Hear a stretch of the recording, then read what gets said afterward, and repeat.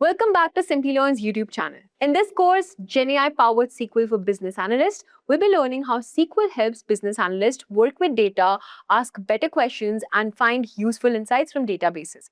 Because today, every business is generating huge amounts of data from online shopping and banking transactions to customer records, sales report, data is constantly being created. But to understand that data, we need a structured way to store it, connect it, and also analyze it. And that is where SQL becomes one of the most important skills for business analysts. So in this course, we will start with the database fundamentals where we'll understand how databases work, why scalable systems are important, and the difference between OLTP and OLAP. Then we'll also learn about database design, ER modeling, where you'll be understanding how tables, entities, attributes, relationships are planned before data is stored.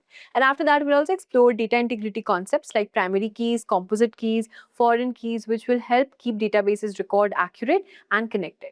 Next, we'll move into SQL querying, where we'll also learn about filter data, pattern matching, apply aggregate functions like min, max, sum, average, count. We'll also understand group by, where, having, which help businesses analysts summarize data and filter results more effectively. Then we'll explore string functions, date and time calculations, window functions to perform deeper analysis without losing row-level details. And by the end of this course, you'll be understanding how databases are structured, how SQL queries work, and how businesses analysts can use SQL to analyze data and support better decisions. So let's get started with GenAI powered SQL for business analysts and learn how to turn database data into business insights. Also, if you're interested in building a career in data analytics and generative AI, I highly recommend you checking out this professional certificate course in data analytics and generative AI by Simplilearn in collaboration with ENIST Academy IIT Kanpur. This program is designed to help you learn important data skills like Excel, SQL, Python, R, ETL, Tableau, Power BI, and generative AI.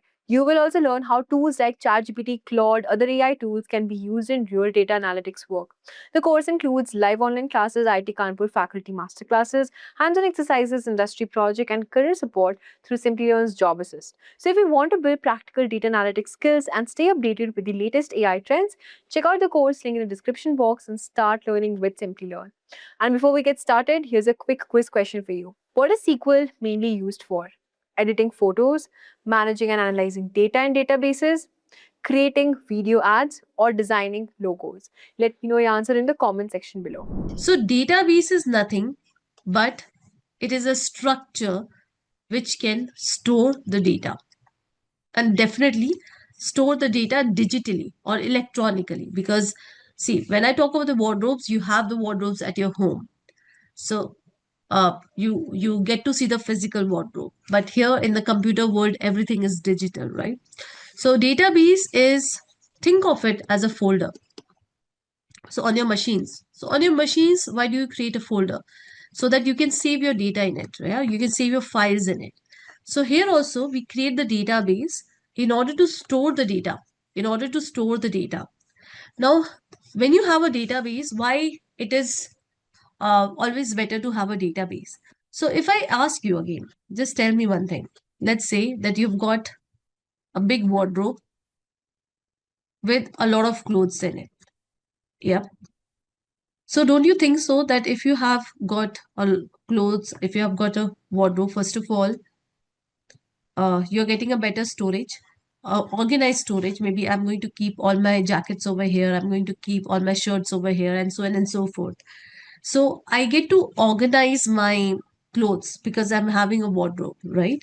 Also, I can easily access it.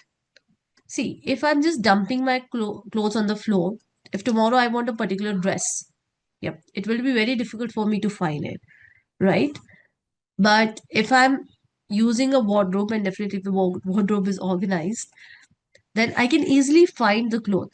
Yeah, so it is very easy. It will be very easy for me to access, right? Also, now that is not related to the clothes, but yeah, in case of database, we have one more thing. Maybe I'll talk about that. So talking about the database, which is nothing but the storage of data, it has organized storage. So I just explain you with the help of wardrobe analogy, right? So you have everything with the help of wardrobe. All your clothes are organized. Yeah, here also you've got database. So with the help of database, we are getting the organized storage. Then efficient access. So as I told you, in case of wardrobe also, if your clothes are properly organized, it will be very easy for you to access your clothes.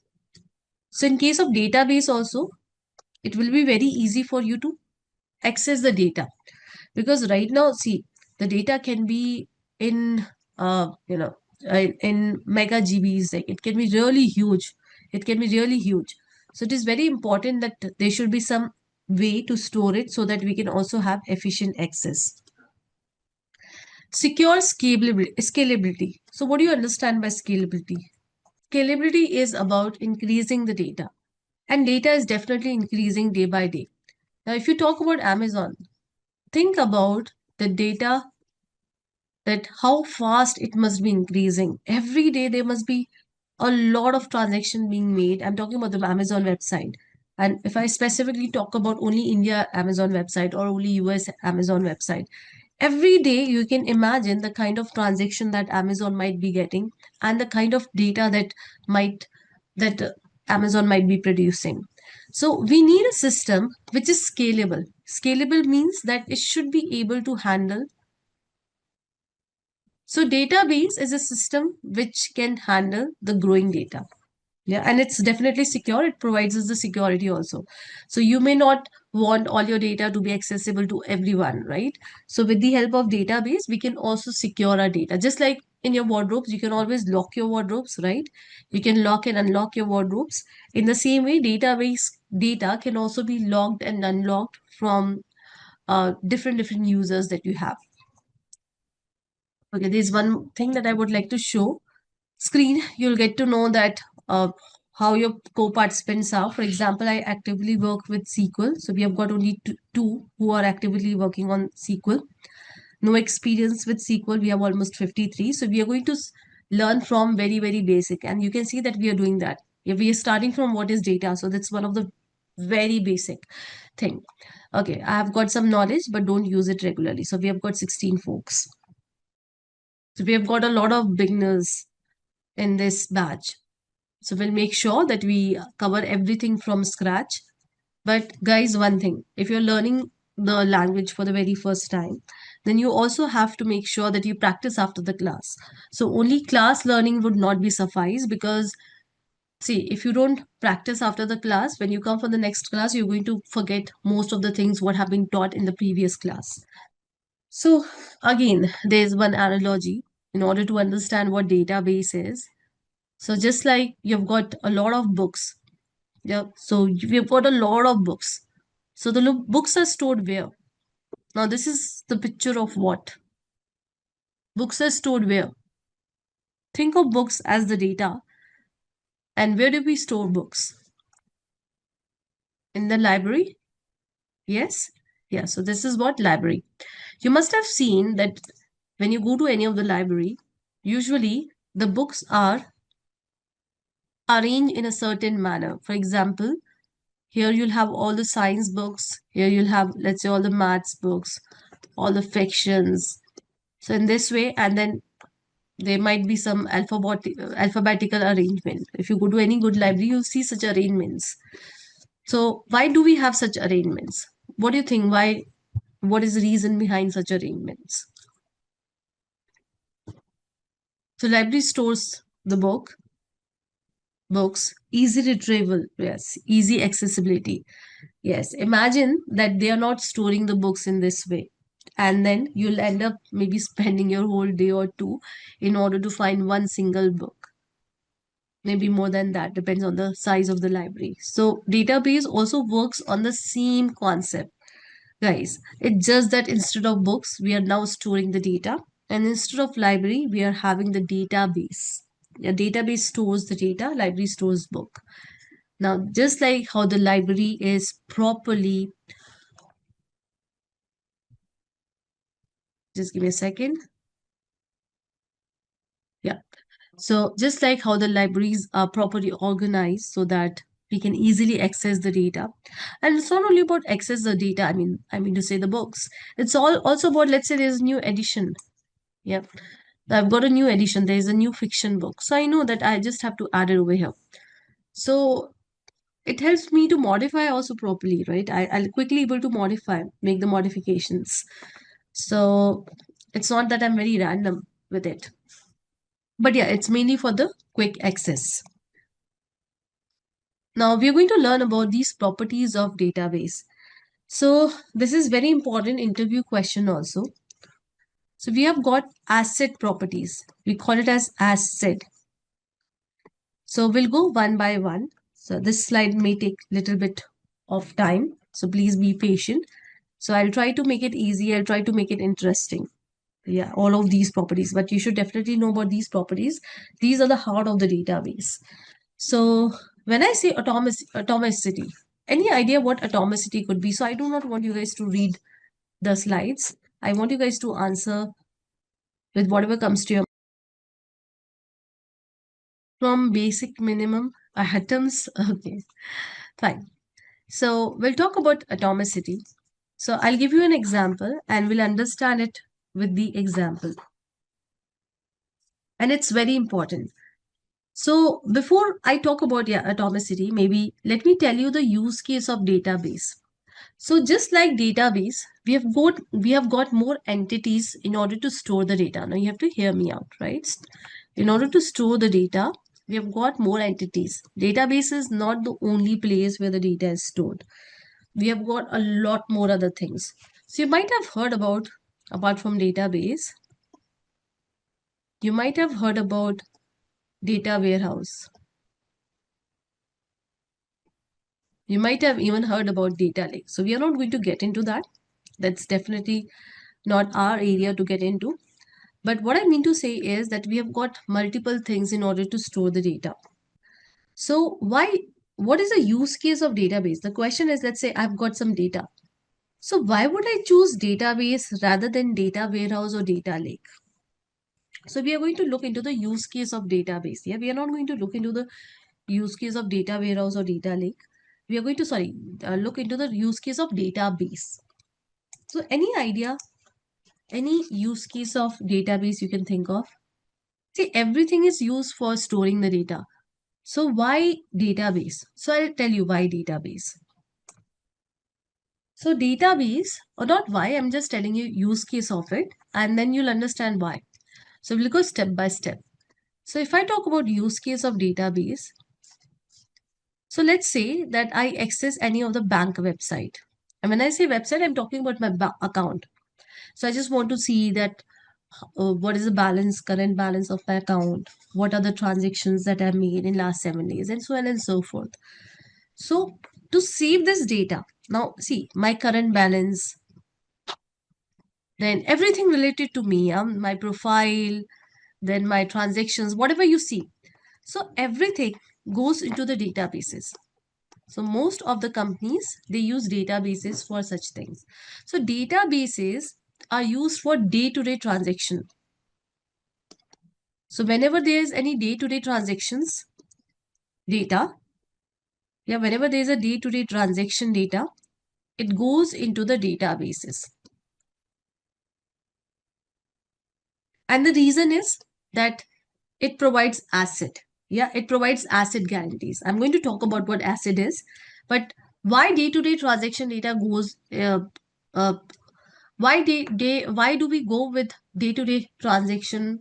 Because it provides, database provides with the asset guarantees. If I give you the other example, if I talk about, let's say, Amazon. So again, day-to-day transaction, right? You're making a payment, you're ordering something, making the payment. So mostly the company might be using the database in order to handle all of these things.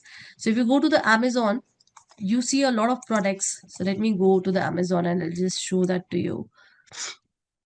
So all of these phones, etc. So these are, this is what, these are data, images, the description, the price, all of these things are data. So this might be coming from the database. This might be coming from the database.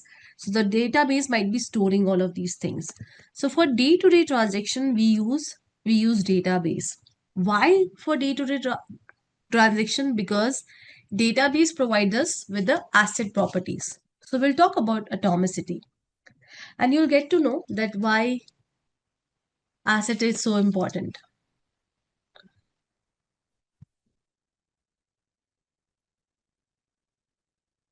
So atomicity says it ensures that transactions are executed in all or nothing manner. So what does that mean? So it simply means that let's say this is you and this is your friend. Yeah. Now what you're doing is, let's say you have got, hear me out. Yeah. You've got 50,000 as your account balance. I'm talking about INR. Anything, anyways. Yeah. And now your friend needs 10,000 rupees. So you say, fine, I'm going to give you 10,000 rupees. So what you do is you go ahead and you make a transaction. Now, this is something that we do in our day-to-day life, making the transactions via bank. So you'll understand that how things works. So here I go ahead and I make 10,000 rupees transaction. So what will happen is the 10,000 will get deducted in your account from your account, and it will get credited in your friend's account. So this is the expected behavior when everything goes well. But let's say that you made the transaction. This might have happened a lot of time with you all, that you make the transaction, the money got debited. Yeah, and hear me out. Yeah, the money got debited from your account. But your friend did not get the credit. Might have happened, right? So what will happen? In your account, you see 40,000. But in your friend's account, still it is still reflecting zero. So this is a very bad thing, right? If I talk about banks, this is something that we definitely do not want, because if things are happening like this, then we end up calling these people, all the customer cares, and breaking our head that I transferred did not work, whatever it is. It's definitely not something that we would appreciate, right? So what happens usually in your day-to-day life, you might have seen that if the money is debited from your account and there was some problem while you were making the transaction, it got recredited. You get the message that you have got your money back. So behind the scene, what happened is, because there's a database that is working, database says that either all or none. Yeah, it says that either all or none or nothing. So what does that mean? It means that either the whole transaction should get processed successfully. So when I say whole transaction should get processed successfully, it means your account is getting debited and your friend's account is getting credited. This is the one full transaction. But if there's a problem in between, yeah, if there's an error in between, there's some problem in between, then the whole transaction should be rolled back. So either it should be the full transaction or there should be nothing. And that's why when there is a error while you're making some transfer, and if there is some error, you'll get your credit back. You'll get your money back automatically. And this is because of the database property, that is atomicity. So this is a property of the database, that either the whole transaction is successful, but if there's a problem in between, then it will make sure everything is rolled back. So your deducted amount, the amount which was deducted, is rolled back and it is again credited. So this is what atomicity is. Now this is so important property. If I talk about banks, and if I talk about any other website also, Amazon also, you make an order. Yeah, either the order should be made or shouldn't be made. There should be nothing half or bit in between, right? So atomicity is very, very important. Now we're going to talk about consistency. So everybody knows the meaning of consistency. Yep, so here it is written, but still I write it. So again, I'll explain you with the help of an example. So let's say that you've got an account. Yeah, you've got an account with a bank and you've got 15,000 rupees. Now in your bank, and you might have seen that a lot of banks does have such rules. So let's say that your bank has a rule that you should maintain minimum balance of 10,000. So this is a rule, right? Minimum balance of 10,000. That's a rule. Now what you do is you make a transaction. You make a transaction of 10,000 rupees in your friend's account. So how much amount is left in your account? How much amount is left? You've got 15,000. and you make a transaction of 10,000. So how much amount will be left? Minimum balance should be 10,000. So here consistency says rules are not broken. So in very simple words, the rule says that you have to maintain 10,000 rupees in your account. If you try to transfer 10,000 rupees because you've just got 15,000, it will give you error. It will not allow you to do it. You might have seen on GPay, Google Pay, that there's a limit of 1 lakh rupees for every day. So if you try to transfer more than 1 lakh rupees, though you might be having even 1 CR in your account, but if you try to transfer more than 1 lakh rupees in from your Google Pay, it gives you error. It says big no, that you're not allowed. So that is rule. So databases says, oh, you got some rules, I'll make sure that the rules are being followed. The rules are not broken. So am I clear? So isolation, as the name says, it ensures the transaction do not affect each other. So again, I'm going to explain it to you with the example. So let's say that you and your sibling or your spouse or your parents, you both are using the same account. So it happens, right? We share the accounts with our loved ones, dear ones. So let's suppose that the account balance is 10,000. Now, what is done is, let's say we make a first transaction, that is, we are taking 5,000 rupees out of the bank. So let's say we are taking 5,000 rupees from the ATM. So the new balance would be what? The new balance will be again 5,000. Now let's say that there's a second transaction. And when I say transaction, it can be anything. It's not only about credit and debiting. So the second transaction says that, it wants to see the data. Yeah, it want to see like how much is the account balance. So let's say that you are taking the money out from the ATM, and at the same time your parents are checking the balance. Yeah, so they are checking the balance.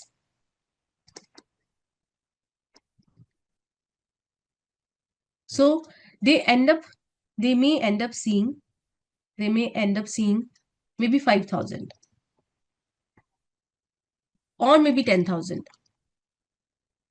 So let's suppose they end up saying 5,000. Yeah, so your mom is checking and she sees that there is 5,000 rupees. But what happened when you initiated the transaction and ATM took its sweet time and then it failed. Yeah, there was a failure. So what will happen? Or maybe you're not taking it from the ATM, you're just doing the online transaction. So you have initiated 5,000 rupees transaction, but in between it got failed. So what will happen? It will roll back and you'll again have the 10,000 in your account, but your mom is seeing 5,000. So that's a problem. You're getting, that's a problem. Actually, you don't have 5,000 because your transaction failed. So everything will roll back and you have 10,000 rupees only. You don't have 5,000. You're getting, so you don't have 5,000, you have 10,000, but your mom is seeing 5,000. So that's a problem. That's a problem. So isolation says that we are going to do the things in isolation. Yep. So it means that T2, yeah, in the transaction 2, either it will see the old data 10,000, or it will not see anything. Sometimes the screen takes its sweet time in order to get refreshed or in order to show you the numbers, right? So it will not show you the data, half incomplete data, yeah, half done data. It will not show 5,000 at least.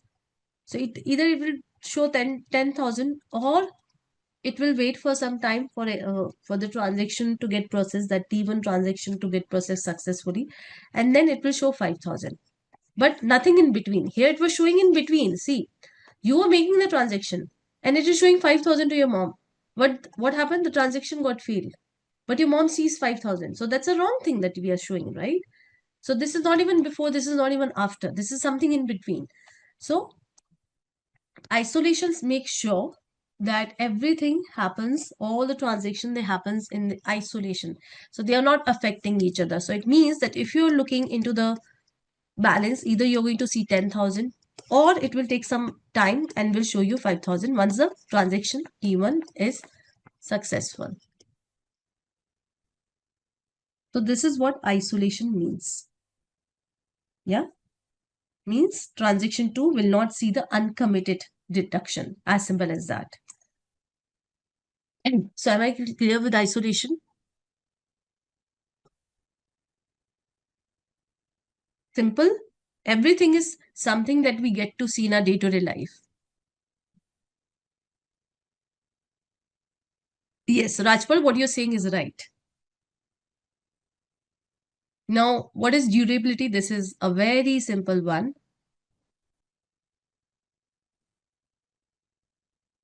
So what is the meaning of durable? Durable simply means that the data is permanent.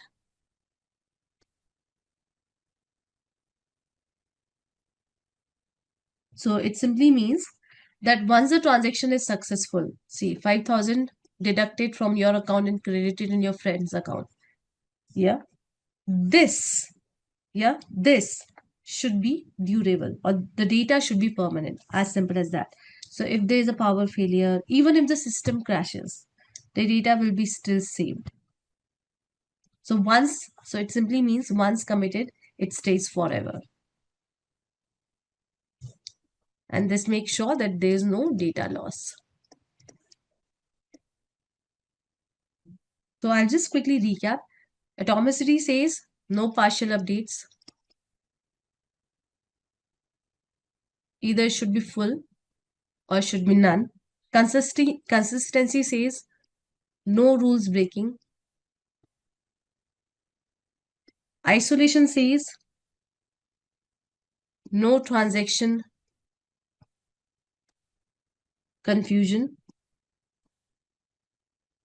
And durability says no data loss. So this makes database very, very special, and that is why we use it for day-to-day transaction. So there's a word for day-to-day transaction, that is OLTP. So you should definitely know about this thing. It's nothing but online transactional processing. So maybe I'll not write the whole thing. Transactional processing.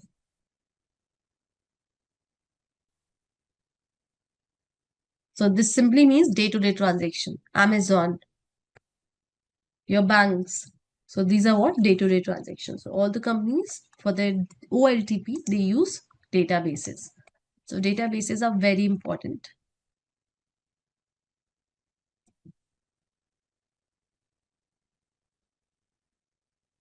Okay, Viplav, I think I've already summarized, right? So what you have to say is for atomicity. So they usually ask like, what is atomicity? So you can explain the whole thing that either the transaction should be full transaction or it should be no transaction. So there should be no partial transaction.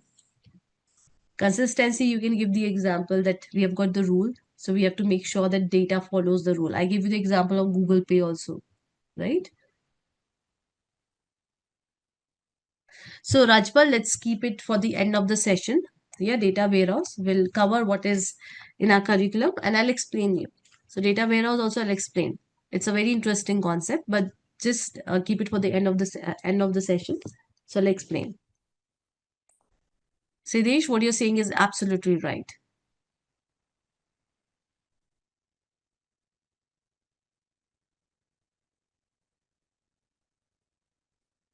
I'll quickly explain isolation once again. So isolation simply says, think of it. Maybe I'll give you maybe one more example. So let's say that you make a transaction, you've got 10,000 rupees. Yep. You make the transaction of 5,000. At the same time, so I'm explaining you with the same example. At the same time, your spouse looks into the account balance and sees 5,000 rupees.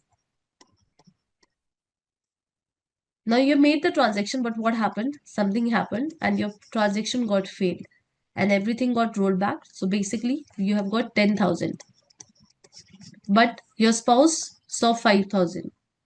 So your spouse was able to see incomplete data. So either when you're checking the account, it should be either 10,000 before the transaction or it should be 5,000 after the transaction. So it should not be in between.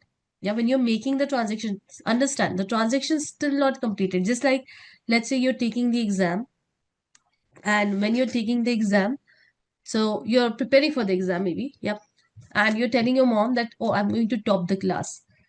So it's like too soon to say, right? So you have to take the exam first, and then you can say that, okay, you have topped the class. But here also it's the same thing, that the transaction is ongoing. And when the transaction is ongoing, this state shouldn't be shown to the user because the transaction is ongoing. So if the transaction fails, then if you are showing 5,000, see, if you're showing 5,000, then it's a bad data, right? You're showing the bad data. Actually, the amount is still 10,000 because the transaction failed, but you're showing 5,000, so that's a bad data. So either you have to either you should show 10,000 or you should show 5,000 after the successful transaction.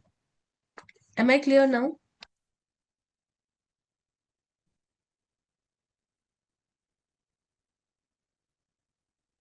Yes, Rajpal.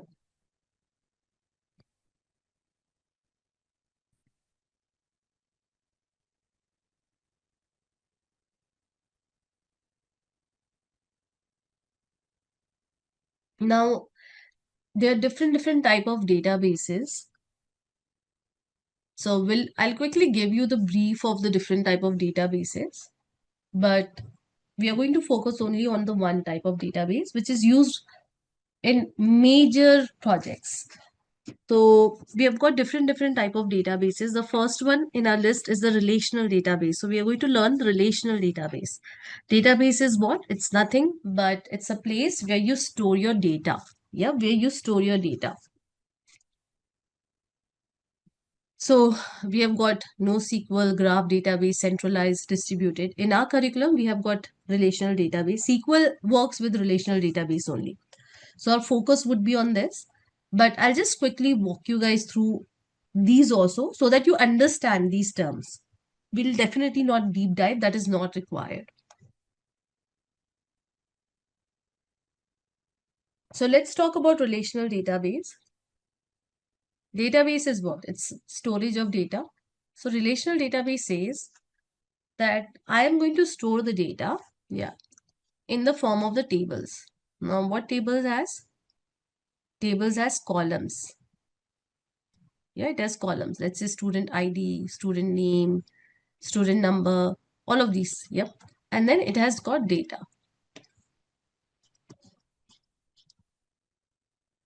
So this is what? This is relational database. Now we also call it as relational. It means the tables are connected to each other. Yeah, the tables may be connected to each other. So how they are connected to each other, I'll give you one example.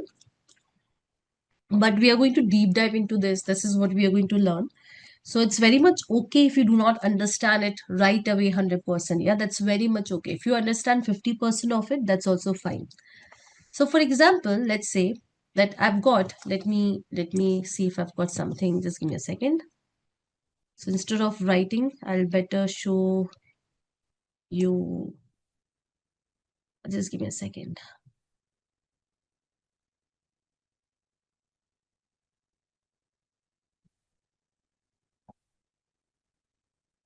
Yes.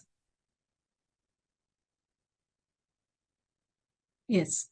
So you can see these are what? These are tables with rows, with columns and rows. So it's a relational database. So relational database says that this is table, let's say this is table 1, this is table 2, and this is table 3. So relational database says that there's a relationship between the tables. Yeah, there's a relationship between the tables. Now, when I say that there's a relationship between the tables, what does that mean? So if you see, for example, so this table is storing the data of the orders. order date, order ID, customer ID, product ID, quantity. So here the customer ID is 123. So here we are not storing the data of the customer.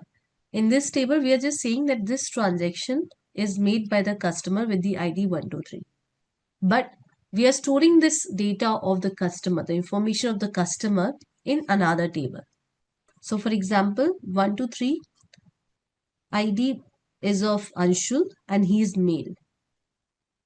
We can have more information, phone number, birth date, so much of it. So this is just to make you understand. So in case of relational databases, everything is stored in the form of the table, all the data, and then we have the relationship between the table. So you can see that this table and this table is related to each other. Yeah, this table and this table is related to each other. So when I say that two things are related to each other, let's say that you are related to your sibling. So there's something that is common between you. Let's say you're related to each other because of the family. Yeah. In the same way, let's say that you have got multiple friends and you say that, okay, I am, somehow I am, now that doesn't make much of sense. But yeah, let's say that I am related to this friend in a way that we all belong to the same college. So that's a key between the relationship. That's a key between you and your friends to establish the relationship. So you guys tell me, see, I've got this table, customer table, and I've got this orders table. So what do you think? What is the key between this table and this table that is actually making the relationship happen? So in order to make the relationship happen, there should be something in common. Yes, customer ID. Yeah. Tell me about this one and this one now.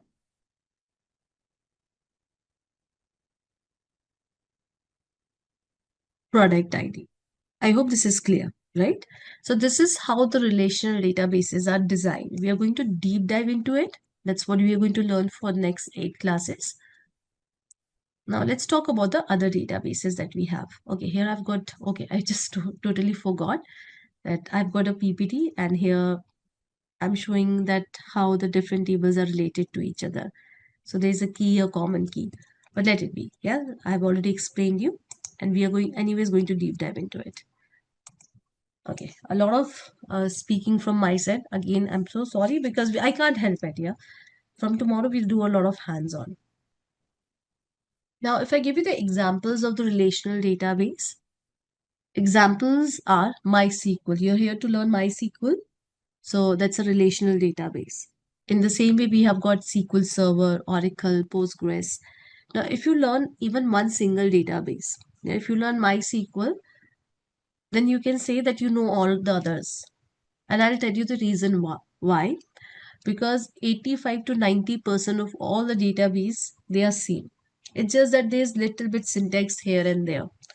So you don't need to learn all the different relational databases. If you learn one, you will surely be able to work on the others also. So if let's say I'm taking interview, so if I know that the person knows MySQL very well, but in my project we are using SQL Server, I will not hesitate hiring that person because if that person is good, as in if that person knows, that candidate knows MySQL and he's able to answer all the questions and he understands the length and the breadth of the technology, then I'm sure that working on SQL Server will be definitely no big deal.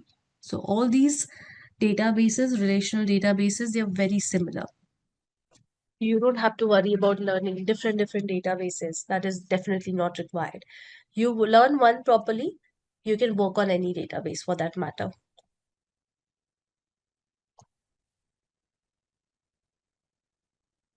Fine. Now, there's one thing about the relational database, and why I'm talking about it right now, because after this, we have got NoSQL database. So see, relational database is kind of a strict database. So when I say it's a strict database, what does that mean? So it simply means that let's say I've got a student. Yeah, you can see over here, I'm storing the student details. roll number, name and marks awarded. So let's say I've got a new student. Yep.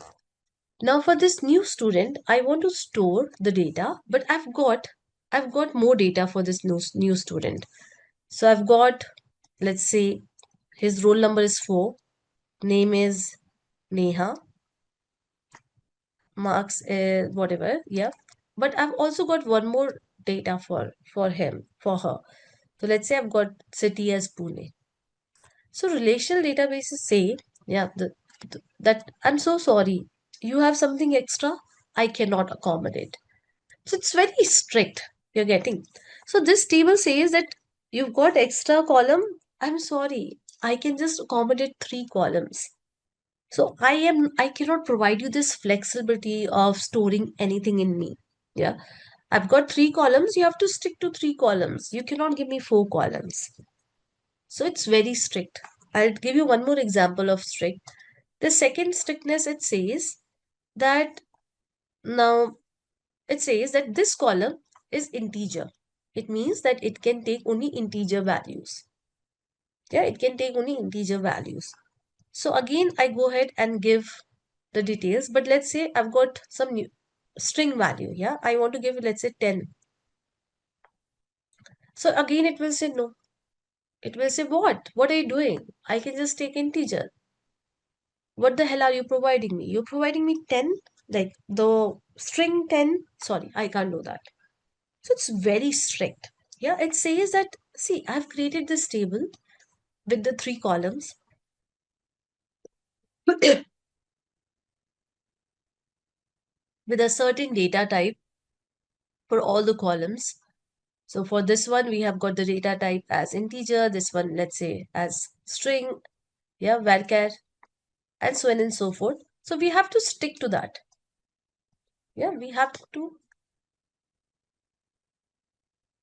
stick to that. We'll talk about that. Aparna, we'll see to that. Yep. It's very easy to set these rules. So you got that? The relational database is very, very strict. You get that? Am I clear with this point? How do we do that? Once we start writing the code, you'll get to know. And it's very easy. It's like one word things. Yeah. You just have to add one keyword and then you're done. Done and dusted. Am I clear that the relational database are super strict, very stringent? Fine. Now let's say there's a requirement. There's a requirement. The requirement is that we want flexibility. Yeah, we want flexibility. So what I want is, let's say that I'm the business owner and I do not want this, yeah, because let's say I have my own school and I say that fine, yeah, but let's say there's some student with some, more things. Let's say that he or she has got some certificates or maybe some achievements. So I want to store that data also. Yeah, I simply do not want to discard it. Yep. So either you add one more column to your table, yep, or give me something else that is more flexible. I want to store everything, whatever, whoever is coming to my school, yeah, whoever is getting registered, whichever student is getting registered in my school, whatever information they are giving me, I want to store it. So I just simply do not want to discard any of the information. So here comes NoSQL databases. So NoSQL databases, now we are not going to get into the architecture of it. As you can see, these are non-tabular databases. Yep. So it stores the data in a way. Now this also stores the data. Yeah, this also stores the data. But it stores the data in a way that it is super flexible. So do you know what JSON? So relational database stores the data in the form of tables.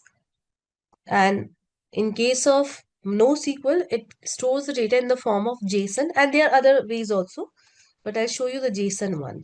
I'm just looking for something that is quite easy to understand.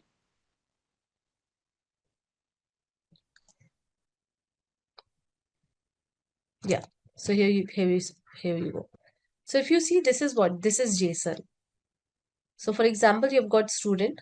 So we say student, yeah. Or let's say employee, yeah, employee. So you're storing the first name, last name, display name, middle name, birth name of the employee. Now this is, let's say, the information of some XX employee. Now let's say that we have got another employee, and that another employee has got some other information also, let's say passport number. So it easily accommodates with that. It says fine. So I'm going to have one more node. So this is one node for one data for one employee. So you've got 100 employees, so you'll get 100 nodes.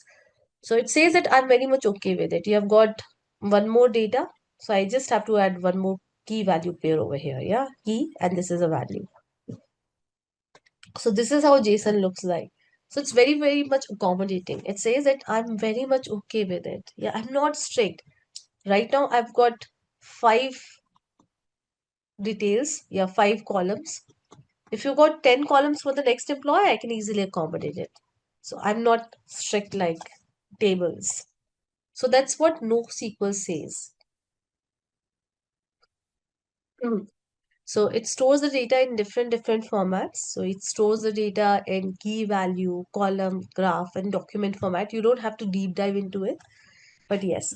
So why do we use NoSQL? This you should know. So if you want that flexibility, see, tables are very strict. So you want that flexibility that tomorrow, if your data comes in some other format, you should be able to store it. Yeah, it should not say no. Your database shouldn't say no. Then you can go for NoSQL database. So am I clear with this point? Definitely you don't have to deep dive into it. XML format. Yes. XML, JSON, key value pair. Exactly.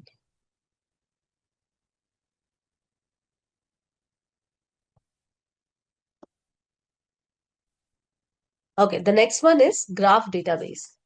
So I'll take a pause.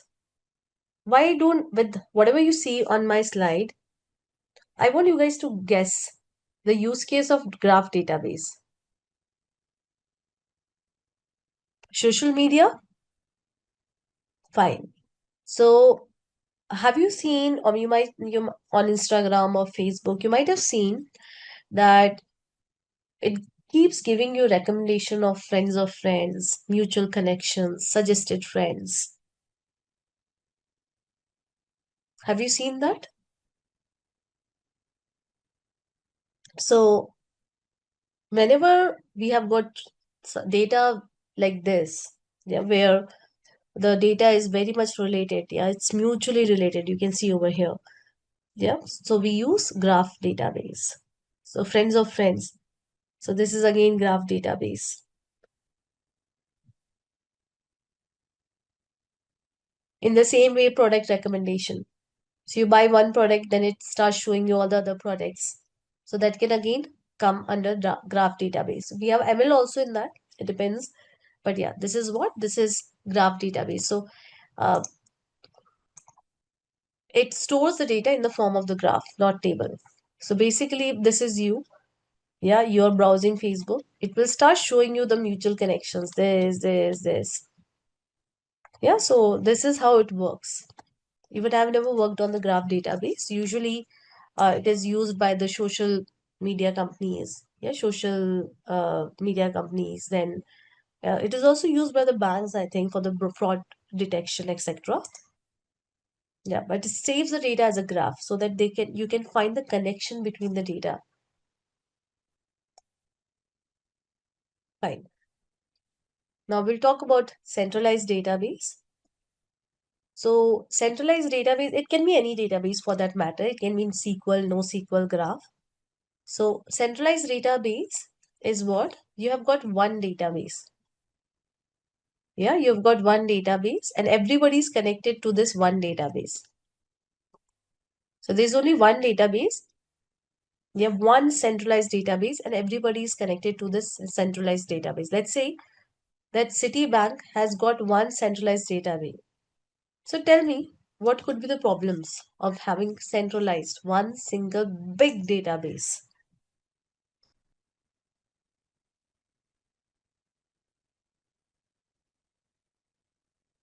What if the database crashes? What if there's a power cut?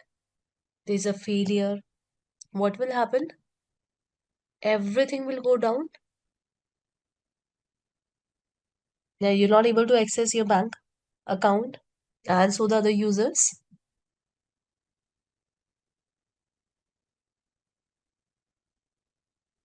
Yes. So this is a centralized database where you have just got one single big database storing everything. And a lot of companies still uses centralized database, though it is not recommended. Now, what do you think? What should be the solution of centralized database? Now, I'm not expecting the right word for it. I'm just expecting that what should be the solution? What you would do?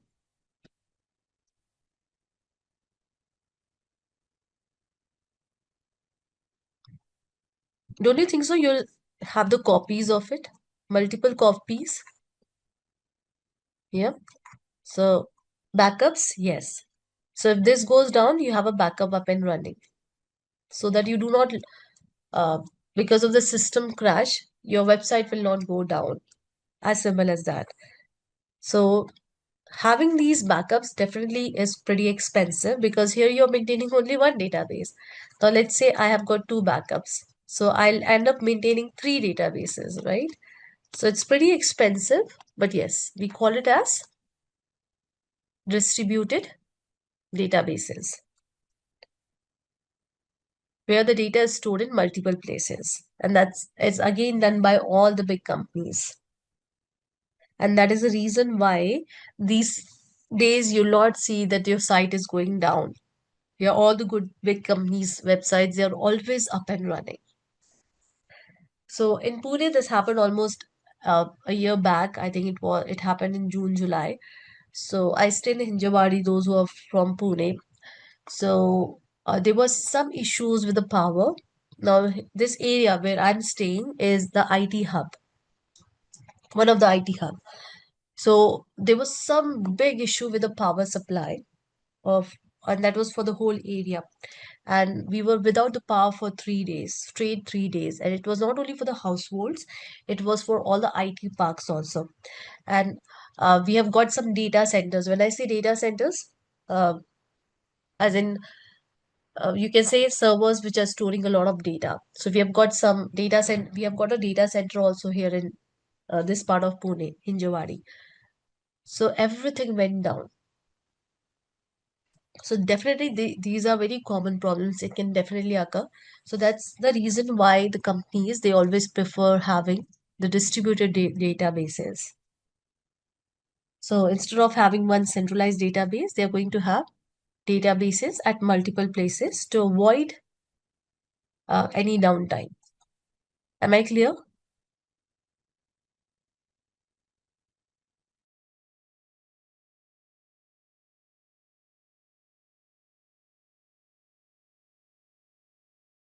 Fine. So let's do one thing. I think we have got a lot of theory, and I've been speaking from last 1.5 hours. So it's not my thing. It's about you guys, because if somebody speaks or if you have to listen somebody for more than 20 minutes, uh, we tend to daydream. So according to some theories, I think the attention span of a human being is only 20 minutes, not more than that. So we'll do one thing. We'll take a break, and after the break, we'll continue because we have got the next topic. So I just want to, cover these topics in continuation. Or if you're okay, maybe I'll take another 15 minutes for these topics. Not more than that.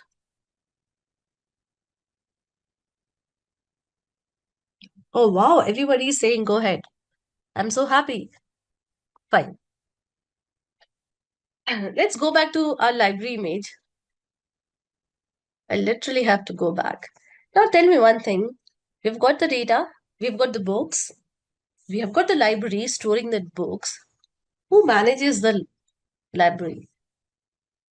Somebody should also manage it, right? Who manages the library? Librarian? Okay.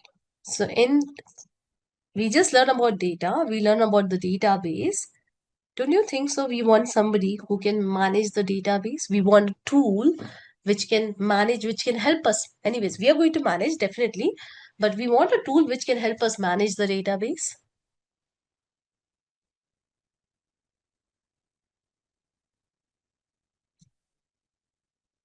So let's say if librarian is also managing the library, but the librarian might be maybe maintaining some book, some records. Yeah, it might be the librarian might be using something in order to maintain the library. So I remember when I was in college, so my because that time it was like long back. So my library teacher, there was a computer, of course, in the library in front of uh, uh, on her desk. So she used to use that. Also, she used to maintain one register, one copy. Yeah, and she used to write who's taking which book and what's the last date of the submission, what's the fine, all of these things. So there's a system that we need in order to maintain the things. So here also, in order to maintain, or not maintain, in order to manage the database, we have got DBMS. Here we have got DBMS. So you can see database management system. So database management system is nothing, but it allows user to create, update, retrieve, and manage the data in the structure format. So basically, see, you've got the data, you have got the database with a lot of data. Now, in order to talk to the database, get the data out of it, insert the data in it, update the data, delete the data, whatever you want to do with the data, for that, we need a system. Yeah, we need a system. And we call it as DBMS, Database Management System. So it's a software that helps us manage the databases. So what you can do in this, see, you can create the database, you can read. Yeah, you have got the data, right? So you can create, you can read, you can make the updates, you can delete it. So you can do all of these things. So these are called CRUD operations. So do not get scared with these jargons, technical jargons. These are very simple things. So when I say CRUD, C stands for what? Everyone tell me, C stands for what? I just talk about the operations. It means create. Yes, so CRUD operation, you're going to listen to this term a lot. So this is not specific to the databases only. Like, yep. R stands for what? Read. Yes, very good. U stands for what? Update. And D stands for delete. So if anybody says CRUD operations, do not get scared of it. What is this CRUD? It's nothing. You're creating the data. They're just like you've got a wardrobe. So you are just looking at your wardrobe, how many clothes you've got. Maybe you're updating your wardrobe, like you're adding something to it, you're removing something from it, and so on and so forth. So here also we do all of these things, but we do it with the help of the software called DBMS.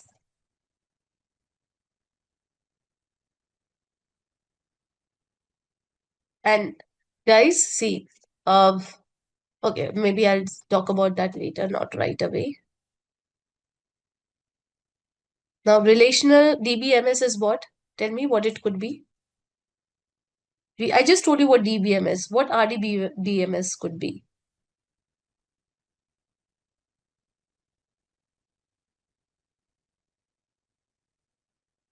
What RDBMS? To manage the relational database. You know that there are so many databases, right? We learn about the relational database. Now, to manage the relational database, what we have? We have got relational DBMS. Simple.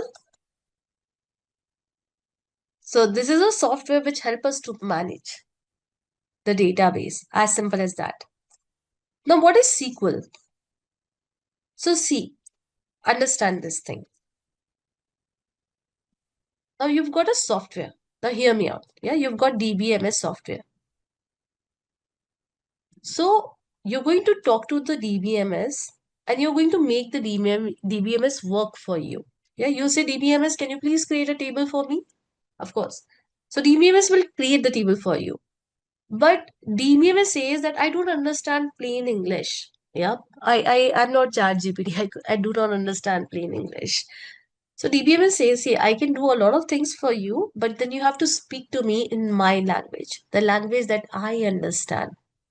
So DBMS, in order to talk to DBMS, you have to use SQL.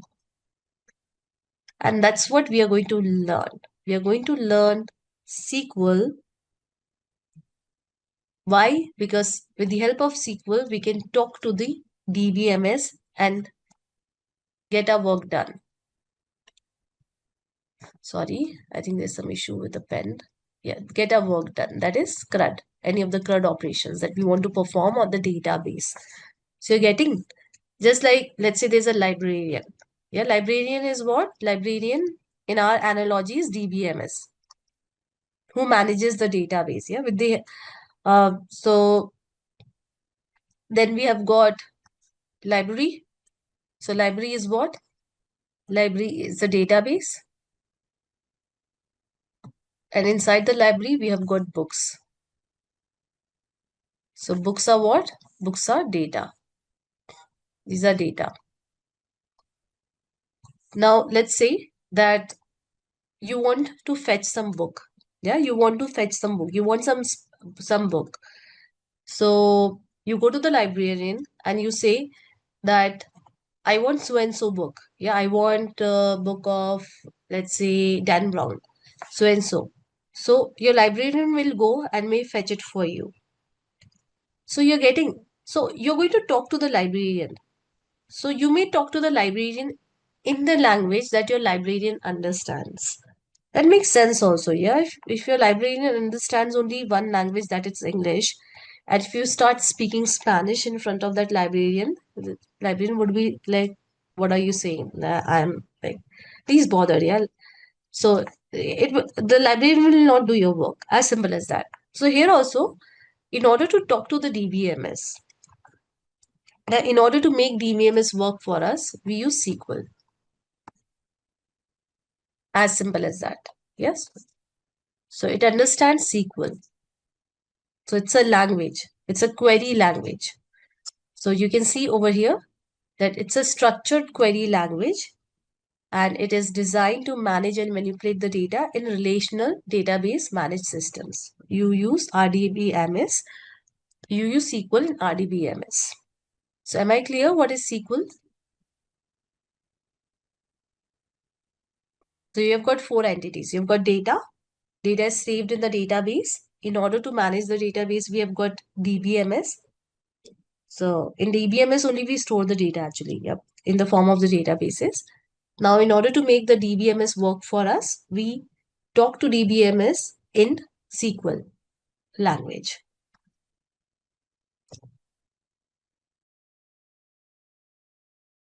So Fatima, it's very simple. See, you're going to use a tool. Just like if I use Excel, so in order to use Excel, Excel only understands English. So I can just work, I can just use, I'm not sure if it has got more languages. I'm not aware about that. But till like now, I've just used English on Excel. So in case of DBMS also, in order to talk to the DBMS, you need to use SQL language. Yeah, that's a language of DBMS.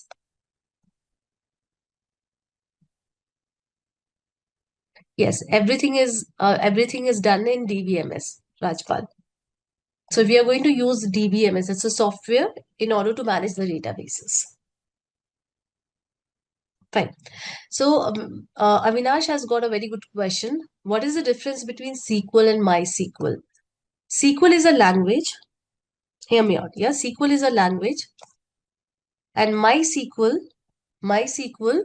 is the DBMS.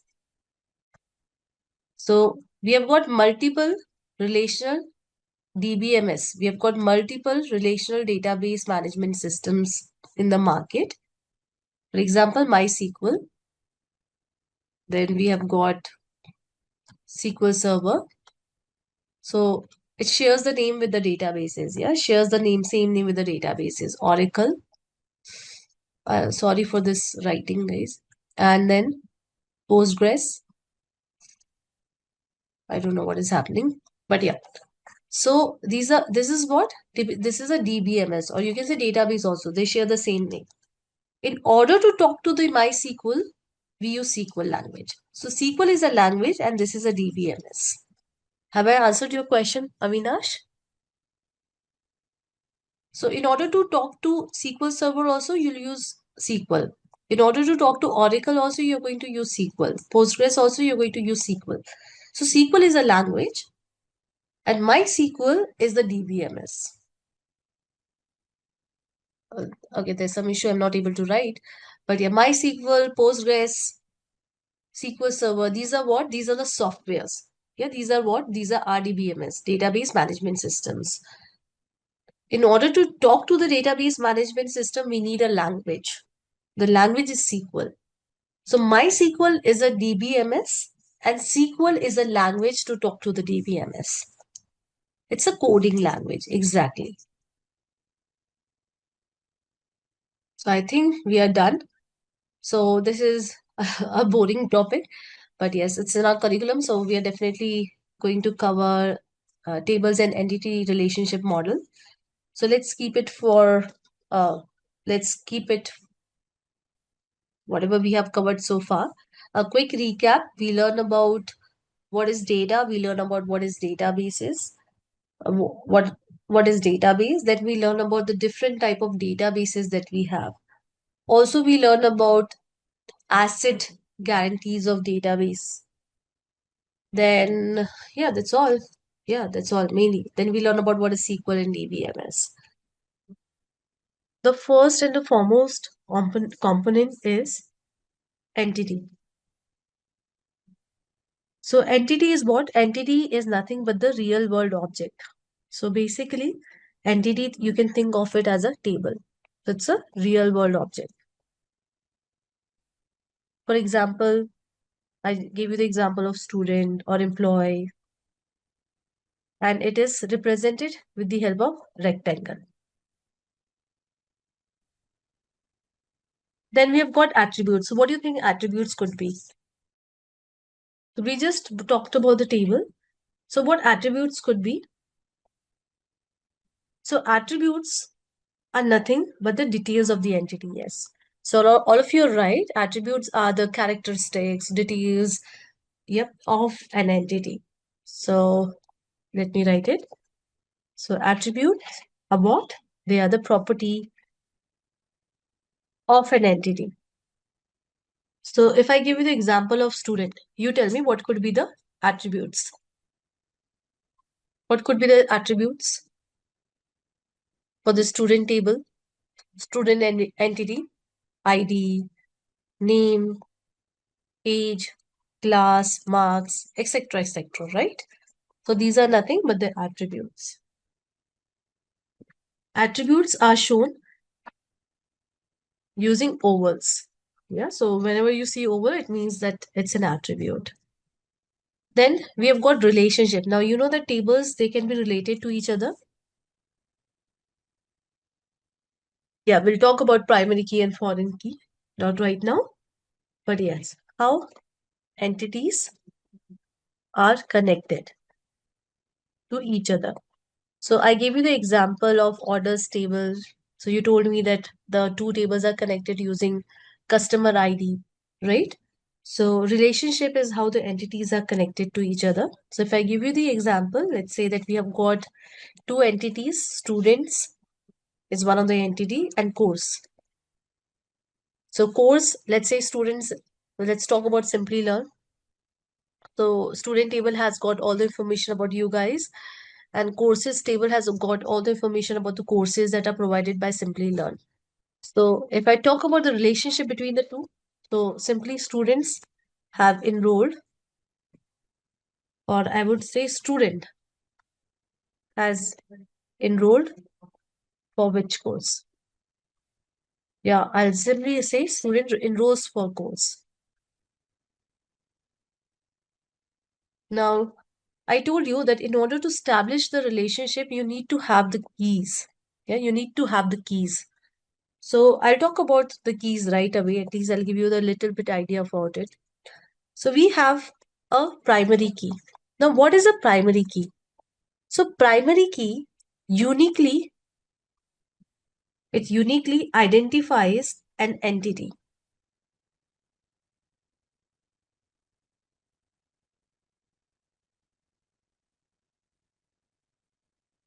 So if I give you an example over here, so before I give you this example, let's talk about a day-to-day life example. So let's say that our government, now whether you're sitting in US or India, wherever your country is, whichever your country is, wherever you're sitting, so the government is maintaining the database of all the citizens.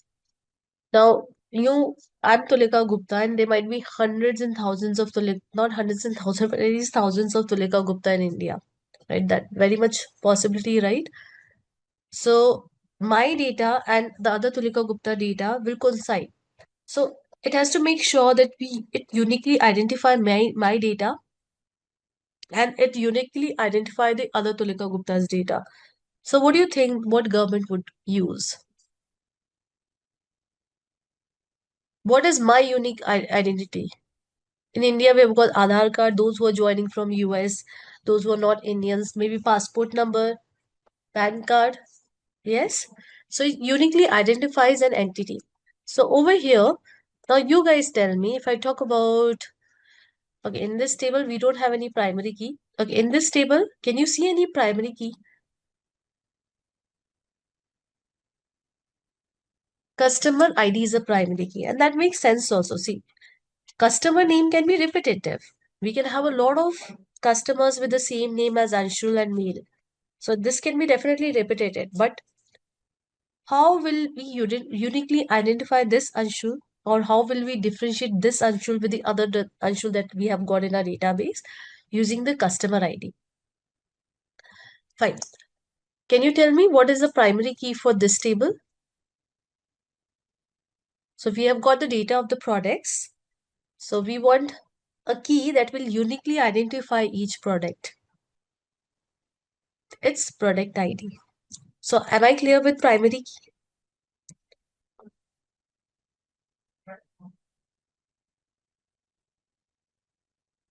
Okay, we'll talk about foreign key now. So foreign key is basically it connects two entities.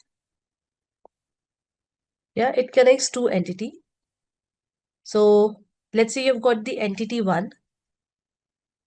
It has got some primary key, P1. Now we have got entity two. So in order to connect with entity one, entity two is using this primary key. So for this entity, this is not the primary key, rather it's a foreign key. Yeah, this is a foreign key. So I'll explain it to you with the help of the example over here. Now again, let's talk about this table and this table. And we're going to repeat these concepts of a primary key and foreign key. So please make sure that you understand it and you remembers the concept. So tell me one thing. Again, the same question that I've asked you before. The two tables are related with which column? Quickly. This table I'm talking about and this table I'm talking about.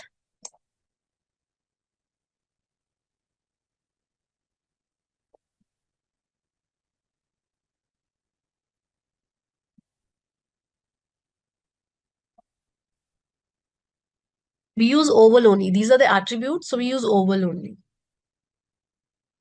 Yeah, customer key. Now, customer key is what? It's a primary key in this table. Yes, it's a primary key in this table. Now, we are using the primary key of this table in this table. So, for this table, for let's say the name of this table is orders. For this table, orders ID becomes what? It becomes what? It becomes foreign. Yes, it becomes foreign key. So, I repeat, this is what? This is a this is a primary key. Yeah, this is a primary key. Now, in order to connect this entity, the customer entity with that of the orders entity, the column that I'm using, the common column that I'm using is customer ID. Now, for this table, customer ID is a primary key. But for this table, customer ID is what? It's a foreign key. It's not a primary key. So foreign key help us to connect the two entities. Yeah. So this foreign key is a primary key of the one entity and it becomes a foreign key of the other entity. Am I clear? We are going to again talk about this.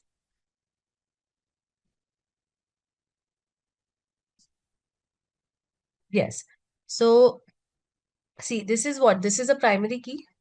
So when the primary key is referenced in other table in order to establish the relationship between the two entities, I repeat, when the primary key is referenced into the other table in order to create the relationship between the two tables, in order to establish the relationship between the two tables. Yeah. So it becomes the foreign key on the other table. So this is what? This is a foreign key. We are going to revisit this concept when we start our coding. Am I clear now, Shweta? Just remember this thing that whenever you refer primary key in the other table in order to create the relationship between the two entities, it becomes a foreign key.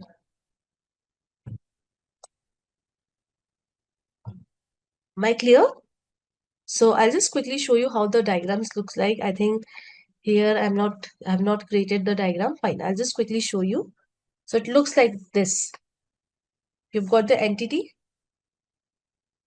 So student, entity. This entity may have multiple attributes. Let's say name. Okay, I'm so sorry. I don't know what is happening. ID. Now I've got another table. Again, the name of the table is course. And these two tables are related to each other. So there's a relationship between the two. So this is what? Enrolls. So this is how we create it. So if somebody gives you any entity diagram, ER diagram, you should be able to understand student and courses are nothing but the entities. The ovals that you see are nothing but the attributes of the entities, and the diamond that you see are nothing but the relationship of the entities. Am I clear?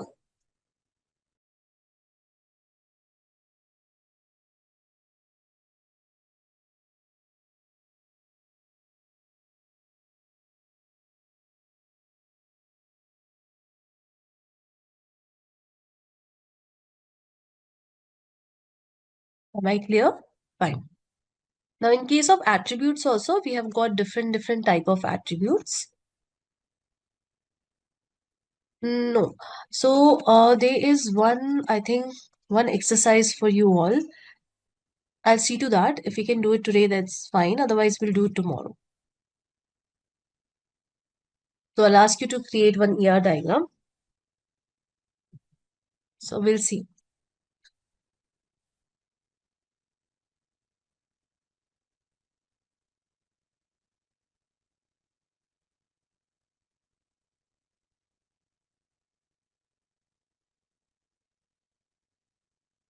Right. So, there are different type of attributes. Now, this is little bit boring topic, but that's fine. Attributes are nothing but the features of your entity. So, we have got the key attribute. Then we have got the derived attribute, multi-valued attribute, and composite attribute. So let's cover all of these.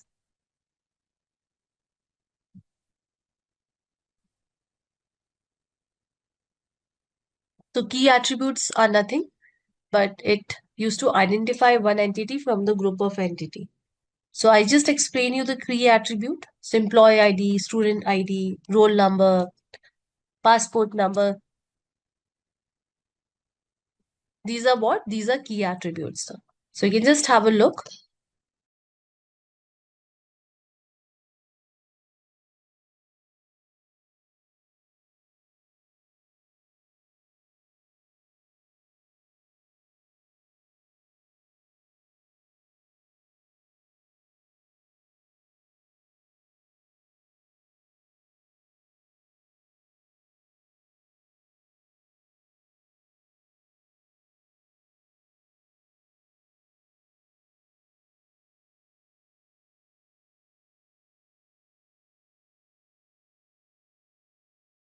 Let's look into other attributes that we have got. Now, what are composite attributes? As you can see on my screen, it's very simple. Just give me a second. I think I've got something on the chat. Okay, please go back to the previous slide. Fine. Is this the one?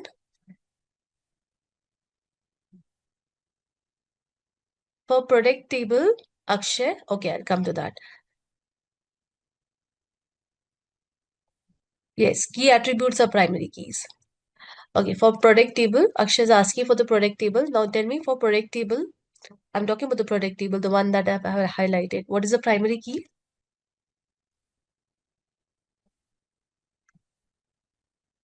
The same question, product ID. And I'm using it in this table. So in this table, a primary key of one entity is used in the other table. So for other table, this becomes what? This becomes what? It becomes foreign key. You can also write FK. Yeah, you can just write answers in Y also, no, N. So I'm very much okay with that. Yeah, you don't have to type in the whole thing.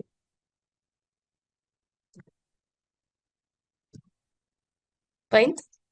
So key attributes, I hope I'm clear. Composite is also very simple. So a lot of time we have got the attributes which are composed of several attributes. So for example, address. So address is composed of three attributes. So we have got country, state, and zip code, and all the values or values of these three makes address. So that's what composite means. Am I clear with composite?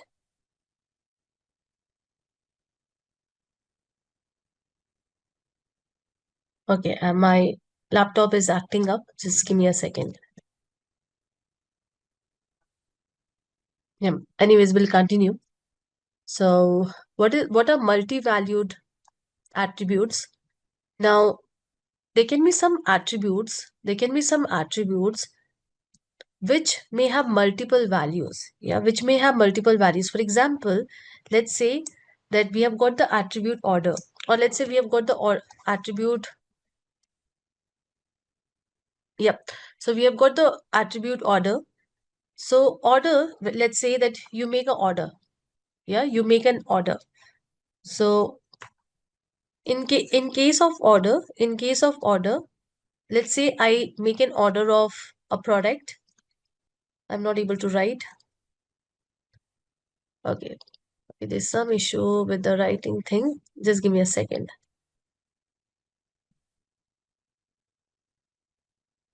Let me try this. Yep. So let's say we have got the product. Yep.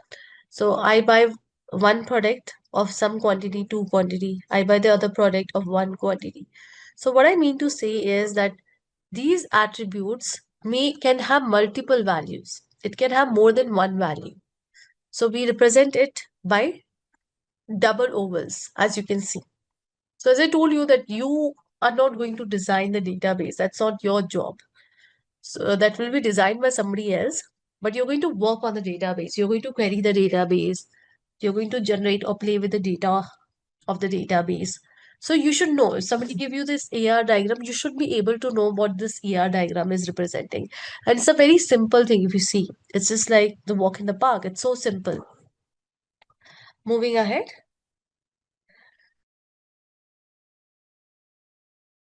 Yes, so all of you are right. So it means that these values, see, attributes are what? They are like they are columns, right? So the values of these attributes, the values inside these attributes will be derived from the other attributes. For example, let's say that you've got experience. Now, we may derive the value of experience with the help of, let's say, I've got the joining date of the employee and today date. Yep. So experience in our company, let's say that it's Simplilearn, employees for Simplilearn. So experience in Simplilearn, how many years in Simplilearn? So see, this value can be derived from the other attributes. Yeah. So we do not have the value. We are not going to save the value in this column. Rather, we are going to derive it during the runtime. Yeah. So because see, if I save it, let's say I save it. So today it's 2 years. Let's say, yeah. So let's say I've saved it 2 years. But after 2 months, it will be 2 years and 2 months. So if I'm saving these value, it may not give me the right values. It right now while I'm saving, yeah, at this point of time, maybe it's 2 years for an employee. But after a year, it will be 3 years. So again and again, I have to update my database. So I can simply derive it. If possible, I can simply derive it. So how I can derive it? Let's say I've got another attributes with the uh, start date or the joining date. So Rajpal, we usually create the column for the derived attributes. We are going to work on it. We usually create the column for it, but uh, so it's like you may or may not create the column. You can create this column on the runtime. So, anyways, you may or may not create the column. Once we start working on SQL, this will be clear. You'll understand. So, am I clear what are derived attributes, everyone? Yes, Dinesh has given a wonderful example, price. So quantity into unit price is total price. Derived attribute. Perfect. Very good, Dinesh.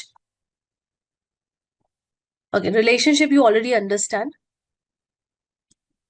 Now, there are a few things that just give me a second. I would like to just give me a second, guys. We'll just learn few more terms. I know these are boring, but yeah, we'll learn few more terms. So entity sets are what? Entity sets are nothing but the relationship. So for example, we have got employee. Yeah, we have got the employee. We have got three employees. Let's say we have got three employees. Employee one. So let's say employee one is Neha. Employee two is John. Employee three is Mark.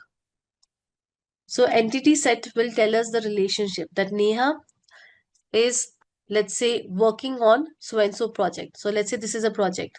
Yep. So let's say this is a project. And this project belongs to so and so department. So with the help of relationship set, you at least give the basic idea of how the relationship is. So for example, I repeat, Neha is working on so and so project, and this project belongs to so and so department. John is working on so and so project, and that belongs to so and so department. So this is what? This is nothing but the relationship set. So you can see that it depicts that E1 works in D2 and E2 works in D3.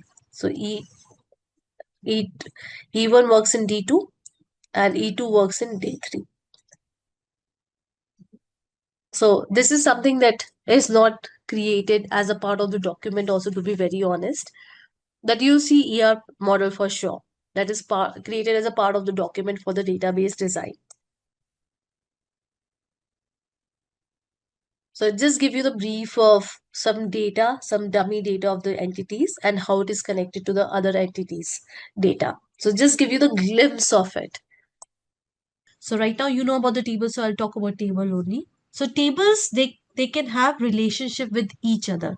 So relationship degree basically tells that the degree of relationship that is between the entities. So basically it tells the number of entities that are related to each other.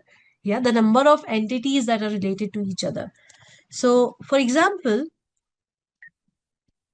if I talk about this one, so you can see that I've got only one. Okay, can you tell me how many entities are there? How many entities are there? They no.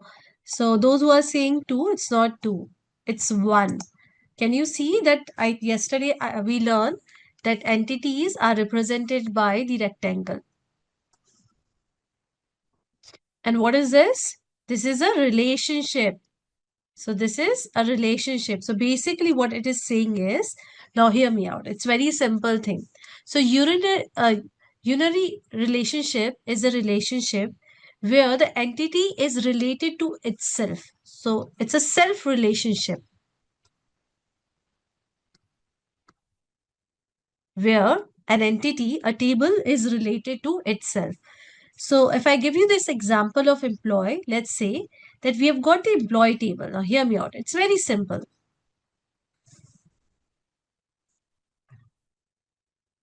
So we have got the ID of the employee and then we have got the name of the employee. So let's say 1, 2, 3, 4. And name I'll say A, B, C, D. Yeah, I'm not writing the proper names. And here, let's say I've got one more attribute that is manager. So manager, maybe manager ID.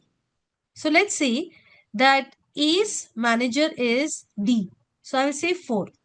B's manager is again D. C's manager is let's say B, and D they no manager, yeah, no manager. So over here you can see that the table is related to itself. You're getting? So the table is related to itself. So here, because if I talk about the manager ID, you can see that if I tell you, okay, let me ask you the question. So can you tell me what is the name of the manager of A? What is the name of the manager of A? D, right? So this is what? This is self relationship where the table is related to itself. So here, because the entity is related to itself, we call it as unary relationship. Am I clear? Should I move forward to the next slide? It's a very simple one if you see.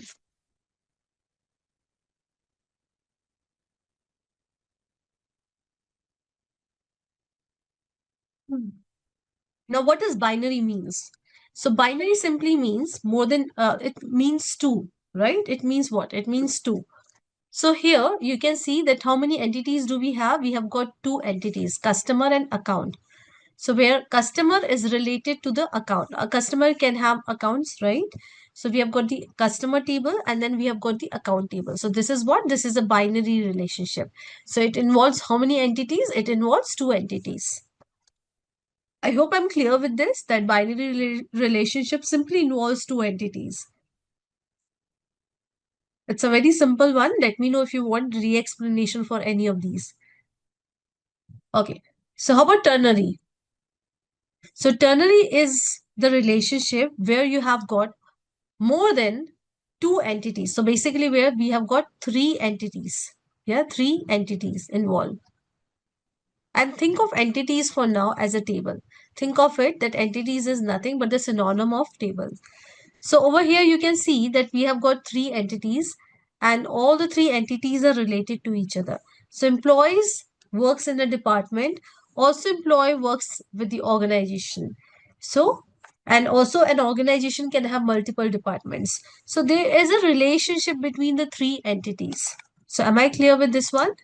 It's a simple one. Am I clear?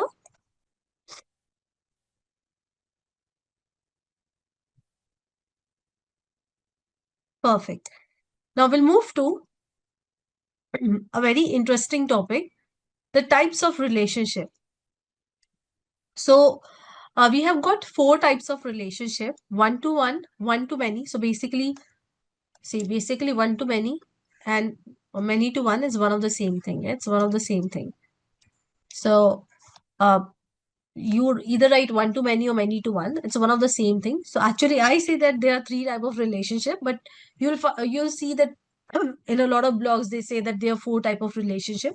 So do not get confused. It's all about how you look at it, from left to right or right to left. That's the only thing. Anyways, we're going to talk about it.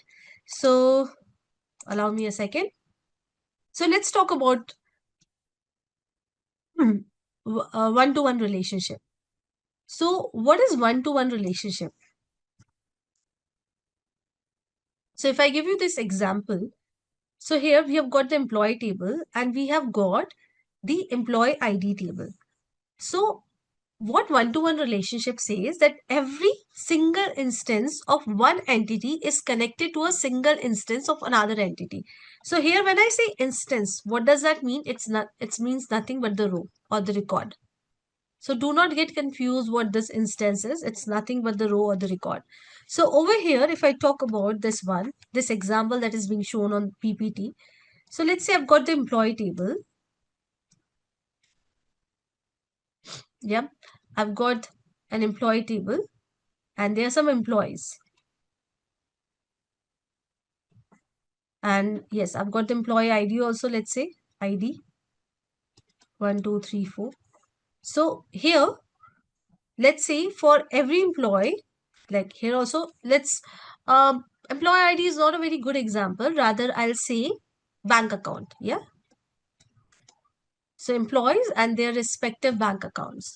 So here I've got the bank account table. Now, when it comes to salary, it's the companies usually ask you to give only one bank account details, right? You don't end up giving all the 3, 4 that you're holding. So here you've got the bank account details. So again, the ID of the employee and some bank. Yeah. Let's say Citibank or HDFC and so on and so forth. So here the relation is 1 to 1. Why? Because every single instance means every single row. So this is a single row is connected to a single instance of the another entity. So it means this is connected to a single instance only. It means one instance is related to one instance. I repeat, one instance is related to only one instance of the other table. It's not that one instance is related to multiple instances on the other table. One instance is related to only one instance of the other table. So this is what? This is 1 to 1. Am I clear what is 1 to 1? If it is not 100% clear, to be very honest, once we see what others are, like one to many, etc., you'll able to understand. What does instance means? So instance means a row. Saranya, it means a row, one record. Yeah, so it doesn't mean the column, it means the row. I hope I've answered your question. So guys, am I clear what is one-to-one relationship? It's very simple one. But if still you have some confusion, I'm sure your confusion will be clear once we see the other type of relationships that we have. Okay. Now we'll look into the other one. That is one to many. So one to many is where a single instance of one entity is connected to several instances of the other entity. So what does that mean? What does that mean? Let's say over here you can see that we have got the customer table and then we have got the order table. So this is one table, let's say. So I'll just better create my own diagram over here for the better explanation. So let's say I've got the customer table. Now I'm just adding 2 columns. Maybe, yeah, let me add 3 columns. That's fine. So we have got the ID. Let me add only 2. I think 2 would be suffice. Okay. And then we have got the customer name. So let's say ID 1, 2, 3, 4, customer name A, B, C, D. And here we have got the orders table. So order ID and the other things. Yeah, let's say the product and etc. Whatever you can think of. So again, we have got some orders 10, 11, 12, 13, 14, and so on and so forth. So here, in case of one to many, one customer can place multiple orders. Just like if I talk about Amazon, so you are the one customer, one account, right? And you can place multiple orders, right? So here also one instance, this is what one instance, this is what one instance is connected to multiple instance of the other table. So one record is connected to the multiple records, may or may not be connected to the multiple records of the other instance of the other entity. So this is what one to many. This is what one to many. So tell me, this is, just give me a second, I'll just write, this is a customer table, let's say, and this is the orders table. Now tell me which table is on the one side. Which table is on the one side? Customer. And which table is on the many side? Order. Perfect. Now, as I told you that one to many and many to one. So this is many to one actually. You can see over here. But whatever it is. Yeah, one to many or many to one. It's one of the same thing. It's just that if I put order over here on this side, and if I put customer over here, so right now it's here it is one and here it is many, right? So it's just that if I put order over here, then one customer can order multiple can order multiple orders. So here we have got order, customer. So order is on the many side and customer is on the one side. So this is one to many or many to one. It's one of the same thing. It's just that you see it like this or this. I hope I'm clear with this point that one to many and many to one is nothing. It's just that right to left or left to right. Okay. So here also I think, see, they don't have the PPT. Oh no, they have the PPT. Anyways. So yeah. So anyways, we'll talk about many to many now. So many to many. Okay, before we maybe hop into many to many, let's make the class interactive. Why don't you give me some example of many to one or one to many? Any example. Now guys, one more thing. So when you create the relationship between the two entities, it's not that it's a rule. Like when I say it's a rule, I mean to say that it's not that the employee will be on the many side, the department will be on the one side. This is what we see. So but as per the requirement, you can keep any table on the many side and any table on the one side. I repeat, as per the business requirement, we can keep any table on the many side and any table on the one side. So it's not that it follows a rule that this has to be on the one side and this has to be on the many side. As simple as that, right? So now I want you guys to give me some examples of many to one or one to many. So I'll give you one example. Okay, I've started getting the examples. Yes, patient appointment date. Very good. Then, okay, I'm getting a lot of student subject, patient appointment, okay, student school, yes. One school, at least in India, yeah. One school can have many students. Now that's always goes in India. A student never attends more than one school. At least that's how it is. For companies also, right? If let's say I'm working with IBM, so until unless I'm moonlighting, definitely that is not allowed. So one employee, sorry, one company being worked by one employee working in what I'm saying. So one company is can have multiple employees.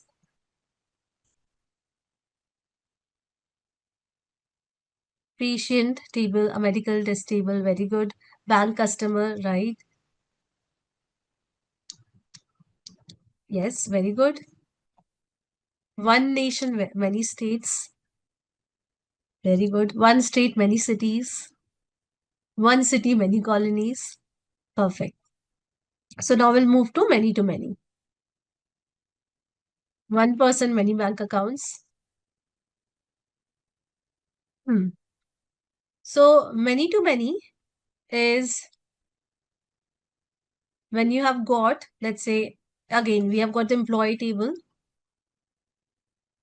and then we have got the project table. So one employee can work on multiple projects. Let's say we have got the projects, let's say, okay, I'll just name some of the projects that I've worked on, SunTrust, etc. So definitely, uh, there are situations in the company where one employee works in the multiple project, right? So you may end up working on multiple projects. Also, one project is most of the time being worked by multiple employees. So here it is one to many. So A, B, C can work on Amex, but A can also work on SunTrust. So it's what? Many to many. So I want you to contribute some examples on the chat, please, for many to many. So this is very similar to what we have just covered. But when I say, what does cardinality means? Cardinality means how many in a relationship, how many. So cardinality tells, just give me a second. So basically cardinality tells that how many rows of one table can be related to rows of another table. So how many rows of one table can be related to rows of another table.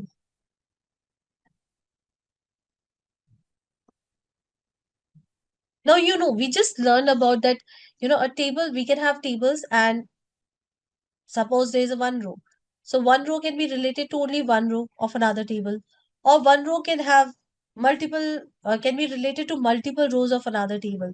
So cardinality is like going one step deeper and telling about that if this is a row, this can have what all values, or this can be connected to what all rows of the another table. Yep. So a relationship cardinality is a number of occurrence of the entity that can be associated with another entity. So basically, cardinality will tell. Suppose you have got a row. Maybe I'll give you the example in the next slide, but it will give you the minimum and the maximum cardinality. So let me go to the next slide, and then I'll explain you. That would be better. So if you see over here, the cardinality is represented over here. So it says 0, which is the minimum cardinality, and n is a maximum cardinality. Here also 0 is a minimum cardinality and 1 is a maximum cardinality. So what does it says? So it says, let's say I've got some developers in my company. Yeah. So ID and name. In the same way, let's say I've got some projects. So project ID and the name of the project. So I'll just quickly write 1, 2, 3, 4, A, B, C, D. Here for the projects also we have got some IDs. 1, 2, 3, 4, 5, 6, 7, 8, 9, and maybe some project P1, P2 and P3. So what does this cardinality signifies? Let's look into that. So let's say that A is the developer, but E is not working on any of the project right now. So we have got two tables. Now E may not be working in any of the project. So 0 means that it is possible that any instance of this entity, any row of this entity is not related to any row of this entity. So I repeat, let's assume that A is not working. Yeah, A is not working on any of the project. So A is a new hire in the company. Until now, the A is not being allocated to any project. So 0 means minimum. So it means that we can have some developers who are not involved in any project. N means maximum. It means that a developer, so B, can work on n number of projects, multiple projects. So that's what it means. 0 means we can have developers with no projects. Also, we can have developers who are working on multiple projects. Now here 0 and 1 means again the same thing. Now let's say P3 is a new project, and right now there are no developers allocated to P3. So it means that we can have any project, we can have any instance in the project table which doesn't have relationship or which doesn't have any connection with any of the other instance in the developer table. So we can have a project with no developers. So that's what 0 means, a project with no developers in this example. 1 means, well, that's quite weird because that doesn't happen in real life, but yeah. So 1 means that a project can have maximum one developer. So here let's say that the company is maintaining the projects which are very, very small projects. Yeah, very small project, just need one developer project. So it means a project can have 0 developers, or at max the project can have one developer. And that's why, what is this? It is 1. So B is working on 1, 2, 3. Also B is working in 4, 5, 6. But one project cannot be worked by multiple developers. So am I clear? what does 0, 1, 0 n denotes?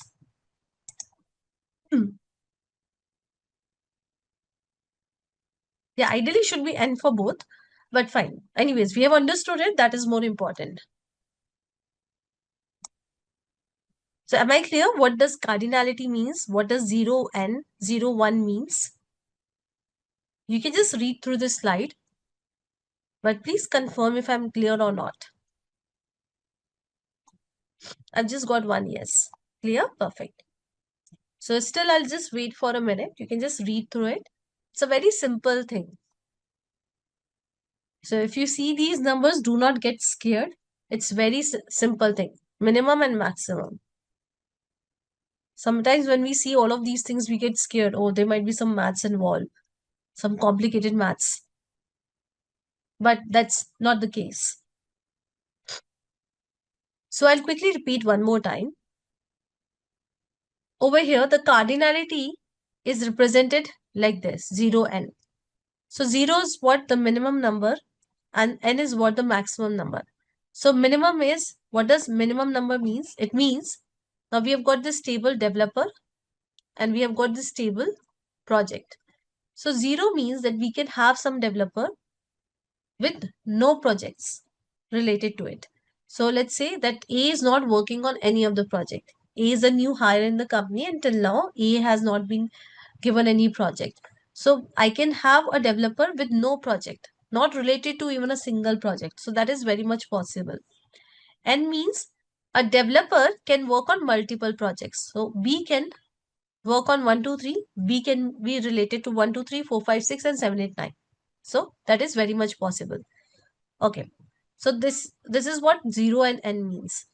Now here it says 0 and 1. So what does that mean? It means, again, you can have a project. So let's say this is a new project. Till now, no developer is working on this project.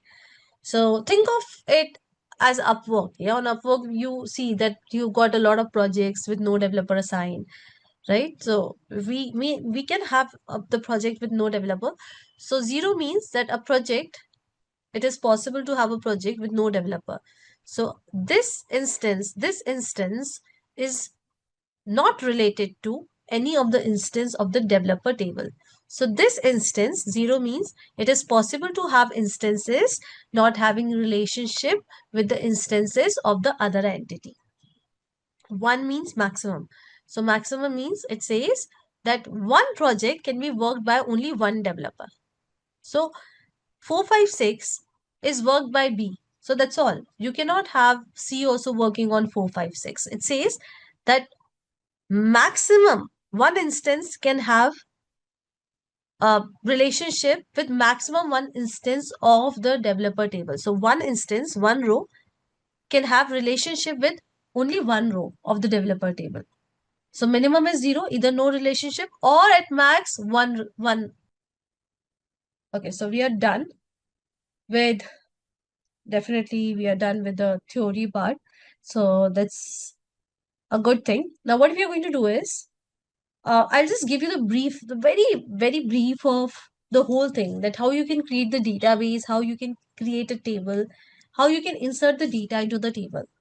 And then later on, we'll deep dive into each and everything. For database also, what all commands we have. For tables, what all commands we have. So we are going to deep dive into everything. But for now, for 10, 15, 20 minutes, let's practice, or let's see the holistic view of using MySQL. So I want everyone to launch their MySQL workbench. So I'm using Windows. So what you have to do is you have to search for MySQL workbench. You have to open it. Now you can launch the labs. So yesterday, Rakshita helped you with the launching of the lab. If you're still facing any issues, you can post it on the chat. We'll see if we can help you right away. Otherwise, at the end of the session, please make sure that you're vocal about it, that you're not able to use the lab. Because if you're not able to use the lab, then you're not able to do the hands-on in the class. So I'll try to give you at least some hands-on, if not all the time. Like at least sometimes I'll try to give you the hands-on, if not all the time. So your labs should definitely be working. So it's not that if your labs are not working, you're not able to learn with me. Of course, you'll able to learn with me, but then you have to practice after the session. But yeah, you always have to practice after the session, whether your labs are working or not. So please make sure if your labs are not working, you're vocal about it. And if you have to share your screen and show us, then we can allow you at the end of the session to share your screen and we will try to solve the issues with your lab. So I want to see if you done on the chat once you are done with opening the lab. So password is same for everyone. I think the password, guys, what's the password? I think it's PSSWORD. Is it double one and exclamation mark or is it one? Okay. So see, everybody's helping you with the password. You can use the same password. Thank you, everyone. Thank you so much. You can just write D also. Workbench is fine. Definitely fine. So workbench is what? It's a UI way of working with the databases. You can also work with the databases via commands, command prompt, right? CMDs.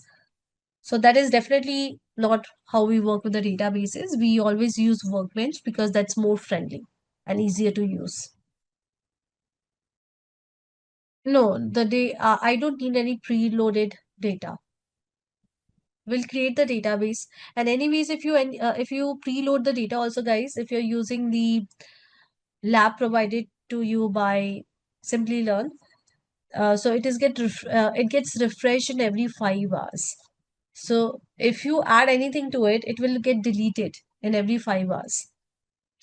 So every time we are going to add the data for every class. Now you can see that we have got one schema. Now this is a default schema. So schema is nothing but in MySQL, it is like a database. Now what is a database? You already know. Database is it's like the wardrobe, it's like the library which can store which can store the data for you digitally. So we are going to create the database. Yeah, if you're using your personal laptops, as I told you yesterday also, it is better that you install MySQL rather than using the labs because uh, it will be easier for you to access it. So Anibrata, it's not when you are downloading or installing the SQL. Yeah, it's not only about next. There are some settings that you have to do. So please make sure that you go through the video which I shared yesterday. Today also I've shared it multiple times. So please go through that video. Now, if you do not have the software installed, if you do not have the software ready for you to do the hands-on, please do not start installing it right now. You can write down the notes. Maybe you're not able to do the hands-on with me, but you can always write down those notes. You can stay with me in the class and you can do the installation, etc. after the class. But please make sure that you concentrate in the class. Just because you're not able to practice, that's very much okay. Yeah, you can write down the comments. So it's okay if you're not able to type it. You can always write it. Oh, I have no idea about this thing, Shri. I have no idea about this thing. Unable to launch the remote. So Shri, you can try it with yeah. So you can try later. Just after some time, just retry it.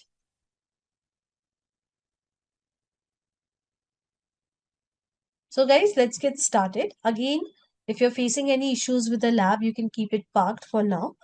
So I'll try to finish everything by 10 today, 10:5, so that we can take up your questions on the lab. So you can share your screen and we'll try to help you out. So let's continue with our learning for today. And as I told you, if you're having issues with the lab that is provided to you all by Simplilearn, if you're using your personal laptop, please download and install MySQL. So I will not be using lab. I'll be using MySQL on my personal laptop.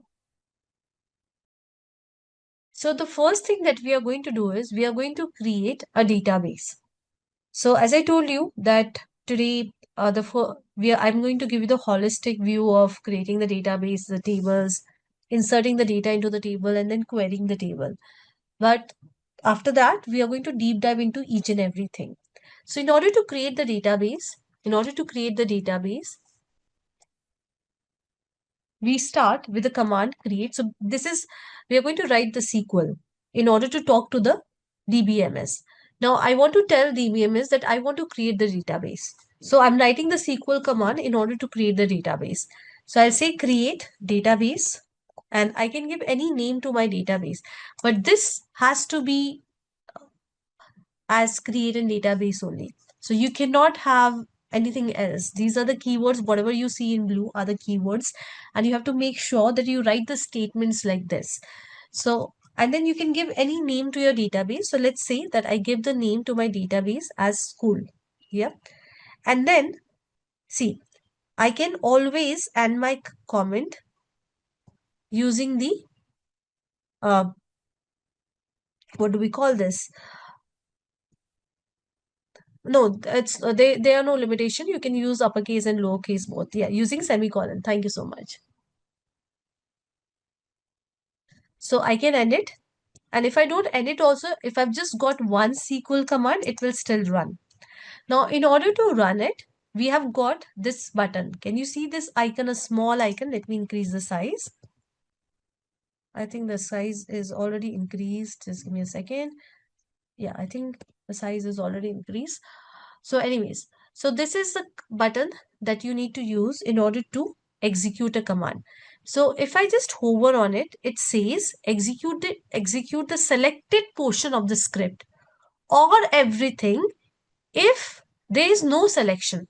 So if I'm not selecting anything, yeah, I'm not selecting anything. If I execute it, it will execute everything, each and every line of code, each and every word that is written on my SQL file. This is what? This is a SQL file. You can say SQL file. So because I've got the previous SQL file, in my case, it shows 6. In your case, if you're using it for the first time, it might be showing 1. So I'm going to run it. Once I run it, over here, you just simply have to expand the lower panel, and you see that create database school, one row affected, and you can see this in green. It means that the database has been successfully created. So if you see in red, it means there was some error when you were creating the database. Guys, please make sure that you are attentive in the class. Otherwise, what will happen is that you may get some errors because you're quite good in number. So if you're not attentive, then you may get the errors that I can always resolve. But if I get a lot of queries from you guys just because you're not attentive, then I will not able to cover everything, whatever I want to cover as a part of this training. So I don't want to cover anything on the surface level. I want to deep dive into the topics. I want to make sure that you understand how things are working. So for that, I have only one request from all of you. Just be attentive, because if you're attentive, I'm 100% sure you'll able to learn it. SQL is very easy. So you can see that the database has been created. In my case, I've got the other commands. So if you have noticed, I was deleting the databases. So these are because of that. But yeah, the database has been created. So I want you guys to create the database and let me know when done. So you can just write D also instead of writing the whole done. So few dones will give me help. So it's okay. I'll come to that where you can see the database. Right now, I just want you to be sure that the command that you have written is executing successfully or not. So just that you have to write this command, Rajni. Yeah, so you have to create a new SQL file in case if your new SQL file is not open by default. So this is from where you have to open the new SQL file. And this is a command that you have to run. Once you run, this is a command that you have to write. Once you're done with writing the command, you can run it from here.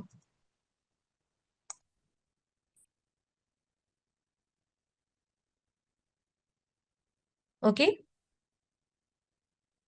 I'll come to that output. I know that you're not able to see the output. So just hold your horses. We'll talk about that also. Now I can see that most of you are done with running it. And I hope that over here you see a successful message, this green button, this green icon. Yep.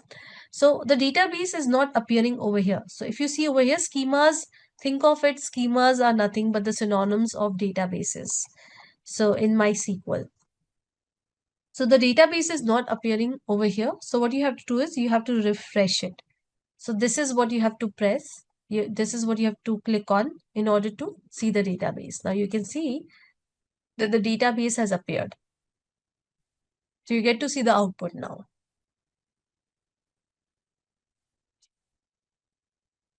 So those who are saying that unable to see the output, I hope that you guys are able to see the database created.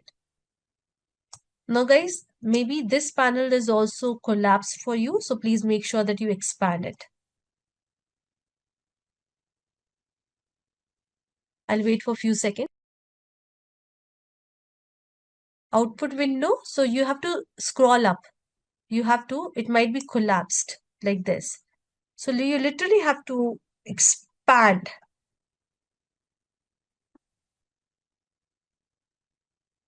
Okay, one more thing. You can go to view, you can go to panels, and over here, guys, please make sure that you're looking at my screen. So see, output area, I can hide it. So maybe your output area is hidden. So what you can do is you can go to view, you can go to panel, and you can say show output area. My schema tab is not there. You're talking about this one. So I'm not sure for this one side. Okay, yeah. So in view, you can see just check, go to panel and click on show sidebar. I hope I've answered the queries, all the queries on the chat. So guys, if it's okay, if you're not able to see the sidebar or if you're not able to see the output panel, you can still continue practicing with me. And we'll see at the end of the session what is the problem. I'll ask you to share your screen and we'll look into it.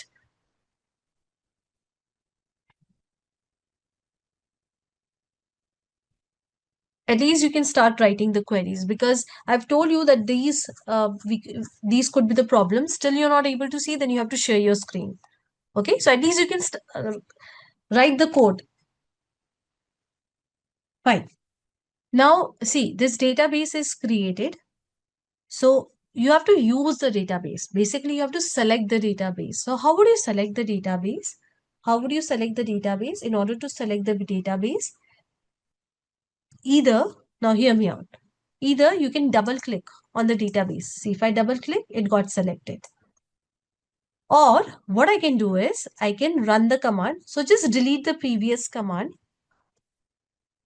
and you can run the command use the name of the database. School, that's the name of the database. You can run it and then it will basically select the database. So how you'll get to know that this database is selected? So you can see that this is in bold. So as soon as any database shows in bold, it means that this database is selected and whatever you're going to write or whatever queries that you're going to perform will be performed on this database. So just double click on the database or you can. Now we are going to create the table. Now before we go ahead and create the table, I would like to show you that see, you can collapse and expand the database. Now database has got something called tables. So these are the entities. Yeah, so we were using the word entities.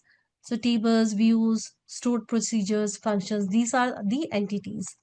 So in your curriculum, you have got tables and views. So we are going to cover these two. So first we'll talk about the tables because we're going to cover everything related to the tables. View is a very small topic. It's a short topic that we are going to cover later on. So what we are going to do is, just give me a second. School is not highlighted, but command executed successfully. Just double click on it, Sheila.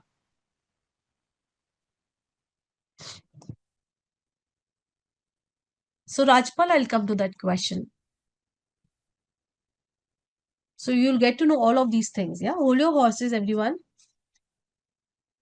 Today is the second day of the class and we've just started coding. You learn everything. Fine. Now what we are going to do is right now you can see that we do not have even a single table in our database. So we are going to create the table and guys, as I told you, please don't worry about not able to see the output panel, not able to see the schema panel. We'll see to that at the end of the session. Right now, just focus on the learning. So I've already helped you with it. But if those options are not working, then I have to look at your screen and then I have to help you. Okay. So we are going to create the table. So how do we create the table? So in order to create the table, we write the command create. So you can make it uppercase, lowercase, everything is okay. So let me make it uppercase. So create table. And then I'm going to give the name of the table. Now I want everyone to see my screen. Then I'll give you time.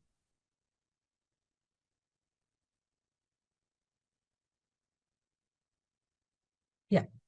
Now this is what? This is the name of the table. Now you know a table can have multiple columns in it. Yeah, a table can have multiple columns in it. So how do we define the column? We give the column name. ID is a column name. And then we give the data type of the column. So yesterday when I was teaching you the different type of database that are available in the market, I told you that RDBMS is very strict. It means that you cannot play around with the data. Like if you've got 4 columns, you have to stick to the 4 columns. Then a column also has a data type. When I say data type, what does that mean? It means the type of data a column can hold. So ID can hold integer, int. Int means integer data type. So we are going to learn about all the different type of data types also later. So for now, this much of knowledge is more than enough. Okay, the next column is, let's say, full name. And full name has a data type varchar. It has got the data type varchar. Then let's say age, and age has got the data type int. Yeah, age is always a number. So varchar, what does varchar means?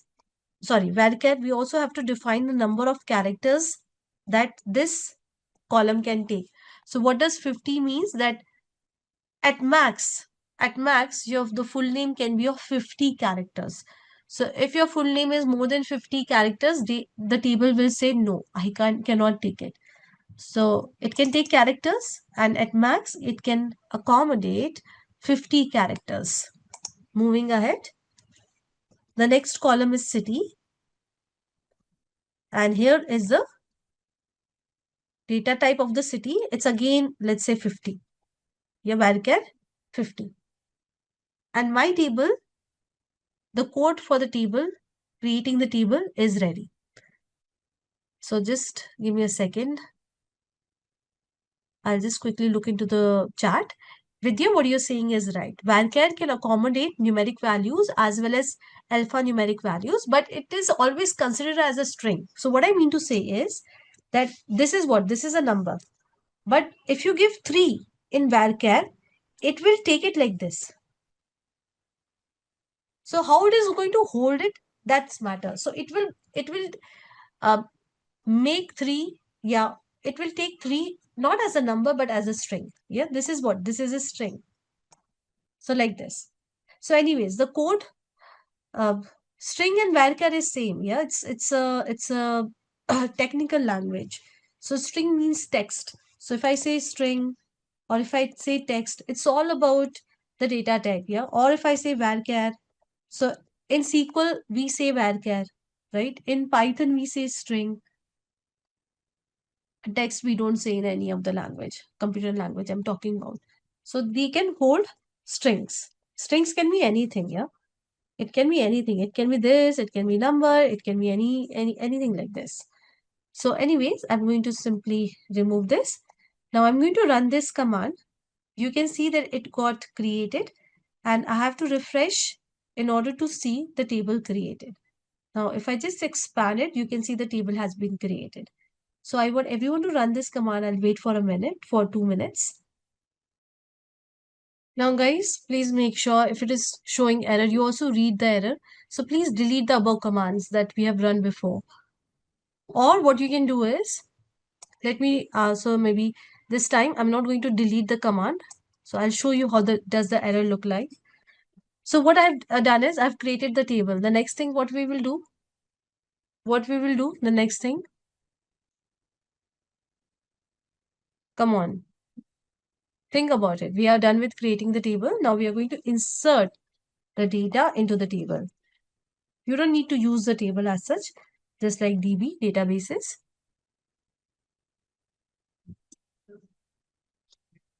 So we are going to insert the data. So Aviral, you can share the screenshot on the chat. So I'll look into it. What is the problem? So in order to insert the data, we run insert into command. So insert into the name of the table. The name of the table is students.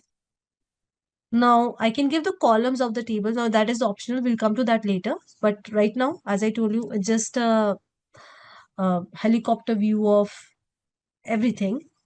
A small snippet of SQL, how we can create the table, insert the data into the table and query the table. So anyways, I'm going to give the column names.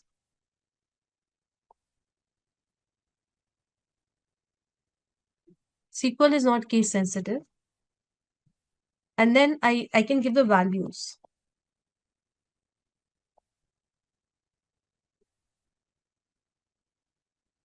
So in values, let's say ID is 1. Now it's a varchar, it means it's a string, it's a text. So I'm going to give it in the single quotes. Amit, age, any age, and city. Comma, I can give multiple values. So I'm just copy pasting it. So let's say ID is 2, the name is Reha. Okay, anything and Mumbai. In the same way, I can insert more and more records. So I have to add comma, then again I can insert more records. Yeah.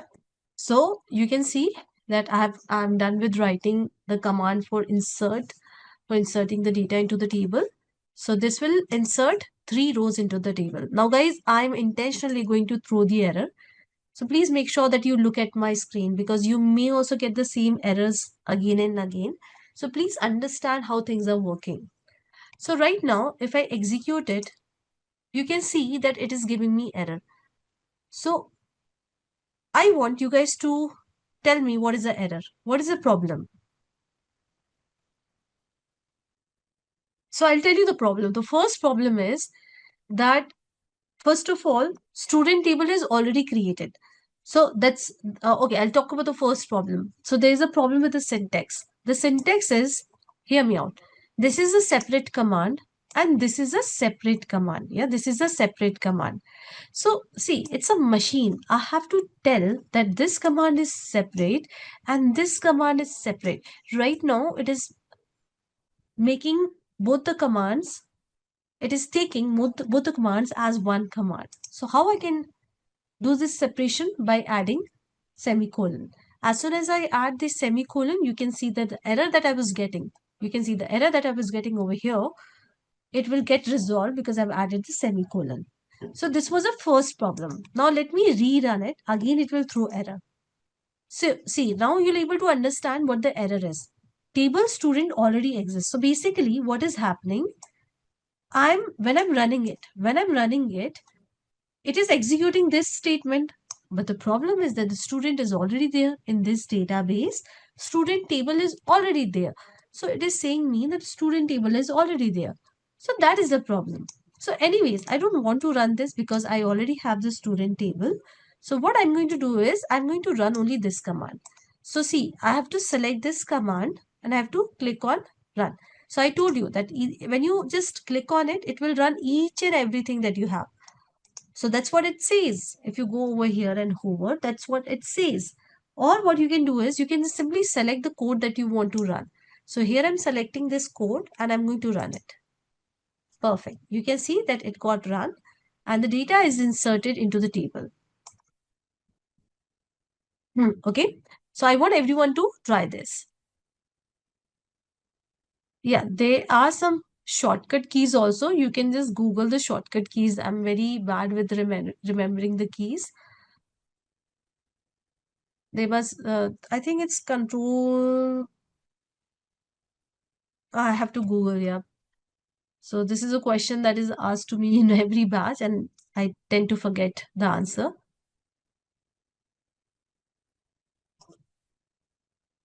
Yeah, so I'll help you. Just give me a second. I can also Google.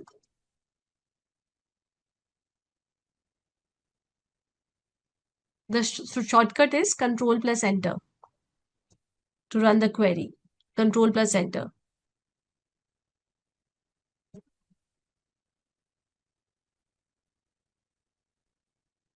So space, whenever you have a new word, you're going to give this space, Shweta. So here ID. Now I'm not giving any space. I'm just giving comma. Then full name. Then again comma. And so on and so forth. Yeah, Aparna, you can just run the command use school.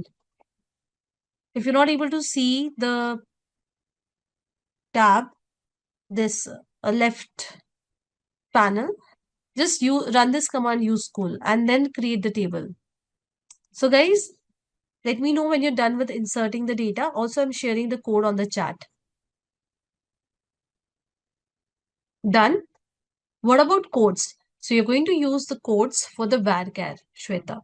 So whenever you're writing the strings, strings are always represented in computer, in machines, uh, whether you're writing SQL or whether you're working on Python, C, C++, strings are always denoted with quotes. It can be single quotes or double quotes, but the strings are always encapsulated in quotes. Always remember this. So, okay, Shri, so you can try working. Okay, got it, Shri. So Control plus Shift plus Enter. Now, definitely you have entered so much of data. Here I've got 3 rows of data. I would like to query the data. So yes, I'm going to write the query. So here we go, guys. So I'm writing in the same file. Select star. So star means all the columns, from the name of the table. What is the name of the table? The name of the table is students. Again, please highlight it and then run it. Do not just run it without highlighting it. Otherwise, if you have the previous code, this will also run and you may get error that the table already exists and so on and so forth. So please highlight it and run it. So now we are going to learn about some of the database commands. So you have already learned most of it, but yes. So I'm going to do is I'm just creating a new SQL file. The reason is that I will be needing this code and I do not want to delete it because I will be needing it, as simple as that. So anyways, I'm going to create a new database. So you already know about this command create database and then the name of the database.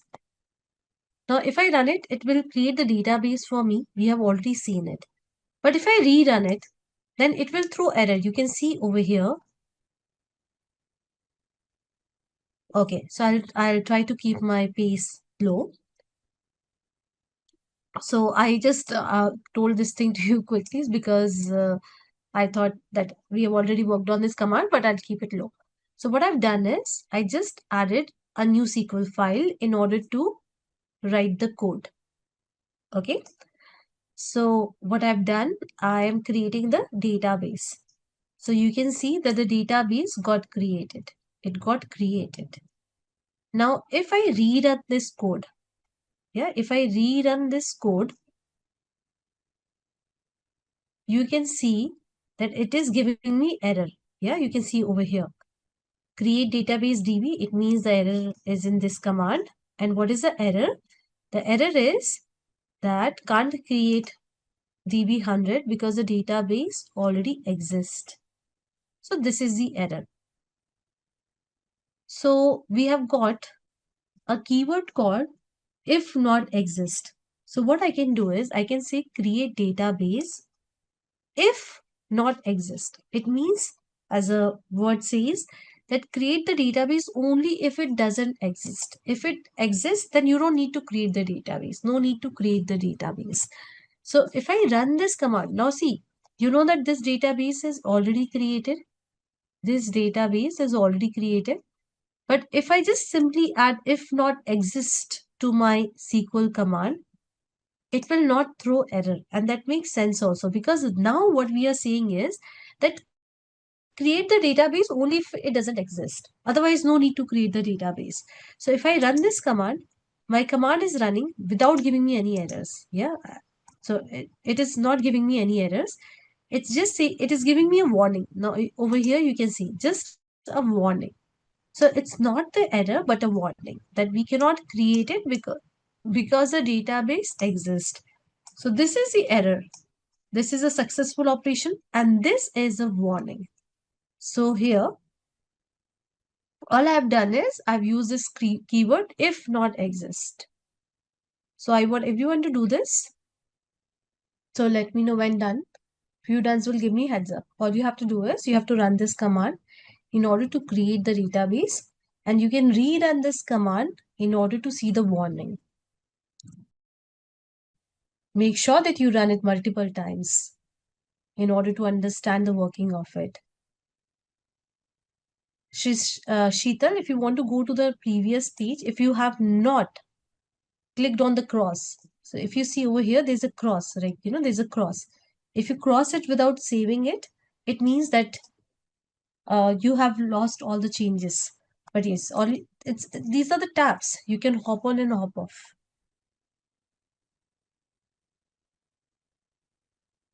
Okay, Sheetal, I hope I've answered your question.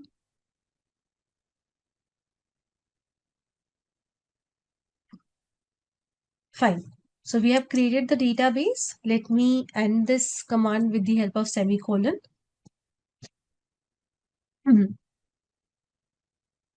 Now, I'm going to drop the database. So drop database.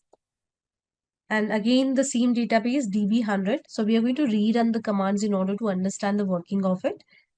So I'm simply highlighting it and I'm executing it. The database has been dropped. Now, if I again execute this thing, let's see what happens. So why don't you guess what will happen? So the database has already been dropped. So if I rerun it, what do you think? What will happen? Error, no error?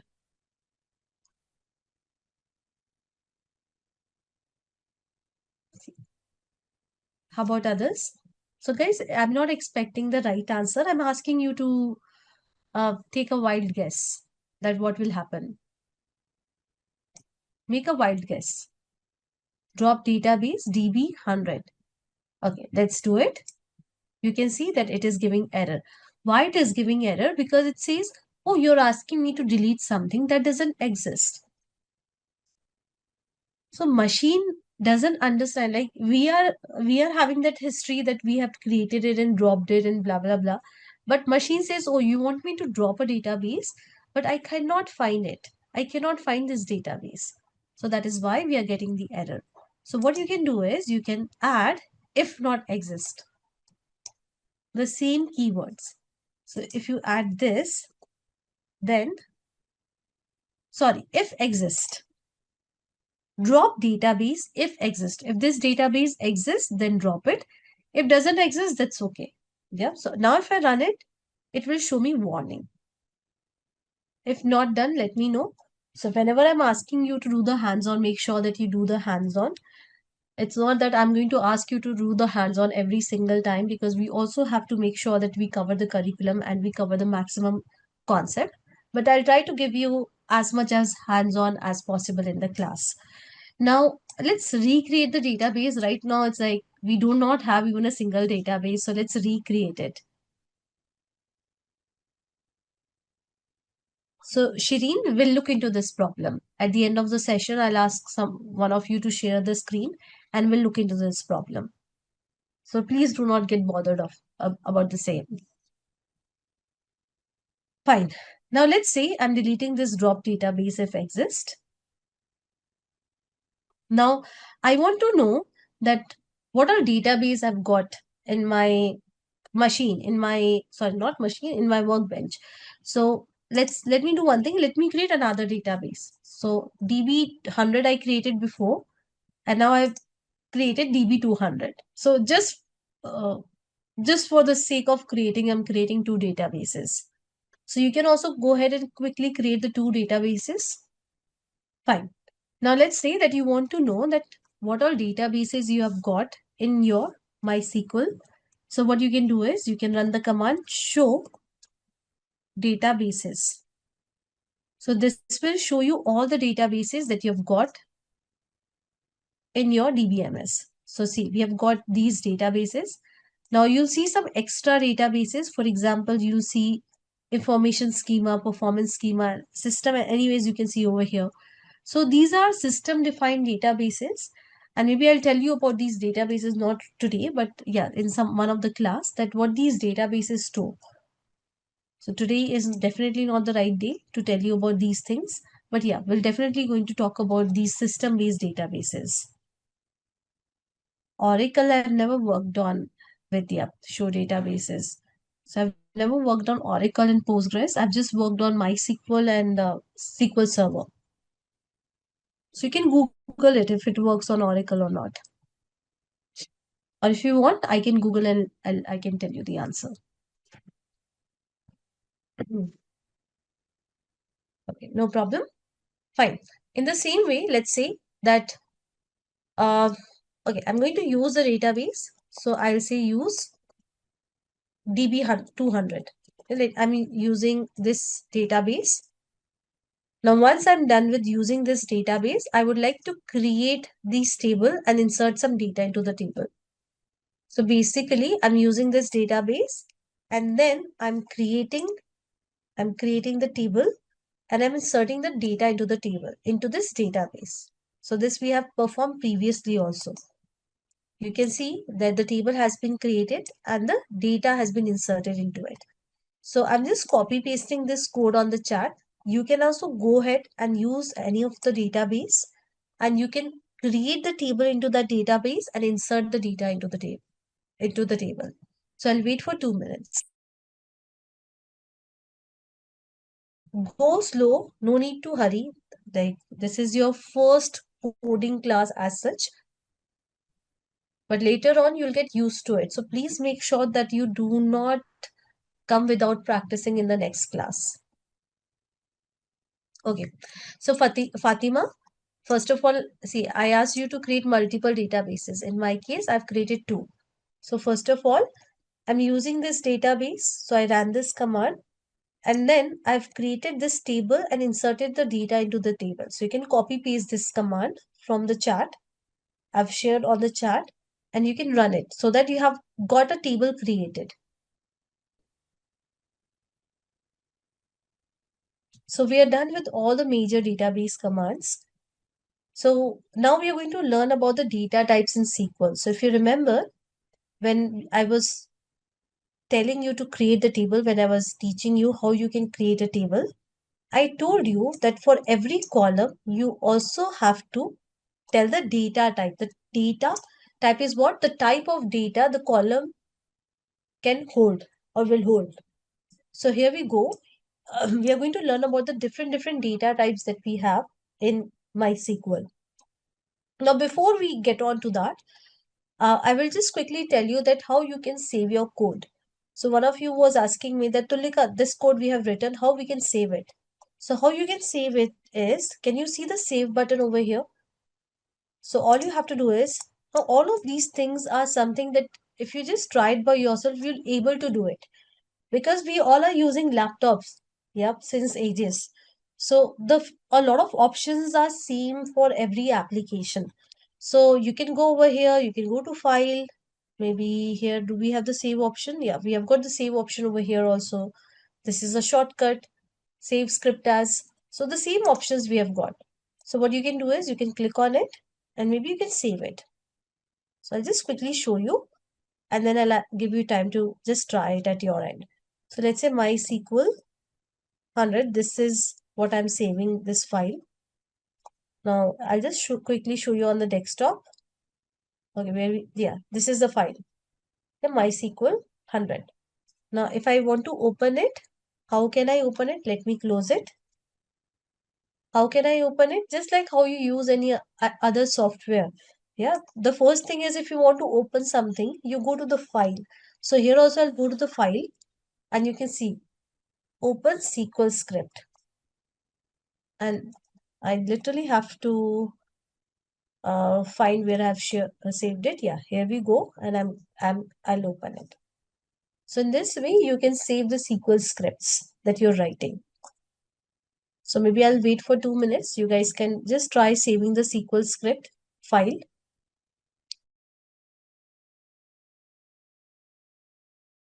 Fine. Now we're going to look into the different type of data types that we have got in MySQL. So I want everyone to see my screen, and please make sure that you listen to me. Very important. So the first data type that you can see is char. So char simply means characters. Yeah, when I say character, you can say text, string, whatever you want to call it. So char data type is a fixed length string. It's a fixed length string. It can take the values, like you can have the char data type, the column can take 0 characters. So that's a minimum range, or maximum range is 255 characters. Yeah. Now, when I say it's a fixed length string, what does that mean? It means, hear me out. So if I write, let's say ID, and if I say char, and if I give 2, so it means that ID, when I insert the values, when I insert the data into the table, in the ID column, it has to be of 2 characters. Yeah, it has to be of 2 characters. So 1, 2, 1, 3, 3, 4. So you're getting, again, I'll give you one more example. So let's say that I create a column. Let's say the column is, okay, I'll create the column code. Yes, state code. And I give the char as a data type, and I give 3. It means that whenever I insert the values, insert the data into this column, it has to be fixed length. See, it says it has to be fixed length, means that it has to be fixed length. So I have to give 3 characters only. Yeah, 3 characters only. Or let's say if I give anything else, let's say something else. So I'm just thinking of something which will have the text as such. Okay, so I'll just say state only. Yeah. Again, I give, or maybe let me give month. Yeah, months. Now I create a column months, and I give the data type as char, and then I give it the length of 3. It means that whenever I insert the data, it will have the values like this. So if I try to insert this, it will give error. Or if I try to insert M, it will give error. If I try to insert MA, it will give error. So it means that we have to adhere to the length. It is fixed length. It means that it will not take more than this, and it will not take less than this. Am I clear with char? I've given you multiple examples. Am I clear?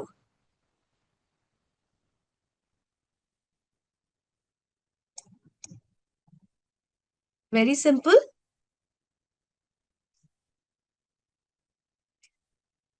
Now let's talk about varchar. So what do you think var stands for what? What does this stands for?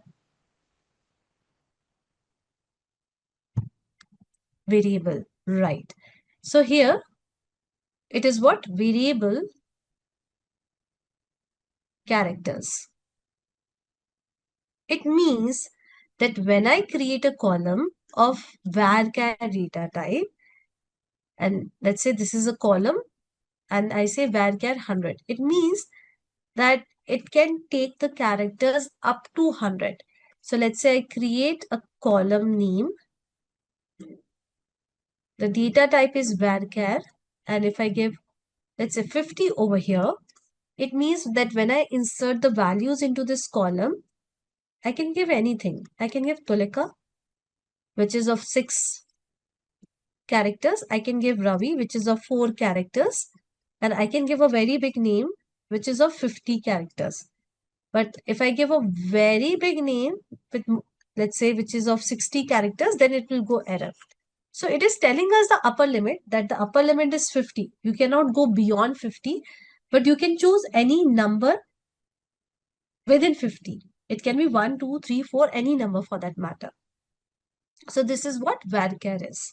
Yeah, this is what varchar is. Just give me a second.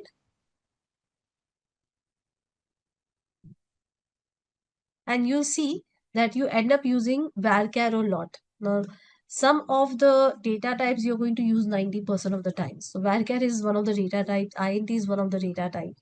Anyways, let's talk about text. So see, varchar says that I can accommodate characters up to 255 only. So that's my upper limit.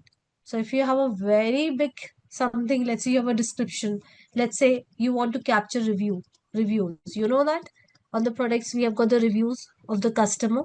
So varchar is saying that no, oh, I can capture only 255 characters. I can't go beyond it. That's not in my nature. So what you can do is, for a column like review or description, you can simply make it text. So text can accommodate large text data, large text data. The next one in our list is blob. So what does blob means? Blob is binary large object. So do not get uh, petrified with this term.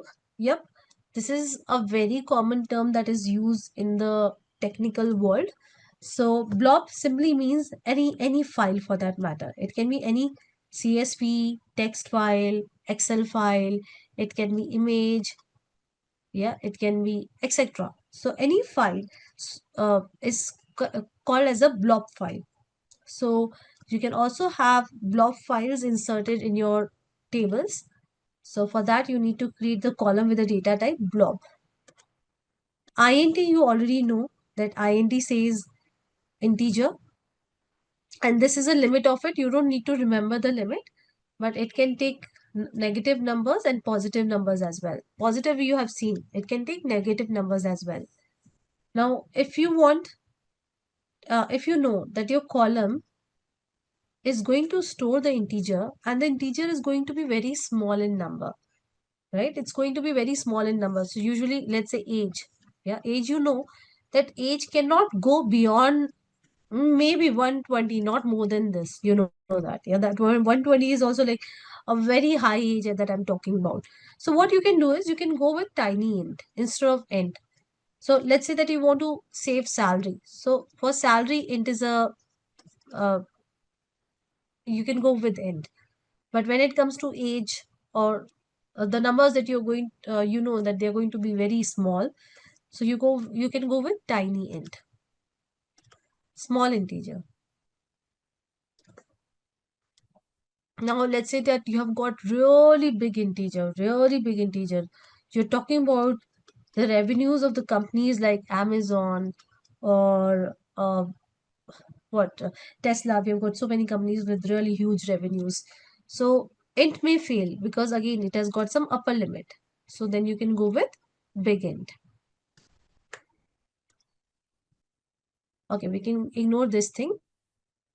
Let's talk about float. So float is what? Float can store decimal. See, integer cannot store something like this. No. If you want to store decimals, if you want to store decimal data, then you can go with float. Yeah, you can go with float. Double is again for the decimal. Yeah, you can, double is also for the decimal numbers. But double is high precision, whereas float is less precision. So what does that mean? What does precision means? It has nothing to do with MySQL. What does precision means? So precision simply means, precision, sorry, simply means, just give me a second, I'll write it. Yeah. So it means precision over here. So what does it mean? It means the total number of digits stored. I'll write it over here. total number of digit stored.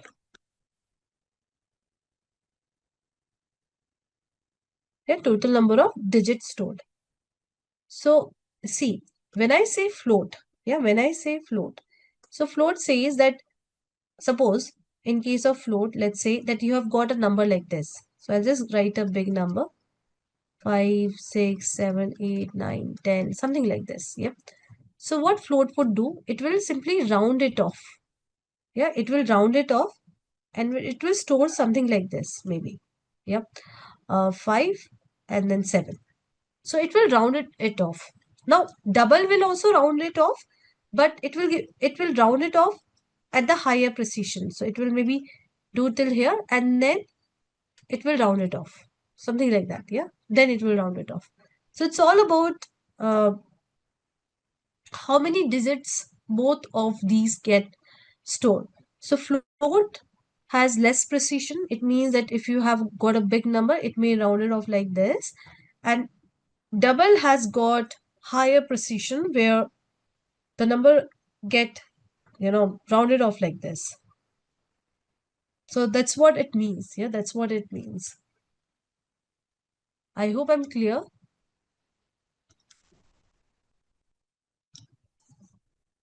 So higher precision means more accurate digit stores and lower means fewer digits stored. Fine. Moving ahead, we have got Boolean. So anybody who doesn't know about Boolean, you can be very, very honest here, because I understand that a lot of you are coming from the non-technical background. So this will give me the clarity how do I have to explain you Boolean. Anybody who doesn't know, okay, I'll explain.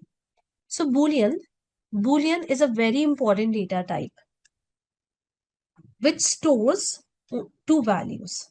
Yes, which means one. Yeah, either you can also denote it with one. So yes, it's not yes, actually it is true. So let me write true. True means yes. So true. And then we have got false. False means 0. So it stores only two values, that is either true or false. And it is a very important data type. So for example, if I just give you one layman example, you might have seen check boxes. Yeah, when you're filling the form, you might have seen check boxes. So if you check it, so ideally, because I come from the background where I've also developed a lot of application. So that's what I'm telling you, that when you see the check boxes in the backend, these check boxes are of Boolean data type. It means that if you check it, it will hold the true value. And if you do not check it for this one, it will hold false value. So that's what Boolean means. True or false, only two values. Then we have got date. Date, now you already know what date is. I do not have to elaborate on this part. So the date will take this format, YYYMMDD format. Time, you already know about time.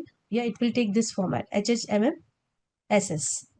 Date time, the name itself says it will store date as well as time. Yeah, it can store both date. So let's say today's date plus today's time. So it can store both the things. And then we have got timestamp. So timestamp, maybe we are going to talk about this more later. Maybe I'll use it somewhere. I'll show it to you. So timestamp is auto date and time system based. It means that if you give any column, yeah, if you write any column with the data type of timestamp, what it will do, it will take your system time. So whatever your system timestamp is, yeah, the date as well as the time. If I change it and if I make it something else, then it will take that only. So it takes system based date and time. Yeah, current date and time as per the system. Exactly. Very good. Fine. So we have covered most of the data types, all the important data types. I would like to tell you one more thing. So we have got signed and we have got unsigned. So let's talk about this also. It's a very easy concept. So see, you can have sign. So all the data types are signed by default. So what does sign means? All the data types. Now here I'm talking about the data types which can store numerical values. So here I'm talking about the data type which can store numerical values. So sign simply means that, for example, if I talk about tiny int, yeah. So by default it is signed. By default it is signed. It means that it can store the negative and positive values. So if you remember from the previous slide, see, we have got tiny int, small integer, this minus 128 to 127. So here tiny int can take the values from minus 128 to 127. And if I create a column, let's say I create age column. And if I give tiny hint,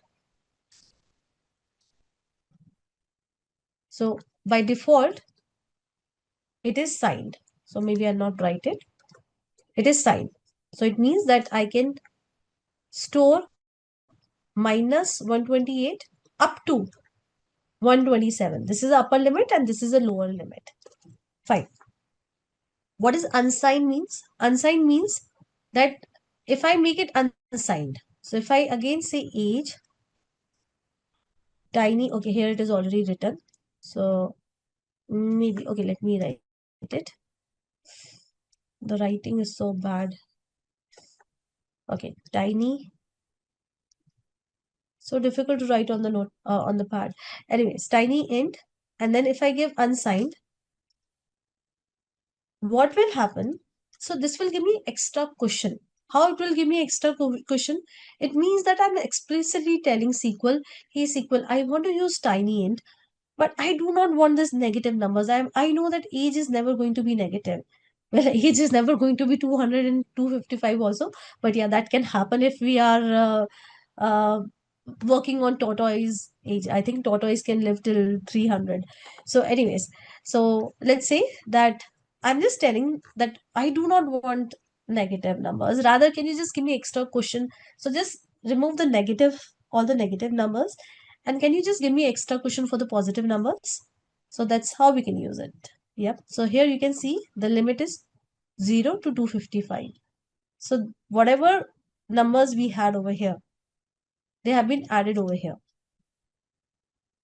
Yeah, you just have to do the calculation. This will come around to be 255. So we are saying I do not want negative numbers. So do not waste my range in negative. Yeah. So I just want the positive numbers. So unsigned will help me to increase the range. Am I clear with what is signed and unsigned?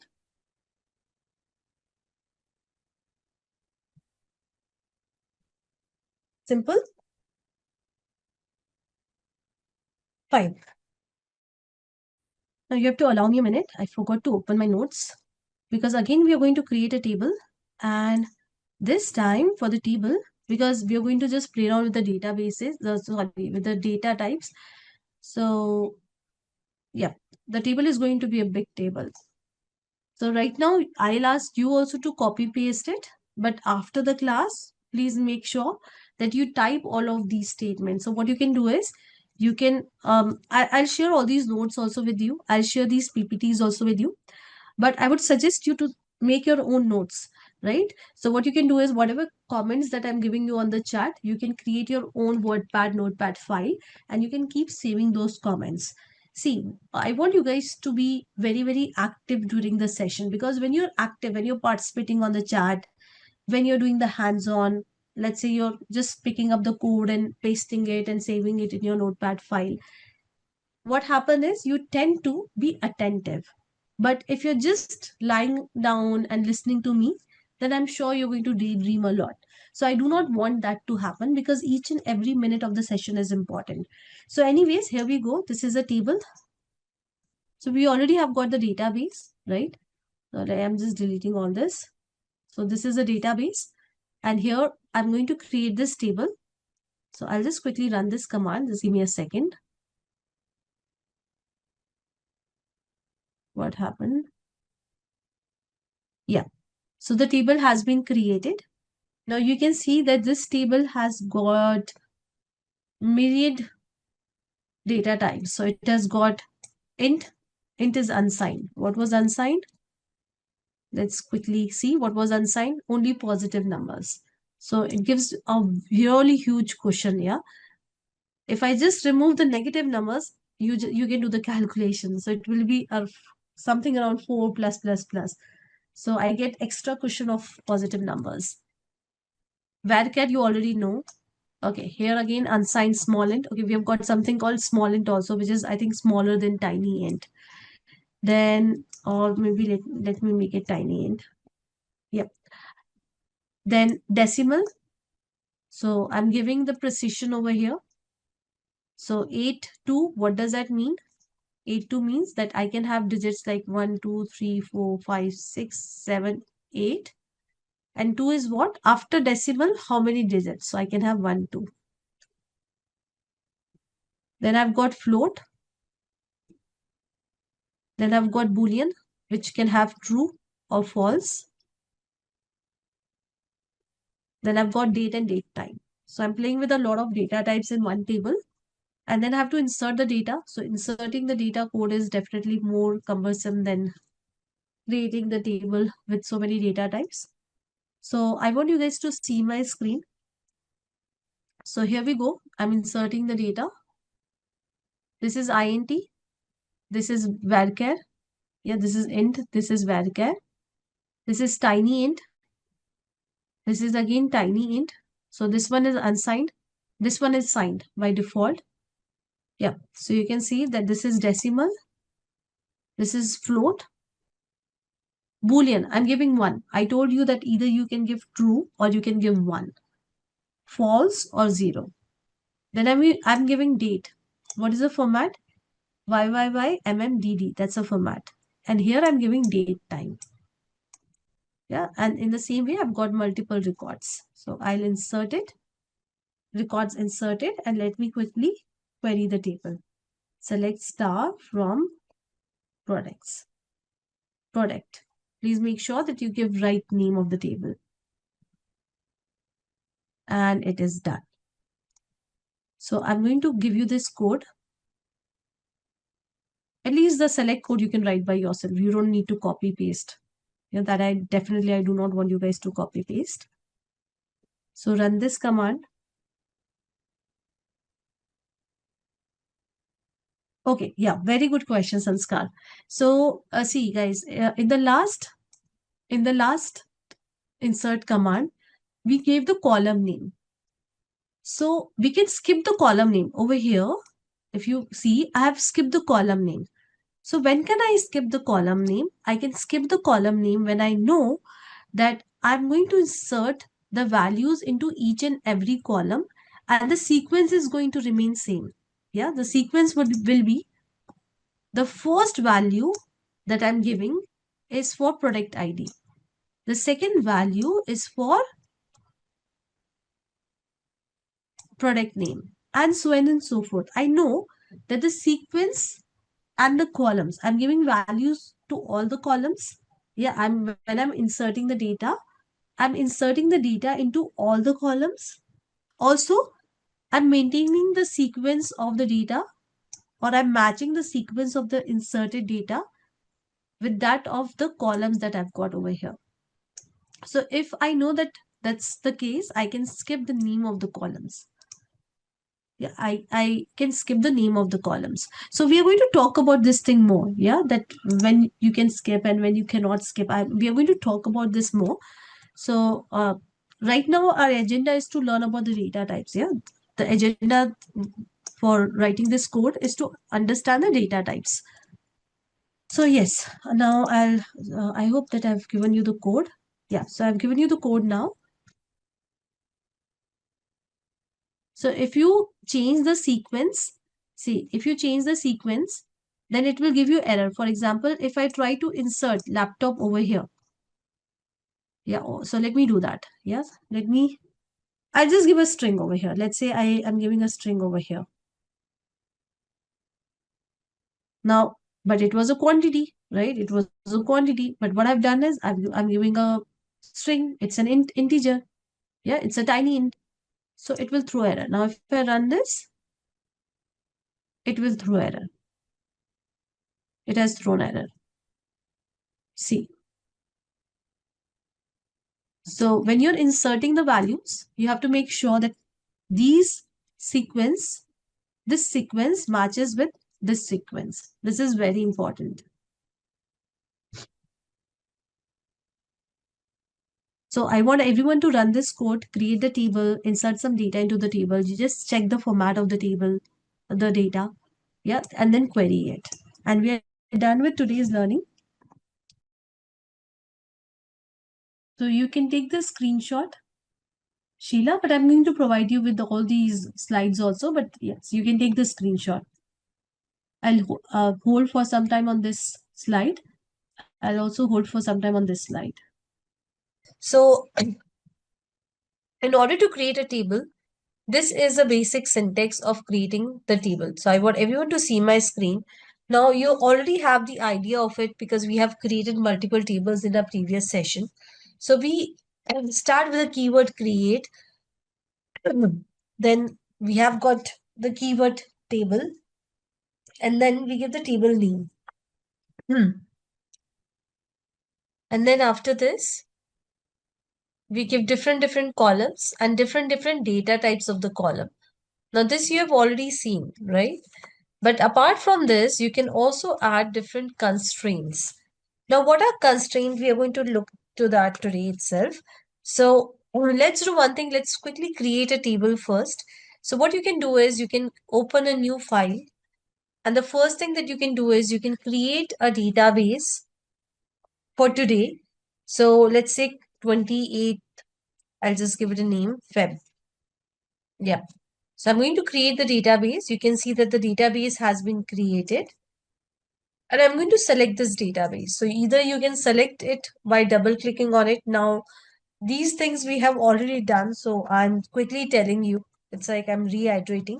So that's why I'm pretty quick over here because the things which we have already covered, I would definitely be a little bit quick over those things. Now the database is created and I'm going to use this database in order to create the tables. So I'll wait for a few seconds for everyone to have their database created. Now you already know how to create a table. So rather than, writing the same code again and again, typing the same code, I would like to quickly copy paste some of the code. So you know that how we can create the table. So I'm just taking this code of creating the table. Yeah, so you can see that I've got this table. This table has got 4 columns. So these are the 4 columns. And then I would also insert the data into this table. Now, guys, if you have missed any of the previous class, I'm afraid and I'm really sorry for the same that I'm not able to repeat the concepts because we have got limited classes. These are not unlimited classes. So every class has an agenda associated to it. So please make sure that you go through the recording. So you'll find recording in the LMS portal. So here it is. We have got the student table. I'll copy paste the code. Hold on, guys. And then I'm inserting the data into this table. Now I want everyone to see my screen. See, this will create the table for me. I'll just quickly check. Yes, table got created. Now I'm going to insert the data into this table.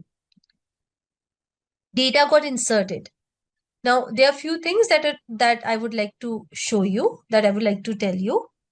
So here, see, I'm passing the names of the column. So if I do not pass the name of the column, let me delete the names of the column and I'll just do one thing. I'll just add one more row of data. Yeah, I'll just add one more row of data. So here, maybe I'll just write Anil and I'm okay with the other things. Yep. So if I execute this, see, it got executed. So this is fine. But if let's say that I've got some data of some of the students, I've got a data of a student with a name, let's say Mark, but I do not know the city of of Mark. So let's say this is the data I have. Yeah, this is the data I have. Now listen to me. It's very simple. Now if I run it, it is throwing error. So you get that. That if you have the full data, if you have the full data, when I say full data, I mean to say that you've got the data for all the columns of your table. So if you've got the full data, then it works perfectly fine. But if your data is not full, right now I don't have full data, right? Then I have to explicitly define the columns that I'm going to use. Yeah, for example, ID, comma, name, comma, age. So now I have to explicitly tell my SQL that 5 should go in ID, name should go in mark should go in name, and so on and so forth. Let me execute it, and now it is getting executed. So you got my point. It's a very simple point that when you have the full data, then you can omit the column names from here. But if your data is not full, yeah, if you have partial data, incomplete data, then you need to mention the column names. That's how the syntax goes. Now, you don't need to insert so many records. I did that because I wanted to show you, I wanted to explain you. I'm just sharing this code with you all. So here's a code for creating the table.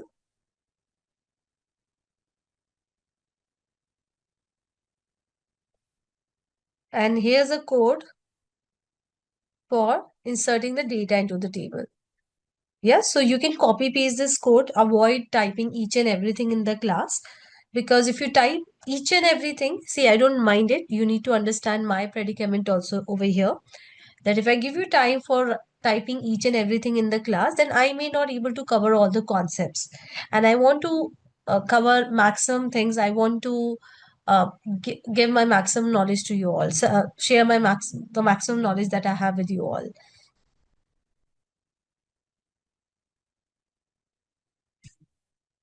Subject, I don't have any such column name, Kunal. In this table, I've just got 4 columns, as you can see.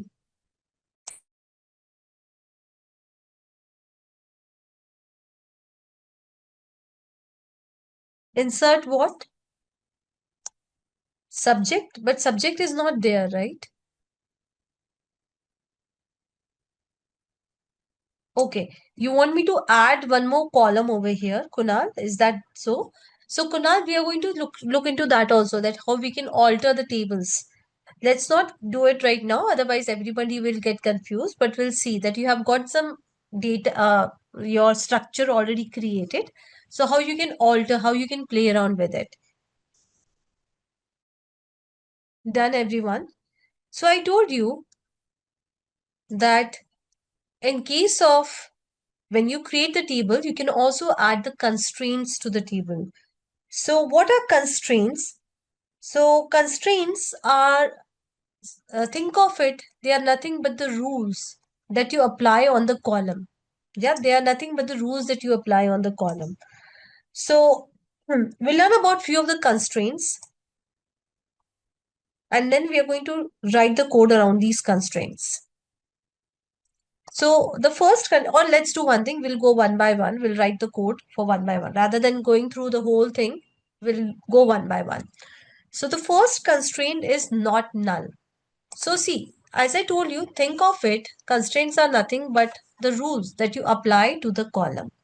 Now, if I say that, let's say I have a column, ID column, and I want to apply some rules. So we learn about atomicity, right? We learn about, not atomicity, sorry, we learn about acid. So if you remember, we learn about consistency. So means that you're basically applying the rules to your database. So here also we are doing the same thing. We have got multiple columns in our uh, table, and we simply want to apply some rules to those column. So let's say I've got the ID column, and I want that whenever you're inserting any of the students record, the ID shouldn't be null. You're getting the ID cannot be null. As simple as that. So I can use not null constraint for that. So you can see what it does. It disallows null value. So it means that the value should be provided. Yes, it means that you're making this column required. As simple as that. Yeah, if you enter any of the row, this column should have value. Okay. So we'll do one thing. We'll just give me a second. Yeah. So we are going to create a table using not null. Yeah, not null column.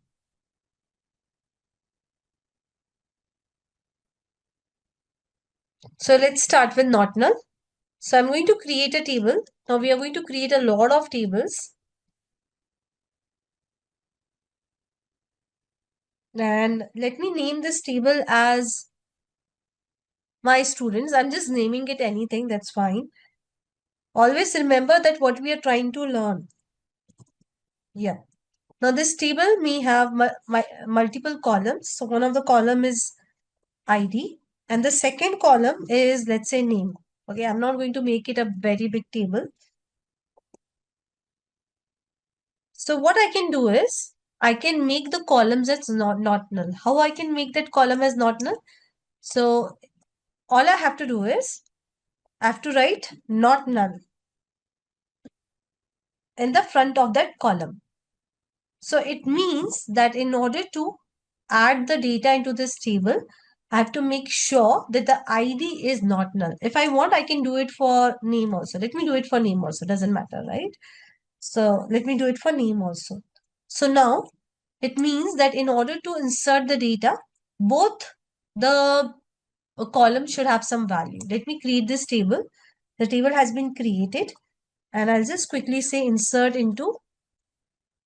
I want everyone to see my screen. If I give one comma any name, for example, A, let it be. I am just giving any name for that matter. Doesn't matter what name I'm giving. Yeah. So if I insert the data, see it is getting inserted. Let me also show you the data. Select star from my students.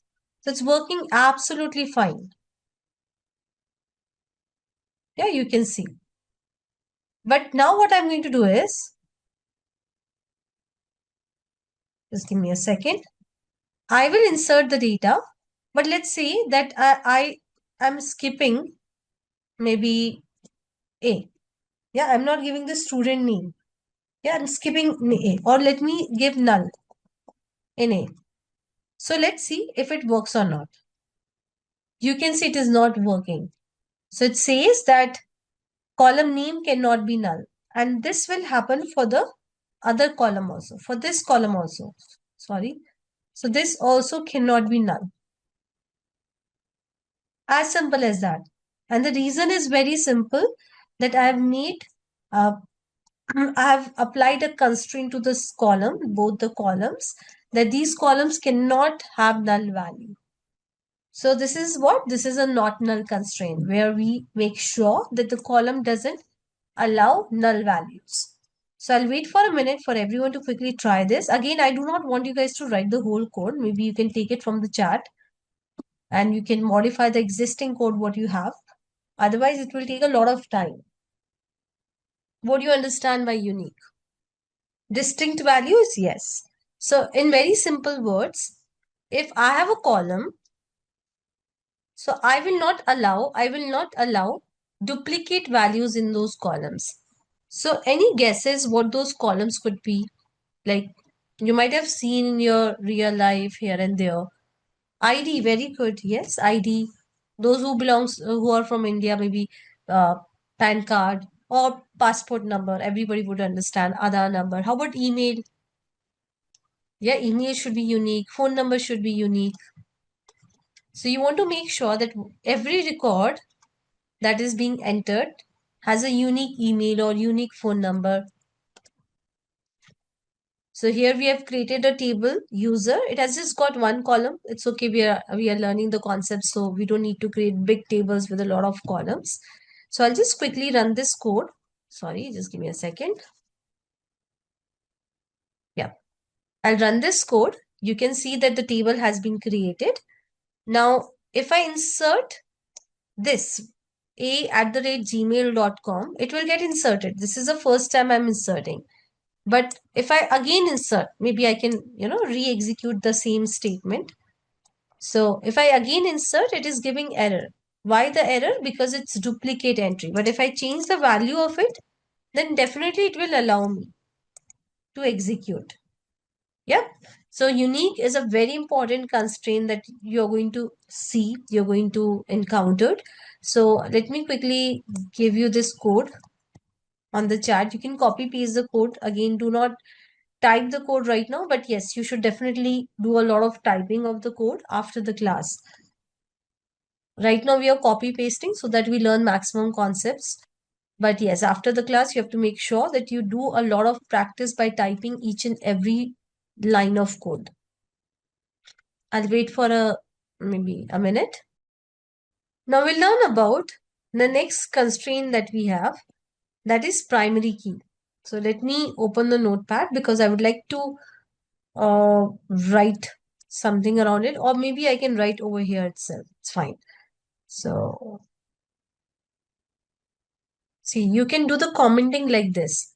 So when you write anything in the comments, the interpreter is not going to read this. These lines are for us. These lines are not for interpreter. So anyways, we are going to learn about primary key. Now, you already know about it. We have already discussed it. So I'll quickly rediscuss it. So primary key is a unique identifier of each row. For example, if I talk about human beings, so I think our genetics, our DNAs, these are the unique identifiers, yeah, that will, or our fingerprints, these are what? The unique identifier. So for every row also, if you want maybe some column to uniquely identify that row, so we can declare that column as primary key. So I'll also write it. So basically, if you say that a column is a primary column, primary key column, it means, see, that's what it means, that it is uniquely identifying it, right? Uniquely identifying the row of data. So definitely, uh, every row that column will take, like every piece of data that column will take will be unique. Also, it cannot be null. So it doesn't take nulls. As simple as that. It's a primary key. It doesn't take nulls. So for example, we are storing the data of humans. Yeah, of humans. Let's assume, right? We are storing the data of humans.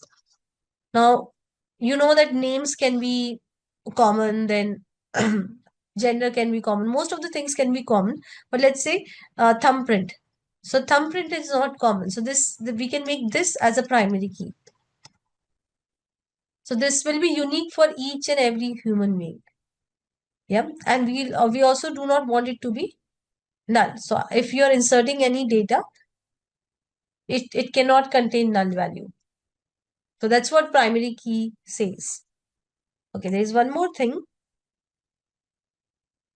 that is, in a table, this is very important. In a table, only one primary key is allowed. Only one primary key per table. It means that if again I'm storing the data of human beings, if I've said that thumbprint is the column which is a primary key, I cannot have, let's say, passport number as a primary key now. So a table can have only one primary key. It can have the combination of primary key, composite primary key that we'll talk about, but it can have only one primary key. So those who may ask that composite primary key, will come to that later. But it can have only one primary key. For now, you understand this part, that it can have only one primary key. So I'll just quickly take the code. Yeah.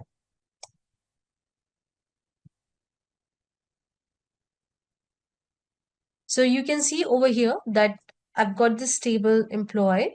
It has got two columns, employee ID, name. Now, employee ID is a primary key. I'm declaring it as a primary key. Let me create the table. Now, I am inserting the values in it.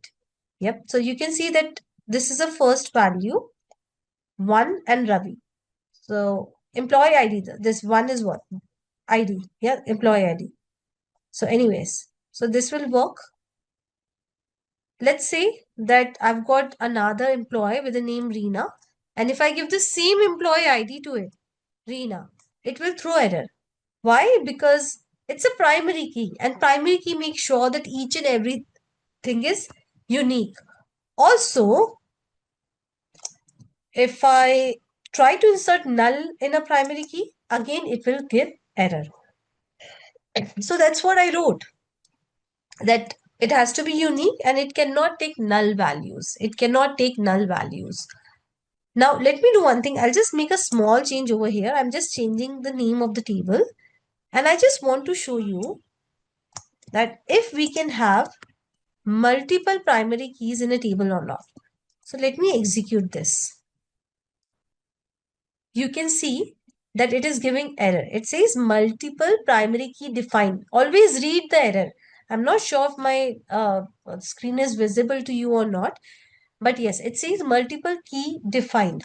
So it simply means that your primary key can only occur once in a table. You cannot have more than one primary key in the table. So let me again, yeah, uh, make it to the previous code, change it back to the previous code. I think we are good. So I'll share this code with you. Before you run it, maybe let me also tell you one thing. So what is the difference between unique and primary key?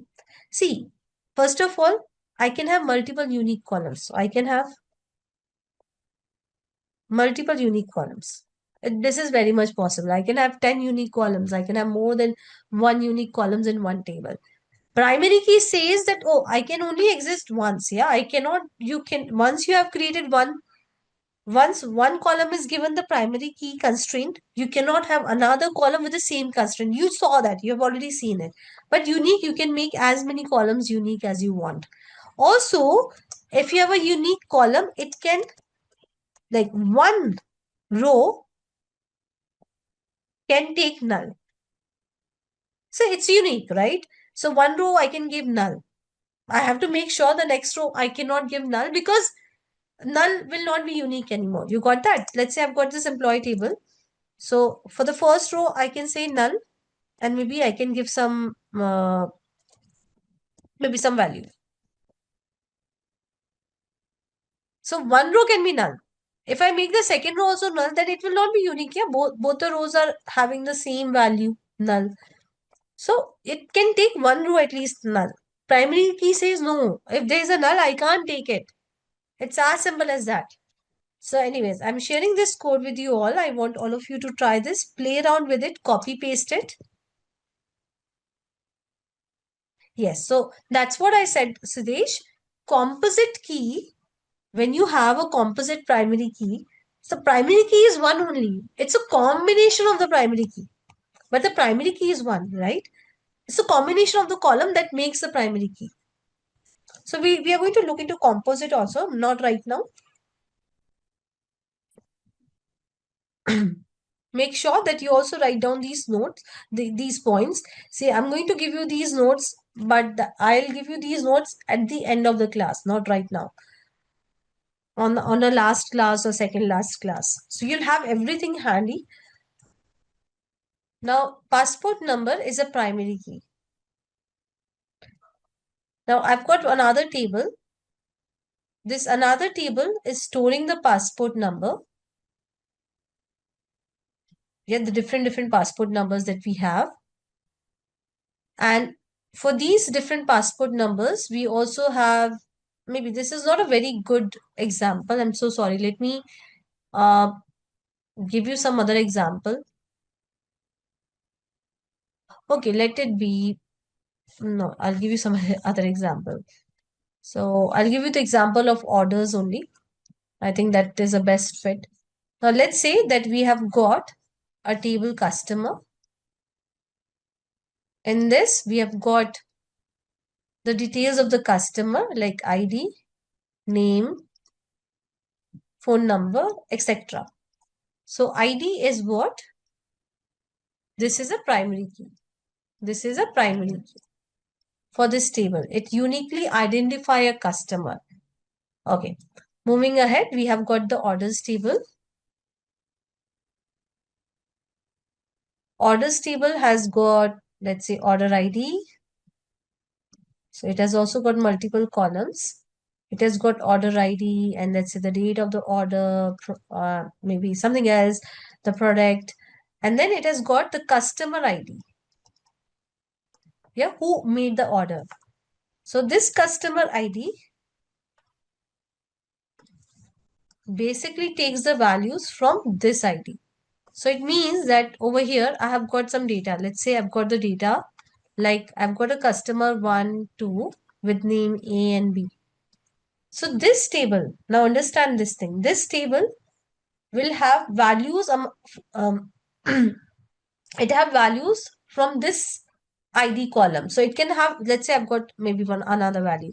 So it can have 1, 2, 3 only. It cannot have any other customer ID. It cannot have 4 as a customer ID because that doesn't exist over here. So this is a foreign key. What is a foreign key? Foreign key is a key which is a primary key of the another table. So ID, customer ID is a primary key of this table. And we are using this as a foreign key in the orders table. So what is the significance of the foreign key? Foreign key makes sure that whatever values that you're filling in over here, you're getting whatever values you're filling in over here should come from this column. Yeah, it should always come from this column. So if I try to fill 4 over here, it will give error. It says, oh, 4, we don't have any customer with the ID 4. But if I give 1, 2, 3 values over here again and again, orders made by 1, orders made by customer ID 2, it will happily take it. But as soon as I give, let's say 5, it will give error. No, no, no. 5 is not here. It says 5 is not here. So foreign key, think of foreign key as a law. It's very loyal to the primary key. It says that I will take only those values that exist in the primary key of this table. Yeah, of this primary key. This is what? This is a primary column of this table. I will not take any other value. As simple as that. So it's super, super loyal to the primary key. And that's why we call it as a um, foreign key. So this is the significance of having the foreign key, that it only takes the values which are present in the primary key of the another table. Yeah, it cannot take any other value. Anyways, I will see the practical part of it and you'll be able to understand. It's very easy. So here, okay, here I've got 2 tables. So I'll just quickly create these 2 tables. So you can see department and staff. I've got these 2 tables. Department has got 2 columns and staff has got 3 columns. Now, if you see over here, which is the primary key in the department column, quickly. Now, I'm asking you such simple questions. Yeah, so Soumya, your question will be answered. If you see here, we are defining a foreign key. Yep. So department ID, and here we are saying the department ID, and this is how we do it. This is a syntax of it. So we are saying that we have got a foreign key. This is a foreign key. This is a foreign key. And how it is related to this table, we are also telling that, yeah, this is a foreign key and it is related to, so references, name of the table and the primary key of the table. You got that?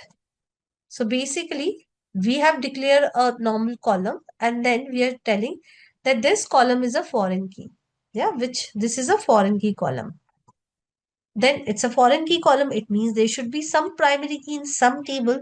So we have to give that detail also, that which is a table and which is the primary key. So how do we do that? We use references.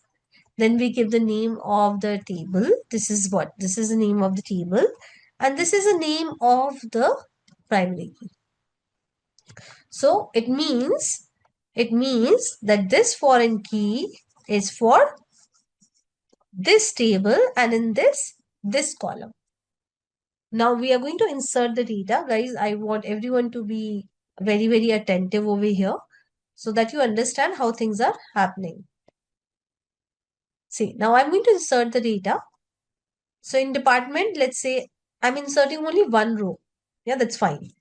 So I've got department ID as 10. I've got department ID as 10. So I've just got one department, and this department name is IT, and the ID of the department is 10. Fine. Now I'm going to insert the data into the staff table. So see, what I'm doing is I'm saying I've got one staff. So staff, like for different departments, we have got staffing. So I've got staff ID 1, and this staff goes in the IT department, yeah? Department ID 10. So this will very well work. Yeah, because 10 exists over here. You getting 10 exists in the department table. So this value exists in the department table. This value exists in the department table in this column. But if I give 20, this will not work. Why this will not work? Because 20 doesn't exist. Yeah, here. 20 doesn't exist. If I simply query select star from department, it just has got one row of data. You just saw that we have inserted only one row of data. You can see over here. So it has just got one row of data. We'll make sure that department ID only have those values. Sorry, foreign key, make sure the department ID, this is a foreign key. It can only contain those values which are the part of the primary key of the department table. So that's how it works. So you can see that again, I've got the student table. I think it will throw error because I already got the student table. So I'll just quickly make a change to the name of this table. And that makes sense also because it's already there. It will throw error that this table already exists. Fine. So you can see that the table has been created. Now, I've given a check over here that the age should always be greater than equal to 18. So if I insert the data, which is greater than 18, it will happily take it, as you can see. But if I try to insert any data which is less than 18, yeah, if it is less than 18, it will throw error. So if you're seeing the error, as you can see on my screen, guys, if you're getting the error, this is how the behavior should be, yeah? So you should definitely get the error. This is how we are expecting it to work. So it shouldn't allow anything lesser than 18. As simple as that. If I give 18, then it will allow. See, now it will allow. It will work. It will not throw any error. But as soon as I give any number which is lesser than 18, it will not work. So I want everyone to quickly run this code. It's a very simple one.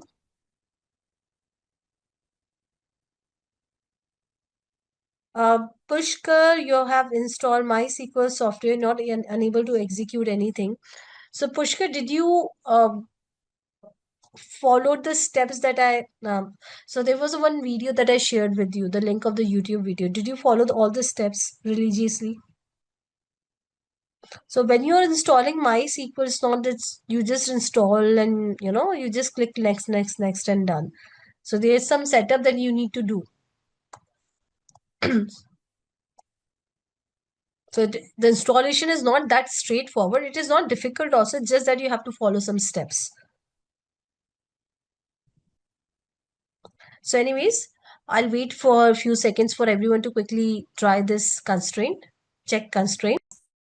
The next constraint that we have is default. So till now, every column that we have created, we were inserting the data in it. Now let's say that if we do not get any data in it, let's say we are not inserting any data in it, and we want that column to take any default value. For example, let's say that we have got a table, student table. Yep. Now student table, now this is a student table of some school which is in India. So here we have got a country column. So if we are not giving the value explicitly for the country, it will automatically take India. As simple as that. So basically we are giving a default value to country column. So default value means that if I'm explicitly providing the value while inserting the data, if I provide USA, then it will take USA. I provide India, it will anyways take India. But if I do not provide anything, then by default, it will take India. Again, if you have not understood, that's okay. Rest assured, once we write the code around it, you'll able to understand. So let me take the code. So I want everyone to see my screen. You can see that I've created the orders table. It has got one column that is status. This is the data type of it. And what is the default value of this column, guys? Now I'm asking you such simple questions so that you remain in the session.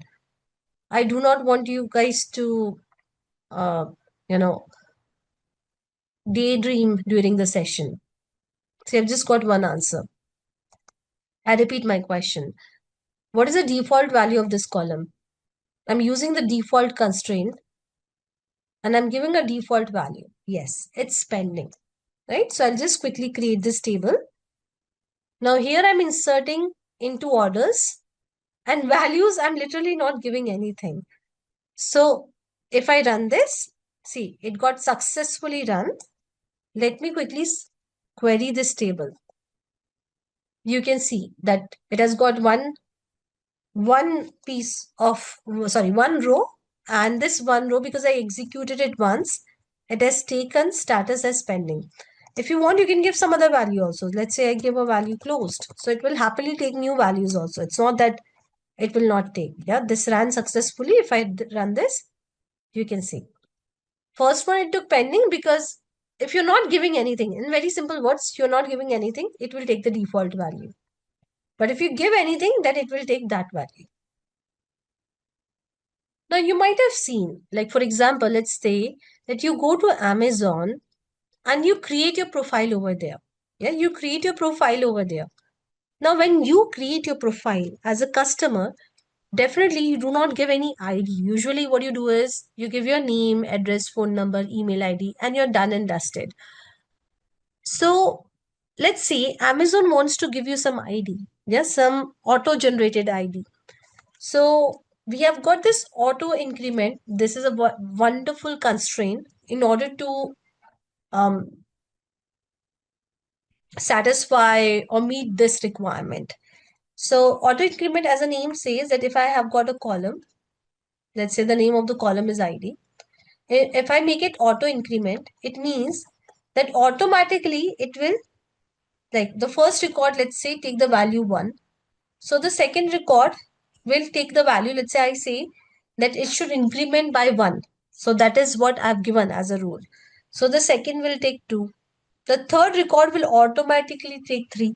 So this column will automatically uh, generate the value for itself without user explicitly giving. Yep. And it will increment the value every single time. So again, we'll understand it with the help of the example so that you have better idea. Now you can see over here. Now this is a great example. Why? Because here we are creating the table, and see, one column you're making it primary key also, and you're also auto incrementing it. So that is very much possible that one column you're giving two rules in it. Yeah, it happens, right? So this one column has got two rules. First of all, it's a primary key. Also, it's auto increment. So, Abhi, Neat, what you're saying is right. So, auto increment is that it will automatically increase. The value will automatically increase. So, I'll show it to you. So, first I'll create the table. Then I'm inserting two products in it. Now, if you see when I'm inserting, I'm just inserting the value in the product name column. I'm not inserting any value in the product ID column. I'm not inserting. No, because this column is self-sufficient to auto-generate the value for itself. So I'll quickly run this and let me show you the result. Sorry. Yeah. So you can see automatically it is taking 1 and 2. Yeah. Now if I insert more data, let's say if I insert maybe keyboard, it will take automatically, it will take 3. Let me show you. You can see. So automatically it is getting incremented. So by default, it takes 1. The initial value is 1 and the increment value is also 1. No, not at all, Aparna. You can use it for any key. You can, so what you can do is, so guys, I want everyone to see my screen. Yeah, then I'll give you time again. So I'm just making the changes to the name of the table because this table already exists, and if I recreate the table with the same name, it will throw error. So definitely I can remove this. Now, product ID is auto incremented column, but it's not the primary key. Now let's say, yeah, I'll come to that also. Let's say you want to increment it with 5. So what you can do is, over here, this is the syntax of it. You can give auto increment equals to 5. Okay, so auto increment has to be primary key. I'm so sorry for that. So it has to be primary key. I think SQL Server, we can have a table auto increment column without having the primary key. So I got confused because different databases, different rules. But yes, it has to be primary key. Now you can see that I'm saying that auto increment by 5. Let me quickly insert these products. Just give me a second. Okay, sorry. I have to insert the product. So I'm also changing the name of the, because I've given auto increment equals to 5. The first value it is taking 5 and then 6, 7. This is how we are defining the first initial value. And you can also change this increment value also. But we'll not cover that right now. When we alter the table, that time I'll tell you. So we have got something called set. And then we have got at the rate auto increment. So there's a property that we can define when we alter the table. Yeah, Rajpal, if you delete the second row, the next increment will be the next one. It will not be the previous one. Yeah, it will always take the next one. So Abhineet, as I told you, that we have a property. So I would like to talk about that property when we learn about how we can alter the tables, not right now. So this was a very simple property. So I just told you right away. As I told you, right now it was asking for the primary key. I need to check because in SQL Server you can have an auto increment column without having it to be the primary key. But here in MySQL, when I was trying to create it with Vidya, it was asking for it to be a primary key. I'll just check it if we can auto increment a column without having it to be primary key. In fact, in MySQL, auto increment feature wasn't there till some time back. We had it in SQL Server databases, but not in MySQL. Now we'll learn about composite primary key. So what is the meaning of composite? What is the meaning of composite? No, it will not throw error. You might have said that there might be something off with your syntax. And maybe I'll just wait for another 1 minute and then we'll move to the composite primary key. I do not want your questions to be unanswered and you're still trying and uh, hanging around this part. I do not want that. So we'll wait for a minute and then we'll move to the composite primary. Now we'll learn about composite primary keys. So what is a composite key? So here what happens is, if I give you this example, just give me a second. Let me see the example that we have got. So let's say you've got a table. Yeah, you've got a table. Now in that table, it is not possible to define one column as a primary key. You're getting? It is not possible to define one column as a primary key. Let's say, suppose that I've got a table, and the name of the table is, let's say, country. Yep. Now here I'm having the name of the country, and then I've got more details about the country, let's say the latitude, longitude, all of these things.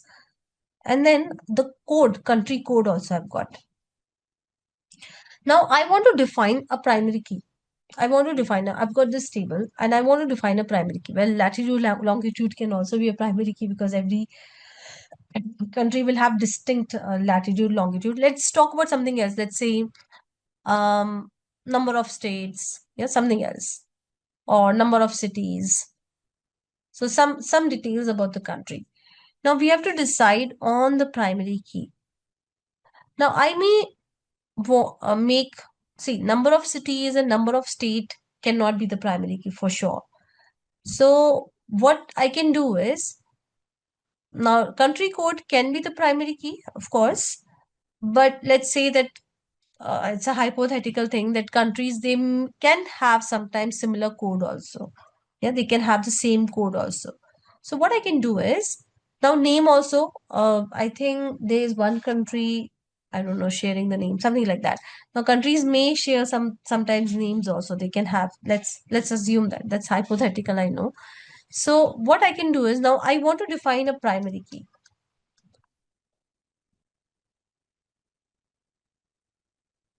So what I can do is I can make the combination of two column as a primary key. So I can say my primary key is name as well as country code. So combination of these two are my primary key, composite primary key. You're getting the combination of two columns, or it can be more than two columns, are what uh, is the primary key. So I'll give you one more example. So let's say I've got okay. So let's say I've got orders table. I've got order ID. I've got, let's say, product ID. And let's say I've got quantity. And then I've got name, customer name, etc. I've got these columns. So I have to define a primary key. Now the order ID is also repeated. Product ID definitely will be repeated. It's a orders table. Quantity definitely will be repeated. So I am in a soup. I am in a fix that from where should I get a column which is completely unique? Now, I don't have any column which is completely unique. Let's say order ID is also getting repeated. So, order ID is actually repeated sometimes. So, let's say I make an order. I'm just giving you one context of it. And in that order, I am purchasing 3 products. You're getting? So, I'll have the order ID repeated. So, 1, 2, 3, 1, 2, 3, 1, 2, 3, product 1, 2, and 3. So that is again a problem. Now I have to define a primary key. What should I do? So what I can do is I can use a combination of the columns. So let's say I make these 3 columns combine as my primary key. So what does that mean? It means, now hear me out. It means if my order ID is 1, 2, 3, product ID is 1, and let's say quantity is maybe 1, 1, 1. Let it be. Yep. 1. So the combination of these 3 should be unique. So if you see, this is, I'll just take the second one. I'll take the third one. Now, if you see, the combination of these 3 is unique. It is always giving me a unique value. Yeah, if I go with one more, let me give you one more example. Let's say the order ID is 1, 2, 4. Product is 1, 1, and the quantity is different. So the combination of these values should be unique. You see, the combination is unique. So that's what composite primary key does. It's same as that of the primary key. No difference. It's just that the primary key is made up of more than one column. Yeah, it is made up of more than one column. So here you can see I've got the enrollment table. I've got a primary key, and the primary key is a composite primary key. Why? Because here the primary key is made up of 2 columns. Now I want everyone to see my screen. So I'm inserting the data in it. 1, 1 not 1. So 1 and 1 not 1 together will make the primary key. It will very well work. Now again, see, 1 is repeated, but course ID is different. Yeah. So 1, 1 not 2, again it will work for me because the combination of 2 is unique. Always remember that the combination of is unique. Here also the combination is unique. See, if I run it, it will run. But let me do one thing. Let me again run insert. And let's say the product or the student ID is 2 and the course ID is also 1 not 1. You're getting? So the combination is no more unique. It has already been used. It has already been inserted in the table. So if I run this, it will throw error that it's a duplicate key because this combination is not unique anymore. Yeah, it's not unique anymore. So composite key is exactly same as that of the primary key. There is no difference. The only thing is composite key says that I am again a primary key, but I'm a combination of multiple columns. In order to be a primary key, I'm a combination of multiple columns. So I want you guys to run this code. The last insert statement will not run. Yeah, it will throw error.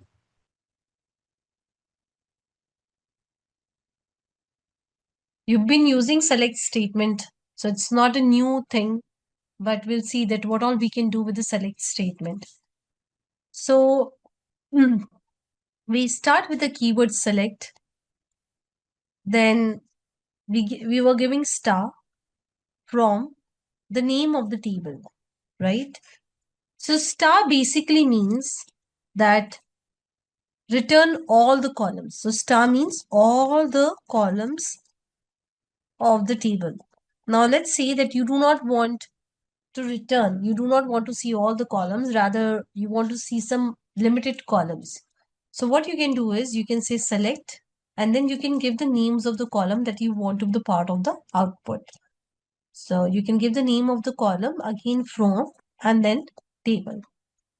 Now what we are going to do is we are going to create a table and we are going to add some data into that table. So let's see, I'm not sure if we have got the students table or not. So let me quickly drop the table, drop table, and then the name of the table. So the name of the table is student. Yeah, if it is there, yeah. So I think this table is not there. As you can see, it's giving error.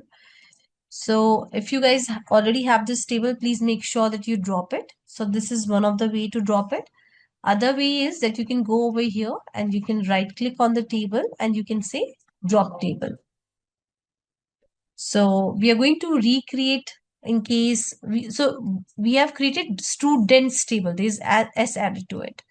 So now we are going to create the student table. So if you already have the student table, please go ahead and drop it. And once it is done, I want all of you to recreate the table and insert this data into the table. So we have got the table. Just give me a second. I think it did not get executed. Yes. So I've got this student table and I've got this much of data, almost 6 rows of data in the student table. So I'll wait for a minute for everyone to have their student table ready. Now I'm just opening another SQL file. So I've got this data also in front of me. The table structure, the data that I have inserted into the table. Yeah. So as this is something that we have ran so many times, so I say select star from student. So this will return all the columns and all the rows that we have got in the table. So you can see all the 5 columns. We have got 5 columns and we have got 6 rows of data. So this is returning everything, everything. Now, if I want to, let's say, only return some selected columns. So what I can do is I can say, let's say select name, comma, marks from student. So I can definitely do it. I can give the name of the columns that I want to be the part of my output. So if I run this, you can see. Now it is returning only 2 columns. So I want everyone to try this out. So I'm not going to provide you the code for the select statements. It's a short code. So you can quickly type it. So let me again query this. I'm removing this one. Okay. Or let me do one thing. Let me also share the code with you now. Hoping that you have already typed it. You can just type 1 and 2 columns.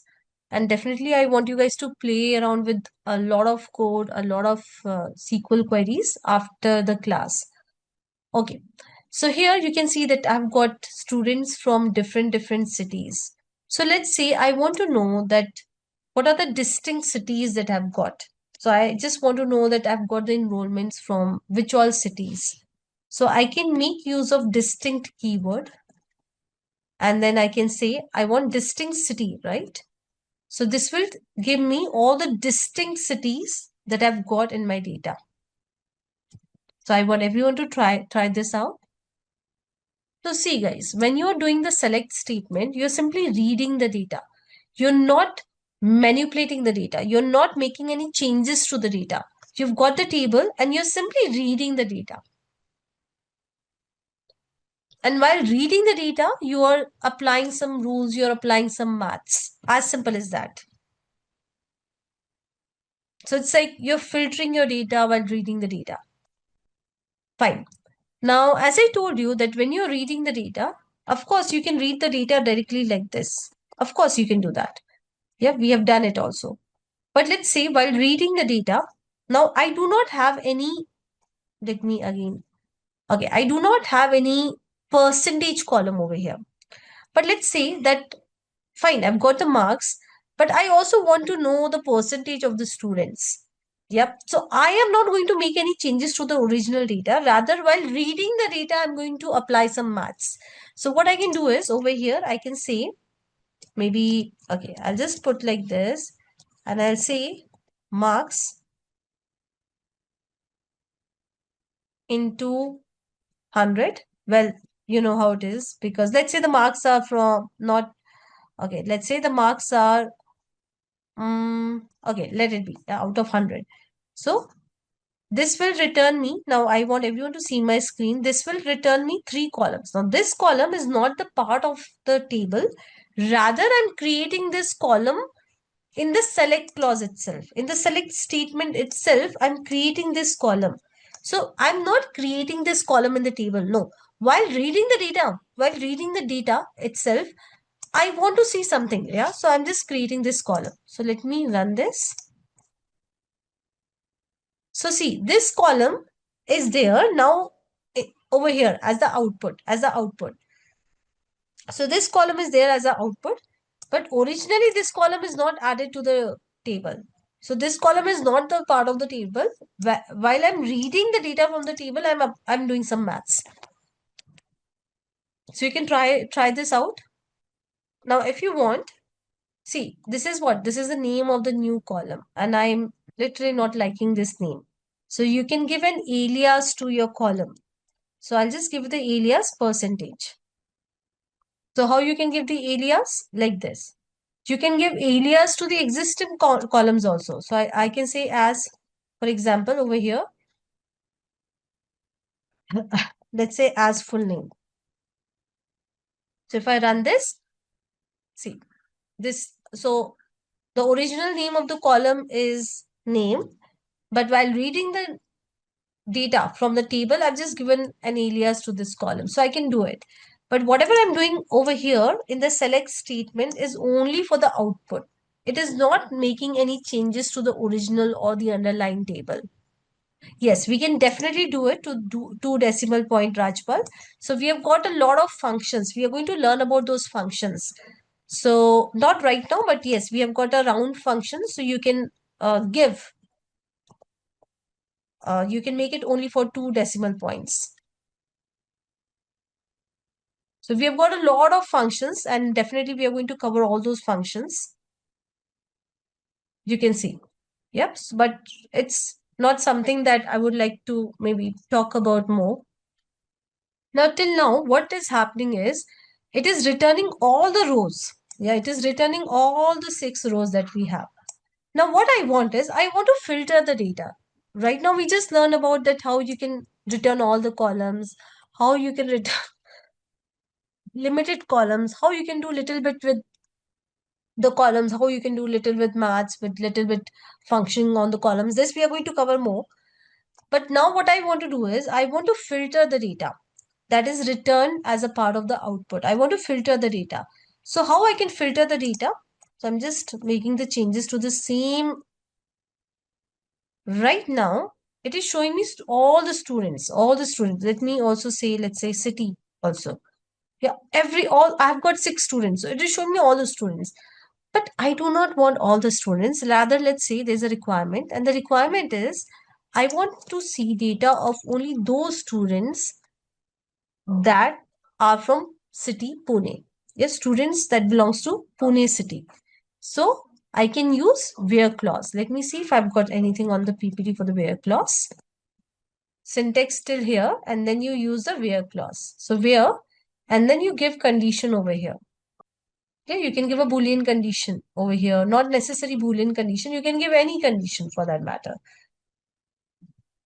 So basically, you can give any condition, but for any row. So anyways, we'll not talk about the condition right now. But yes, so this will help us to filter. So we have to give the condition which actually gives a Boolean answer, but I'll talk about that later. Right now, let's first look into some of the example. So here, I want the students who belongs to the city Pune. So see, this will help me to filter the data that is returned by my query. So where clause is very important. Again, I'll give you one more example, then I'll give you time to practice it. So let's say I want all the students who have got distinction marks. So marks greater than equal to 75. So this will return me all those students with greater than equals to 75.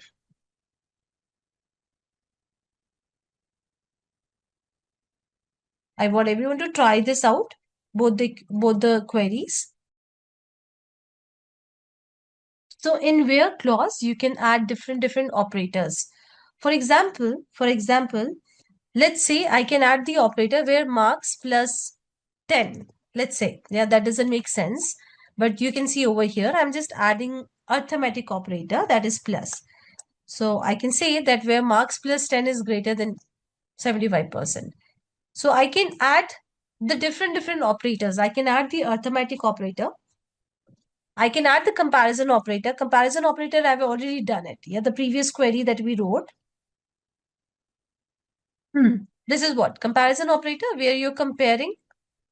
You have marks greater than equal to 75. So you're comparing the two values, right? That's what comparison. Less than, greater than equal to, less than equal to, equals to. So these are what? These are comparison operator. In the same way, I'll just give you some examples of the different operators. Then you can give it a try.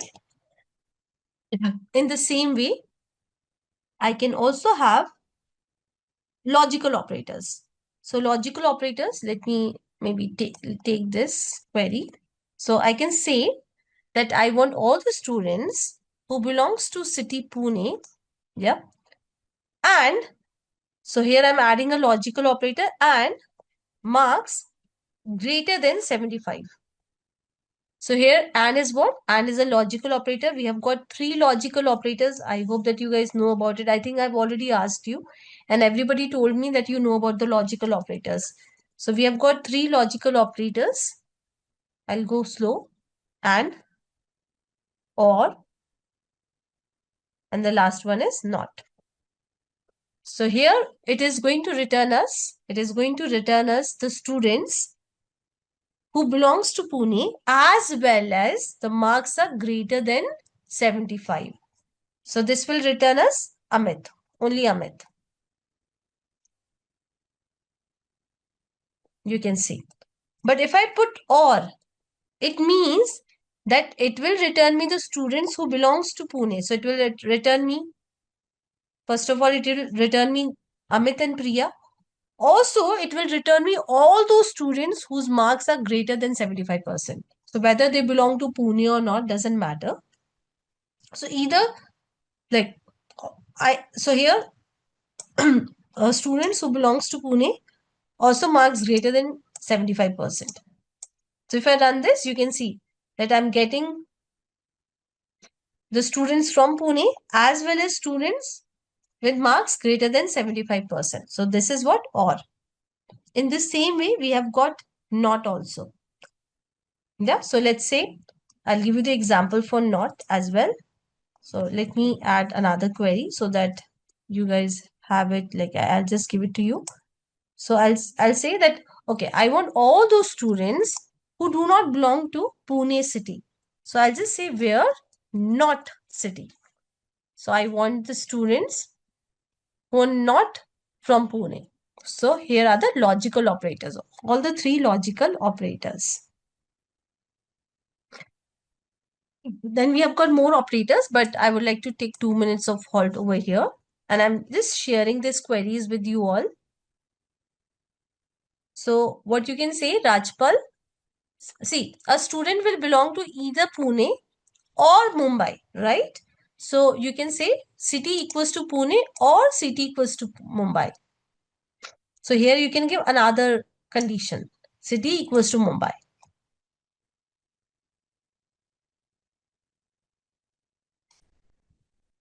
So I'll take a halt for 2 minutes. You can just copy paste these queries. Yet do not write the query, play around with the query, and then we'll look into the more operators that we have got.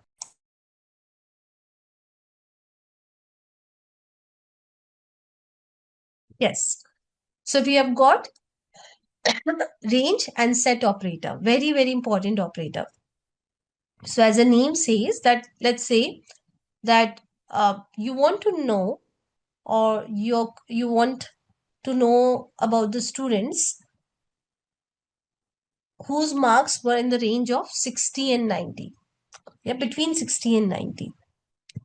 So you can use the range operator. So I'll just delete this so that I get enough space. Yeah. So I'll say select so and so from student where, let me remove this. Marks between.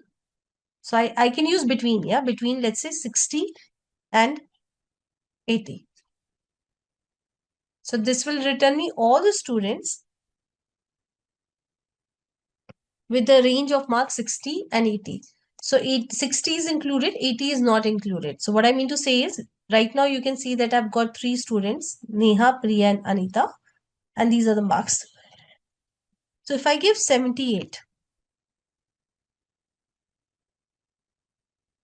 so 78 is also included. Let me give 70, 65 also. In Python, actually, the last range is not included. So that's always a case of confusion for me. So yeah, you can see that both the ranges are included, 65 as well as 78. So it will give you, if you have any range, you can use between operator. You can use between operator. Now, Rajpal had a question. What if I want to return the students who belongs to Pune as well as Mumbai? So what I can do is over here, let me put star. Let it be. Yeah, let's say I got all the columns. From student where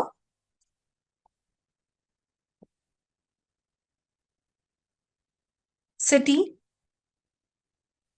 and I'm going to use in operator. Yeah, in operator. And here I can give multiple values. So let's say I'll give the value Pune, comma, I'll give the value Mumbai.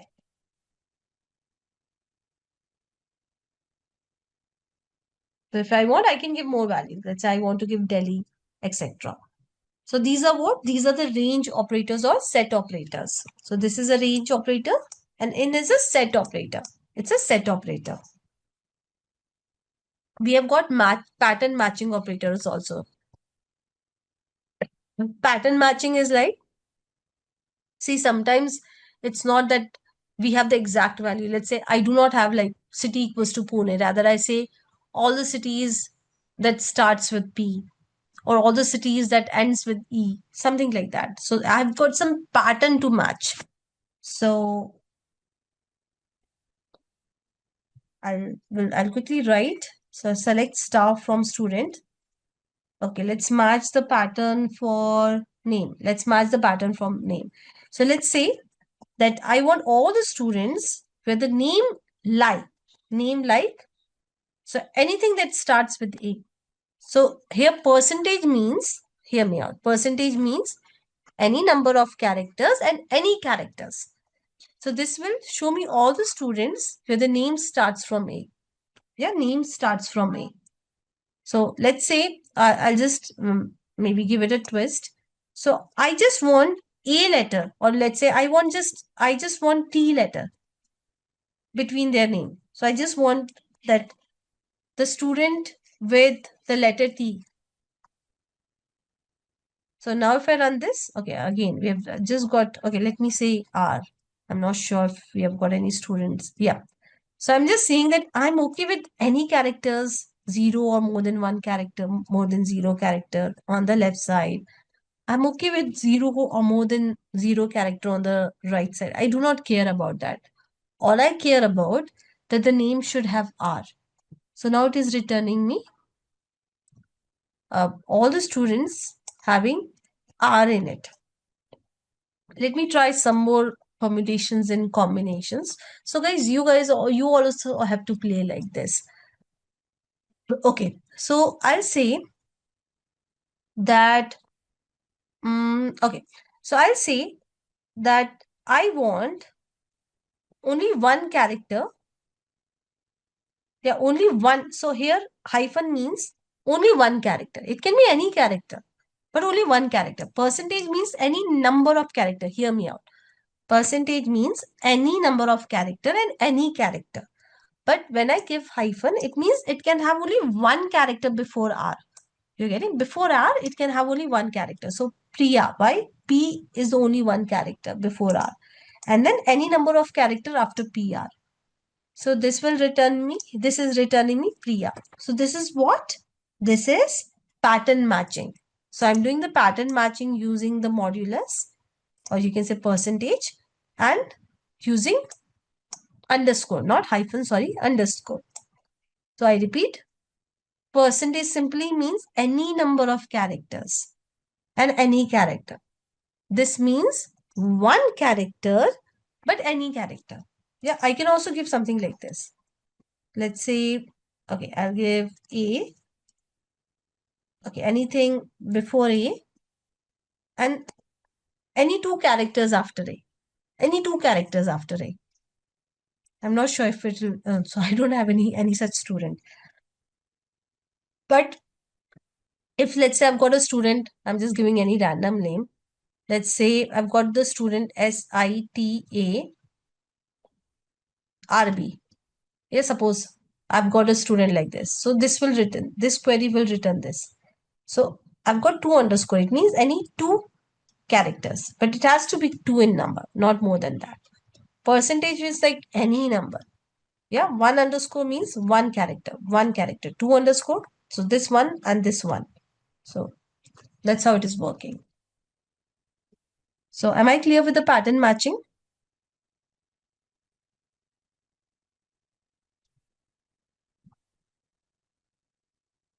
It's a very simple one. Yeah, you're simply matching the pattern using percentage and underscore. Am I clear?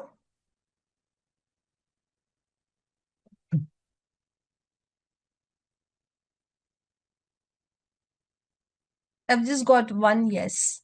Fine. So we'll look into more operators, then I'll give you time. So we have got the last operator, null operator.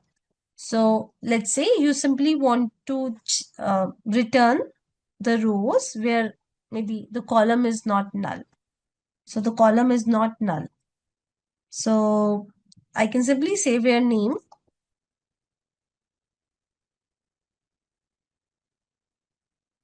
Yep. So I can say where name is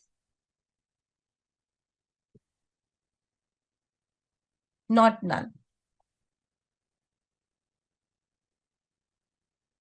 So this will return me all the rows where name is not null. Or I can say where the name is null. Let's say I want to see that if I've got any column with a no name.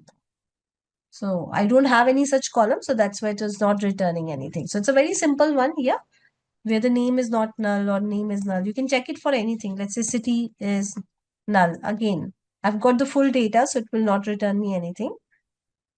Not null. So all the rows where the city is not null.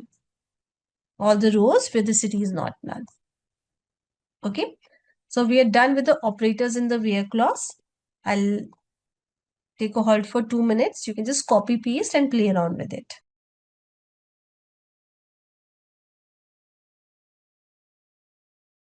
Okay, so you can take more time, Siddharth. So I'm assuming that you guys are going to practice after the class also, but fine, I'll give you more time.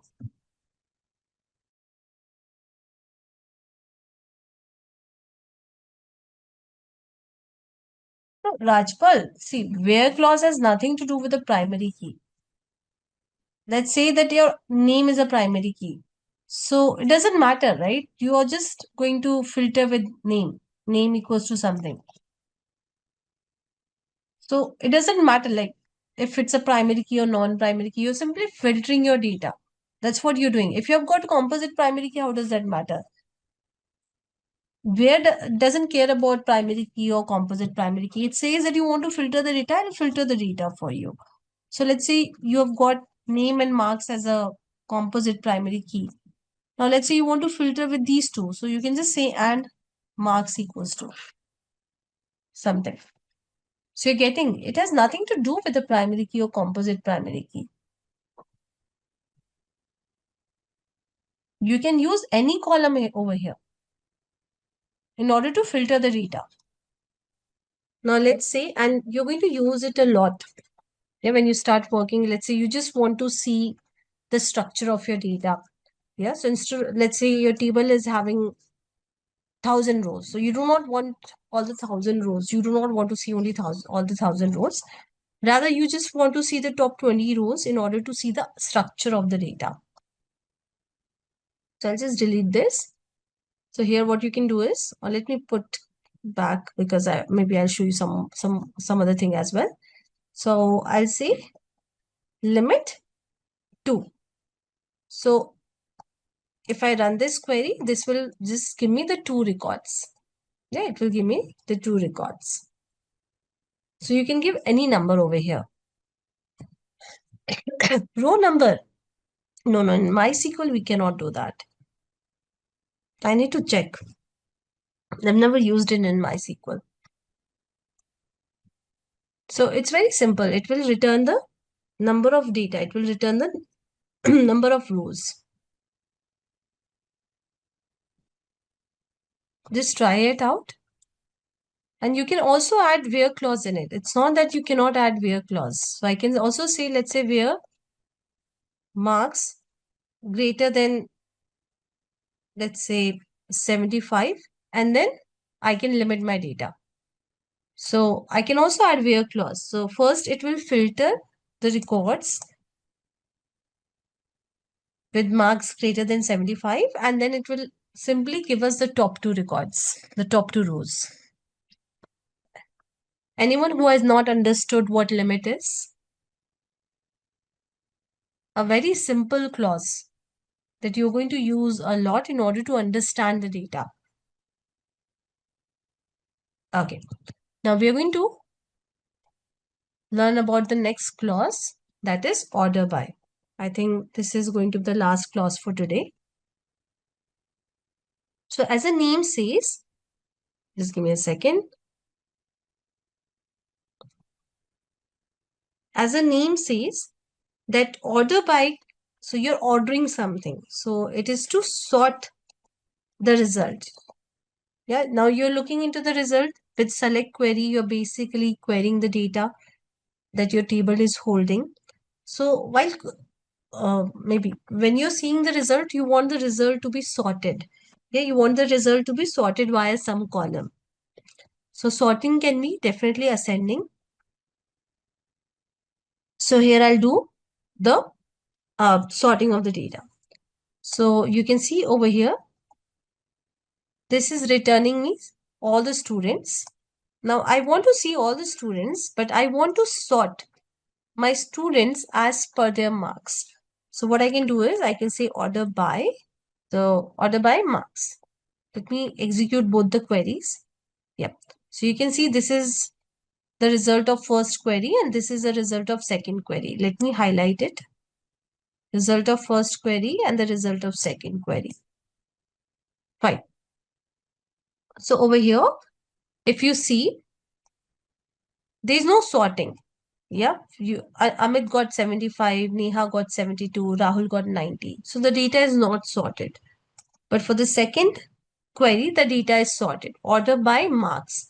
So you can see that Suresh has got minimum marks, Priya has got uh, from what do we call that? From the lower, she's second minimum, and yes, so on and so forth. Rahul has got the maximum marks. So it is sorting the data by marks, but by default, it is sorting in the ascending order. And if you want to sort it in a descending order, all you have to do is you have to explicitly give DESC. So it means that I'm going to sort the data in the descending order. Now, Rahul uh, is being seen first because Rahul has got the maximum marks. So descending means highest to lowest. Yeah, it starts with the highest and it moves to the lowest. Ascending means from the lowest to highest. So you can also sort in the descending order, but then you have to explicitly give. I'll give you more examples and then I'll give you time. Let me do one thing. Let me give you time right away. So you can just try this code. So Siddharth, I'm going to cover a project in the last class. And mostly we are going to have an extra class. So instead of 7, we are going to have 8 class mostly. And I'm going to cover the project in the last class. Done, everyone? So you can also sort the data on 2 columns. Right now, the data is sorted only on marks, right?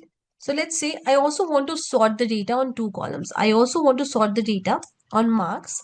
So marks, I want to be the first column. And let's say I want to sort the data on city as well.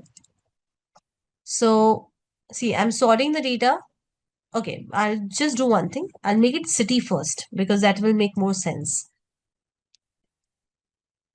So I'm not giving any order over here. So city will be sorted in ascending order. Yeah, alphabetically it will be sorted in ascending order. So first the data will be sorted in city, and then in that city, like in Pune, let's say I've got 3 students. So first the data will be sorted as per the city. Then it will move one step forward, and inside the city the data will be sorted. Inside each city the data will be sorted as per the marks. So let me show you the result. Yeah, now you can see, I want everyone to see my screen and be attentive. It's a very simple thing. Now you can see that the data is sorted as per the city in ascending order: Chennai, Delhi, Mumbai, Pune. Yep. Now the second question comes that, okay, we have got 2 students for Pune and 2 students for Mumbai. So let's talk about Mumbai. Yeah, we have got 2 students for Mumbai. So whom should I show first? Anita or Neha? Yep, so we have got a second level of sorting. So that is marks descending. It means in Mumbai, the students with the maximum marks will be shown first. So Anita is shown first because Anita has secured more marks than Neha, and then Neha is shown. So this is how it is going to display. So you got that? Here we are doing the sorting, 2-level sorting. The first sorting is on the city. By default, it is doing ascending because we have not given anything. You can always give something over here. Now, once the data is sorted by a city, so if I talk about Mumbai, I'm repeating the same thing. If I talk about Mumbai,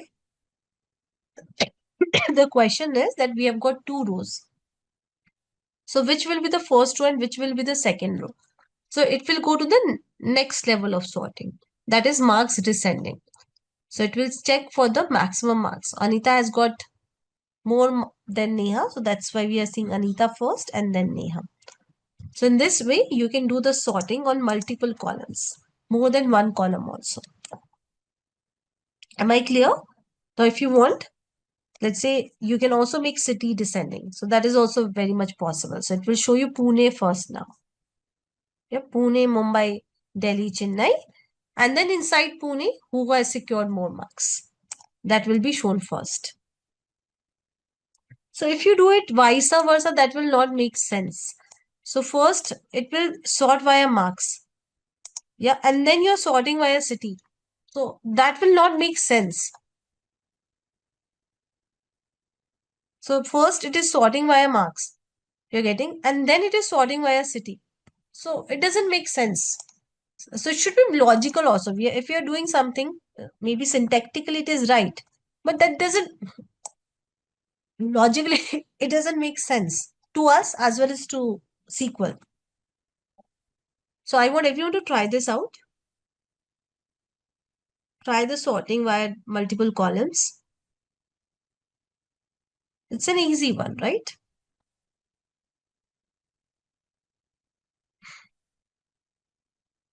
Done.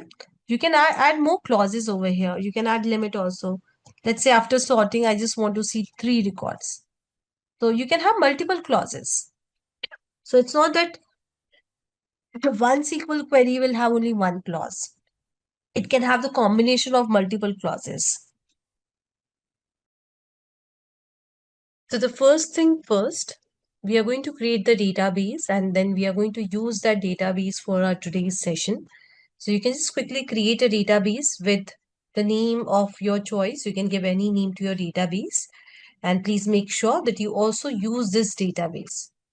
So I'm going to execute these 2 commands that you see on my screen. And now once this is executed, I'll give you time. So just hold on. So you have to create the student tables. Now this table is same as that of the yesterday table. So if you already have it, no need to create it. You can use the same one, the previous database. It's your choice how you want to go ahead with it.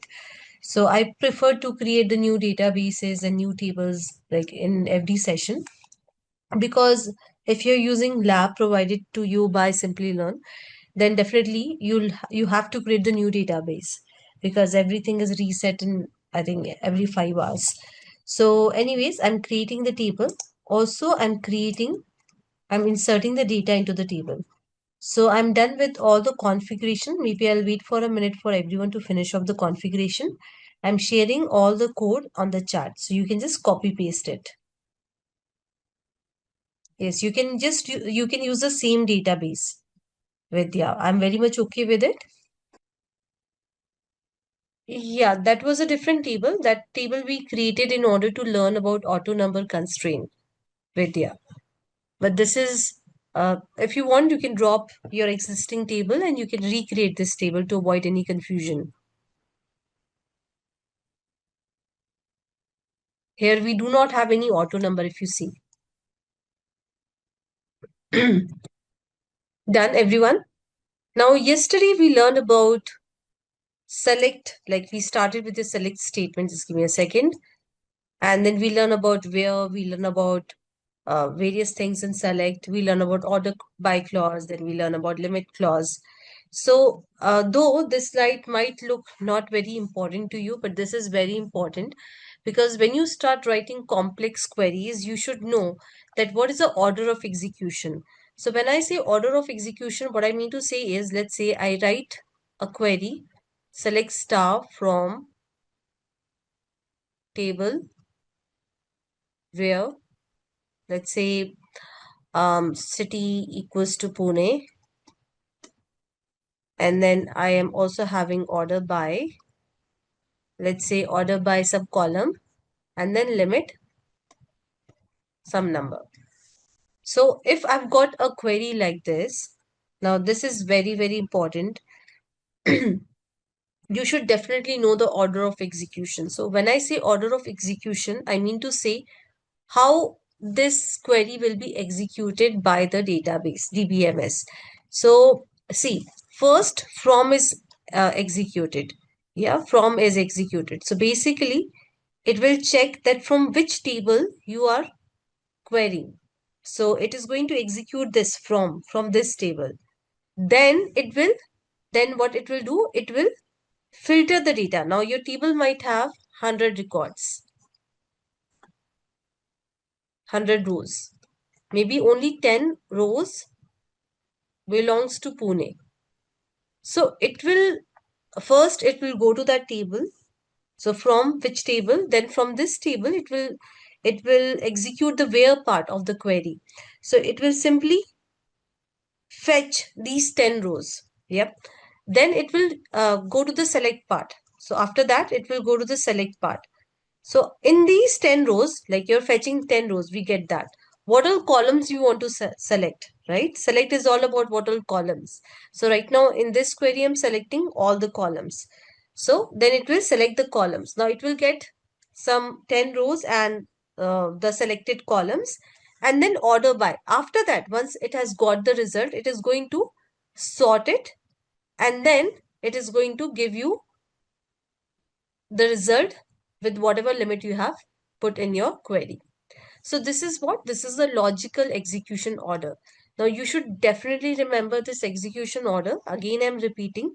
When you start writing complicated, complex queries, you should know that how things are happening in the background. So I repeat, first from is executed, and that makes sense also, right? That which table we are actually looking into. Then we filter the data and then we filter the columns. Once we have the filter row with the rows and columns, yeah, so once we have the filter rows and columns, then on those we apply order by. So DBM is apply order by, and once it is ordered by, then it applies limit. And that's what you're going to see, that it will show you the first two records after order by. So this is a very important thing and you should definitely know. Okay, now we are going to move to the next topic, that is aggregate functions. So when I say aggregate, the word aggregate, what comes to your mind? Average, all together, very important, right? Some mathematical calculation, yes. So aggregate, this is very important. All together is a very important word. So it performs, so aggregate functions, so they perform, maybe I'll write it over here rather than writing it on the notepad. So it performs calculations, please ignore my writing, on multiple rows.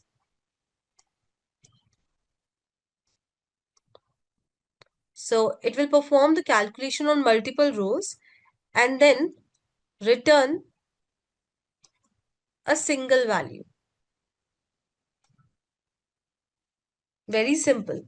So it will perform calculation on multiple rows and return a single value. If I give you one example, let's say I've got a table. Just give me a second. I've got a table. And in that table, let's say, okay, there are some columns and then I have a column profit. Yeah, profit. Now in this column, I'm having values like 100, 200, then let's say 300. Yeah, these are the three values.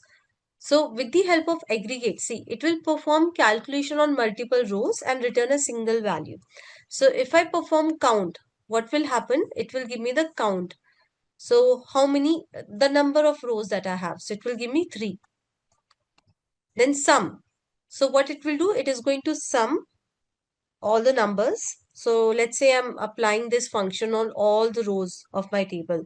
So it will perform the calculation on multiple rows, always remember. So it will give me 600. So average, it will calculate the average. I'm not going to do that. I think it's going to be around, I think 200 only. Yes. Then minimum. So it will again check for the minimum value, and maximum, it will check for the maximum value. So these are the aggregate functions. These are the 5 aggregate functions. Now you already understand what is sum, average, min, max. Yep. It's a very simple one. Now we are going to look into the code for the same. So you can see it is showing me that I've got 6 records in total. Yeah, I've got 6 records in total. Now, instead of this, now hear me out. Instead of this, I can also give some column name. Let's say I give a column name, name or marks. So I can do that also. So what it will do now, hear me out. Yeah, what it does, because this is very important. So it will count all the non-null value in this particular column.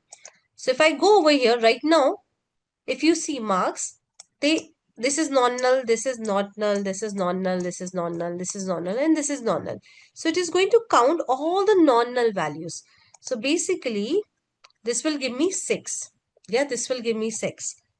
Now I'm saying, again, I'm repeating, it will count all the non-null values. So let's say I insert one more record. Yeah. So you can see that I'm inserting one more record.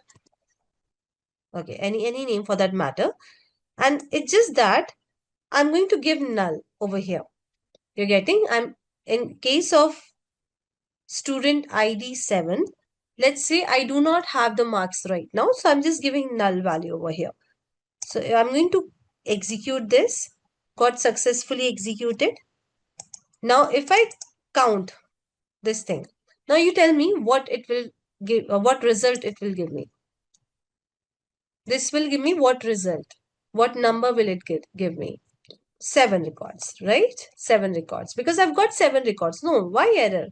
Yeah, it will give me the number of rows. But as soon as I give marks, what it will give me is, it will give me 6.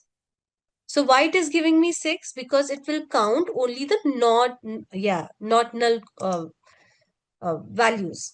So it will count all of these, but this it will ignore because marks is null over here.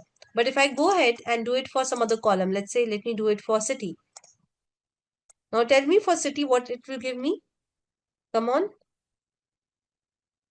It will again give me 7. Yeah, because I don't have any null city. All the 7 rows have value in the city column. So definitely everything will be counted.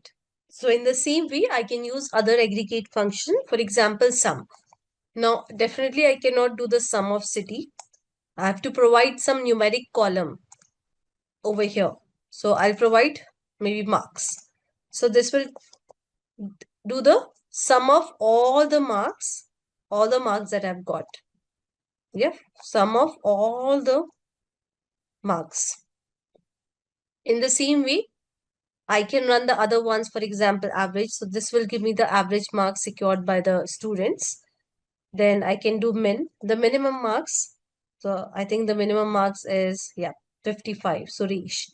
And I think the maximum marks is of Rahul. So I can also run for maximum marks. So you can also quickly try this. In the same query, you can make the changes and you can just have a look how it works. It's a very simple concept. Once you're done with executing this, so this data is already the part of your table. Yes, your table already has got 6 rows. Now, if you want to insert more rows, then you have to rerun the command with more data. So you can't give values in continuation to it. But see, if you rerun this, I'm not going to do that, but you can try that. So you will have duplicate data. So if you run this 3 times, so you're going to have this data 3 times, the same duplicated data 3 times. So whenever you have new data, you have to run the whole command like this. So now we are going to learn about group by. It's a very, very important concept in SQL. So what do you mean by group? When I say group, we all understand what the group means. Now here, definitely we are having group by. So it means that we are grouping something. And what we will group in SQL that, of course, when it comes to SQL, we are going to group the rows. Yeah, we are going to group the rows, right? So let's say that you have got right now, we know we have got students, right? And we have got the data of students. So let's say I want to group the students. Let's say I've got a job to group the students. Now what I'm going to do is I'm going to group the students as per the city. So what I'm going to do is I'm going to create the groups as per the city. Pune, Mumbai, Delhi, and Chennai.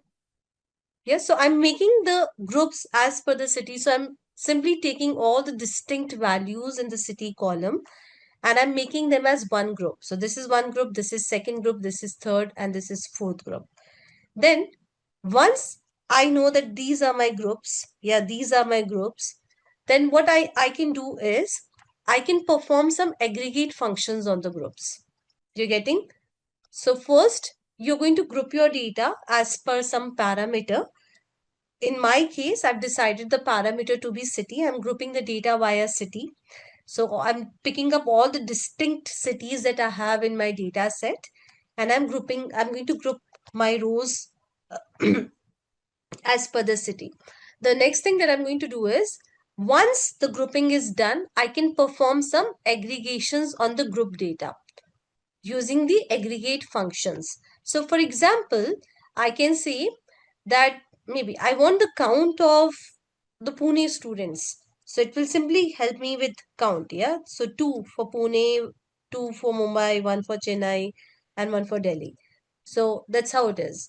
So I can perform any of the aggregate function. I can also perform sum. So what I can do is I can sum the Pune students' numbers. Yeah, I can sum their marks and I can literally write it over here. So I think that's going to be around 150. Yeah, so basically I'm going to sum. Yeah, my calculation might be wrong. So understand this thing with the help of group. So with the help of group by, I can group the rows with the same value. I can group the rows with the same value in one or more column. So I can group the rows. That's what I did. Yeah, I was grouping the rows, one or more column. So I group the rows with Pune, with city, right? I can group it with more columns also. I'll show it to you when we write the code. And then perform. So I'll quickly show you the syntax and then we'll write the code around it. Now, group by is very, very important for your interviews also. Please make sure that you understand. And it's a very simple thing. It's a very simple function. You write 2, 3 queries and you're done and dusted kind of. So anyways, so the group by syntax is, so first, now hear me out. This is very important. You start with select. Then you have a table name that select from so and so table. Now, see, you're going to group by some column, right? So here you'll give group by and you'll give the column name that you're grouping by which column. Yes, I can give city. I can give multiple columns. Let's say I'm grouping by city as well as maybe something else also. Let's say as well as area. Yeah, I can do that multiple grouping and I'll show that to you when we write the code. Okay. Now in select, this is very important. Yeah, in select, we give the column name. Now this column name, let me clean this off. This column name should be same as that of this column. So you're getting, if I'm grouping by city, then this can be city. This cannot be any other column. So I cannot make it marks. I cannot make it name. So I'll show that to you. So hear me out right now. You may not understand 100%, but if you don't listen to me because you're not understanding 100%, then you're not able to understand it once we write the code also. So please make sure that you listen to me. Once we write the code, I'm going to reiterate and you'll understand. So in select, now this is a rule. Yeah, this is a rule. So in the select statement, you can have either the group column. It means the column with which you have grouped your data, or you can have the aggregated column. Yeah, you're going, let's say I'm counting or I'm doing the sum of marks. So I cannot have any other column. I cannot have any other column. Not possible. I can just accommodate these two columns. Okay, Aparna, your question will be answered in some time. I've already answered this question, but yes, your question will be answered again in some time. So now we are going to write the queries around group by so that you understand the concept. So we have got the same data. I want everyone to see my screen. So here, what I'm going to do is, I'm going to, let's say city, comma, and I'll say count from student, and I'm going to group by. So group by, as I told you, the same example I've already explained you that I'm grouping the rows by a city and then I'm making the count on the top of it. So if I run it, you can see that it is showing me all the distinct cities and the number of students. So if you want, you can give an alias to your column, yeah, as number of students. You can give some alias, yeah, for the better, so that your column has a proper name. So anyways, you can see that this is done. Yeah, you can simply say, so here I've given city, I've grouped by city, and this is the aggregation. Now, let's say that you also want the name of the student. So let me try that. Yeah, I'm giving name also. Now you can see I have not grouped by name. I've not done anything with the name. Can you see I'm getting the error? So the error is, again, just reread this, that every column in the select must either be, so in group by, so it means whatever column you're writing in select, either that column should be in the group by or it should be the aggregated column. Anything else will not work because I've given name. I'm not grouping my data via name. So it is throwing error. I can maybe use marks, any other column. It will not work because I have not grouped my data via marks. So this is a rule. This is a thumb rule of group by, and you should definitely remember this. Very important for your interviews. So yeah. So I'll just do one thing. I'll wait for a minute. I want you guys to try running this query, and then we'll see what like the different colors on the group by. What all we can do other than this. So I've given the alias to my column Ekta. So if I don't give it, the column, this new column count will take its name like this. But I do not want that. Yeah? I want to give proper name, and that's why. That's what I've done. Having, I'll come to that. Siddharth, I'll come to that as well. So see, if you're grouping the data without the aggregate function, why would you do it? Like you can do it, but there should be some reason behind it, right? Why you're grouping your data. You might want to do something. That's why you're grouping. Sanskar.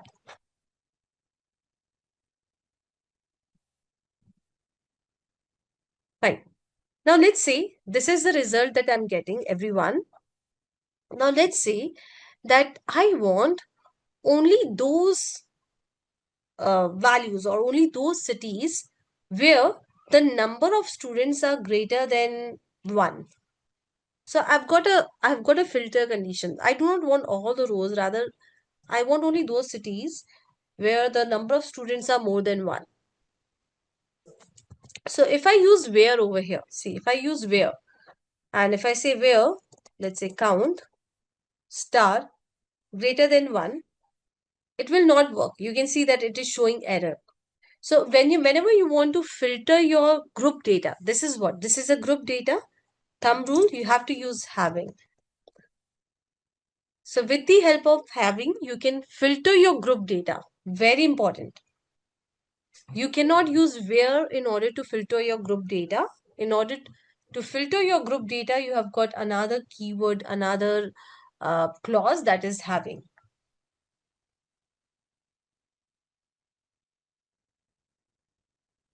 Yes, exactly, Manjula.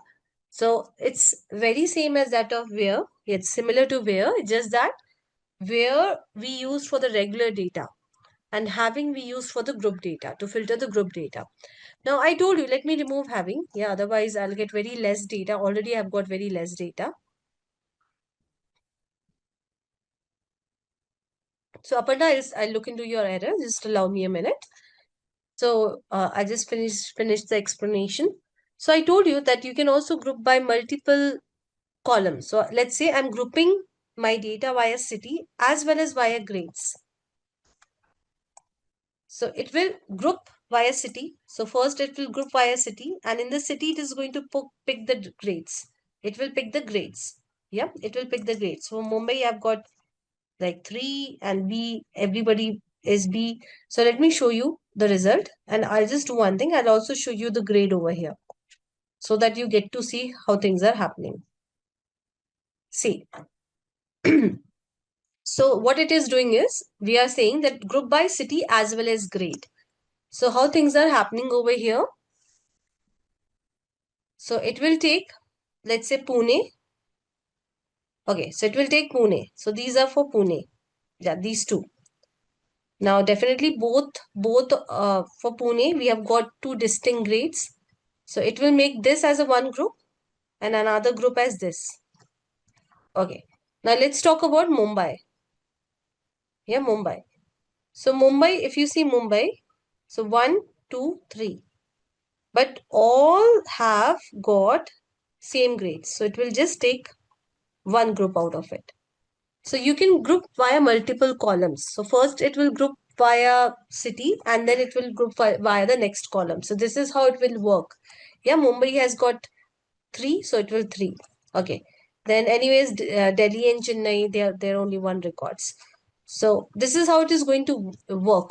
So first it will pick Pune and then the distinct value. So Pune and the distinct value of the grades. So if you see over here, this is how we are getting the result. For Mumbai, because all the Mumbai students have got B grade, so there is only one row for Mumbai. But Pune students have got A grade as well as C grade, so that's why there are two rows of data.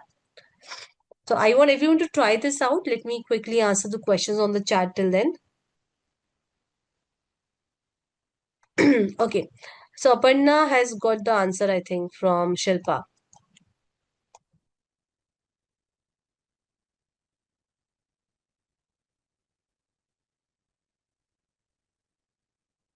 So having count marks, then what? See, you're saying, Sheila, having count marks what? You have to give, let's say, greater than 0 or so. And then why descending? There's no order by. Why have you put descending? Descending you can put only when you're ordering your data.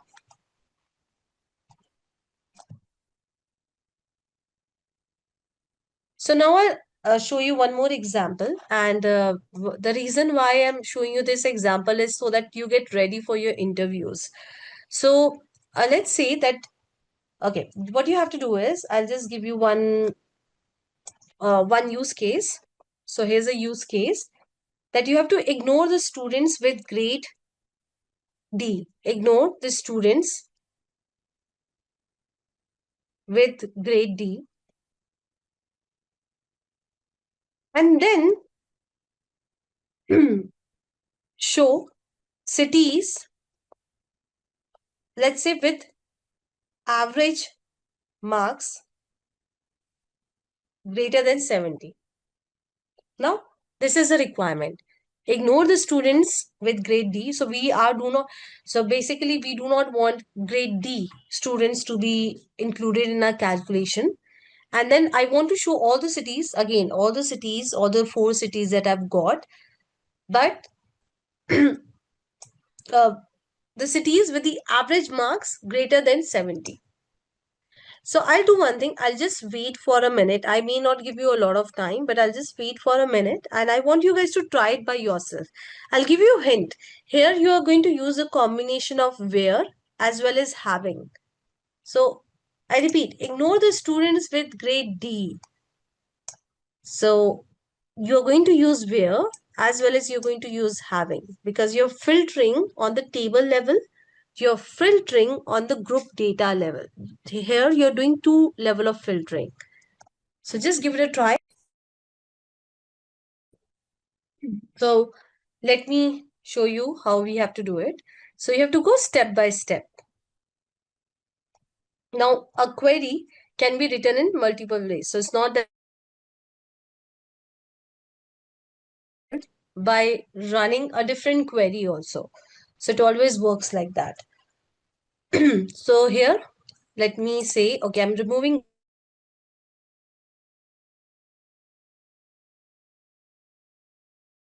of marks.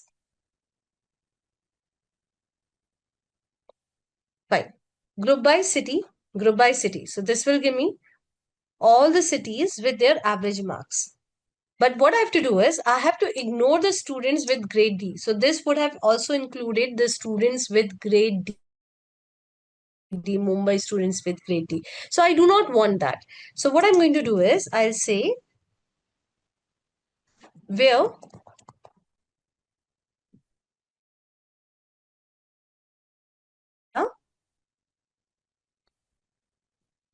so while querying, I'm saying that from this Now here order of execution comes.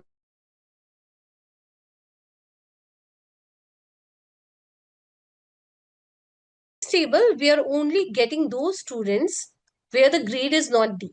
Yeah, so we are getting only those students, the grade is not D. And now we are making the group of those students, we are calculating the average, and we are simply saying where the average marks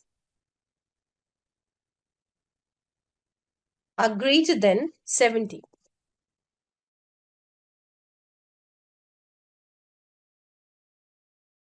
We are not grouping the whole data.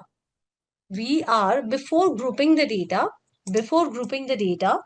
we are getting only that data that is required. In our case, we are getting only those students whose grades are not D. Yeah, we are getting all the students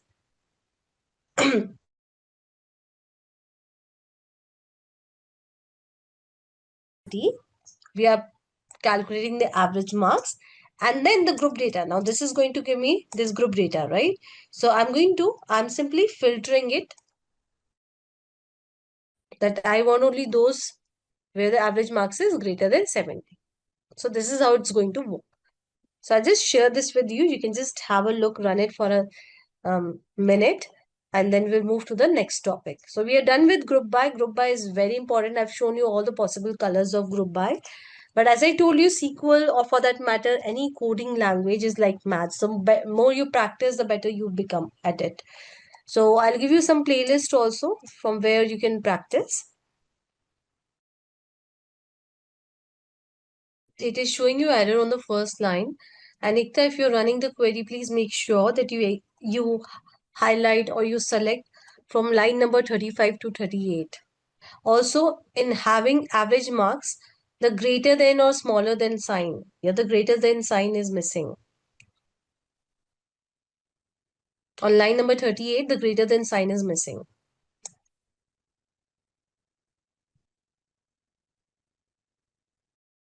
Now we are going to learn about SQL functions.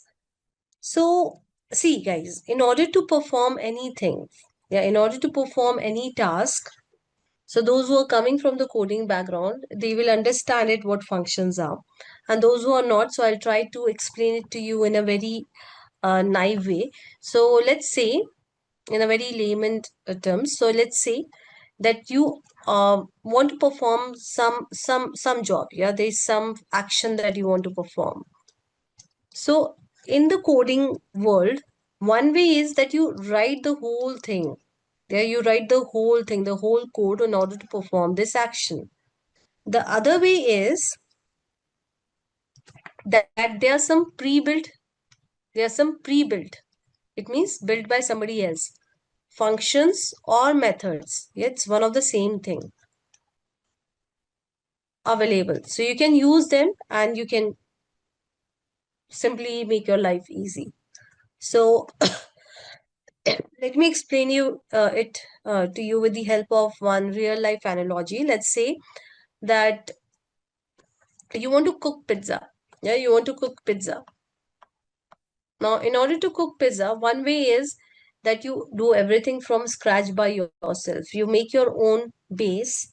Yeah, you need your own dough, you make your own base, then you make your own sauce. Yeah, and then you're doing everything by yourself. So this is like you're doing everything by yourself. The other way is that you know that the bases are readily available in the market. You go and buy that base and use it directly. So definitely it makes your life easy, right? Definitely you're not able to customize much. You know, this is what it is and this is what you're getting, and fine. If you're okay with it, you can use it. And you can also buy sauce in from the market. So here also it's the same thing. Now, this explanation I've given for the people who are not coming from the coding background.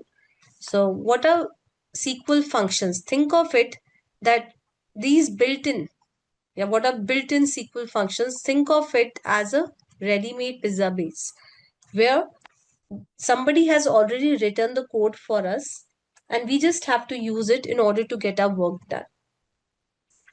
So in SQL, we have got a lot of built-in functions. So we have got a huge list of built-in functions. We are going to cover some of the functions in order to, like, some of the important functions. Now, with the help of functions, what you can do, you can manipulate your data, you can perform calculations, you can format output.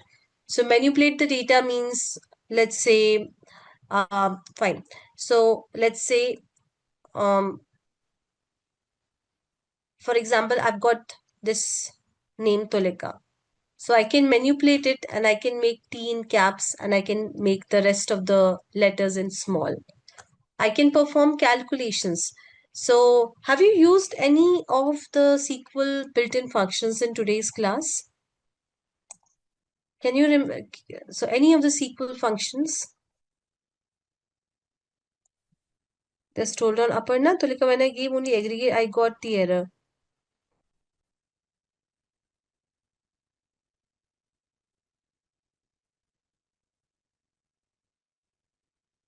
So Aparna, see, I told you that you're missing that greater than equal to sign. So if your question is not answered, you can park it. Maybe, yeah, I'll just take it at the end of the session. So you can rerun the same query and we'll see what is the problem. No, these are clauses. Dinesh, these are clauses. Any of the built-in functions that you can remember that has made our life easy in today's session, we just directly use them in today's session only. I've got answer also on the chat. Yes, count. Did you write any code for it? Yeah? No. So there's some code written behind and we are simply using it in order to count the number of rows. Right? In the same way, sum, min, max. So there's some code written, right? It's just that we are saying min, it is not going to calculate the minimum magically for us. There might be there is some code written behind the scene. So we are simply using these functions directly and making our life easy. In the same way, you can format the output with the help of the function. So when I say output, it can be anything. Let's say you can format your date. Yeah, your date is in this format. Maybe you can format it in maybe some other format. So you can do all of these things. So basically, SQL function, it takes the input, it processes it, and it gives the output.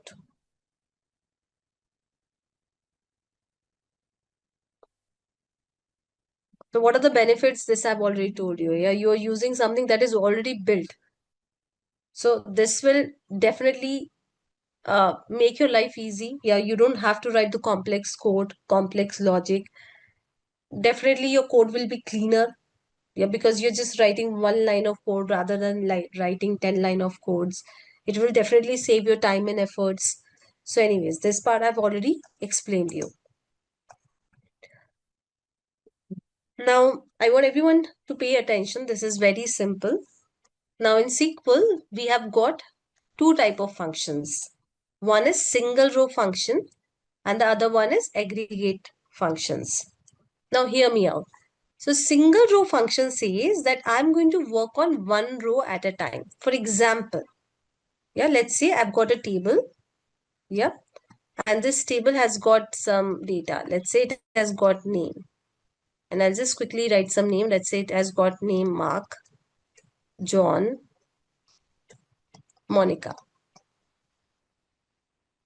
So single row function says that I'm going to work on one row at a time.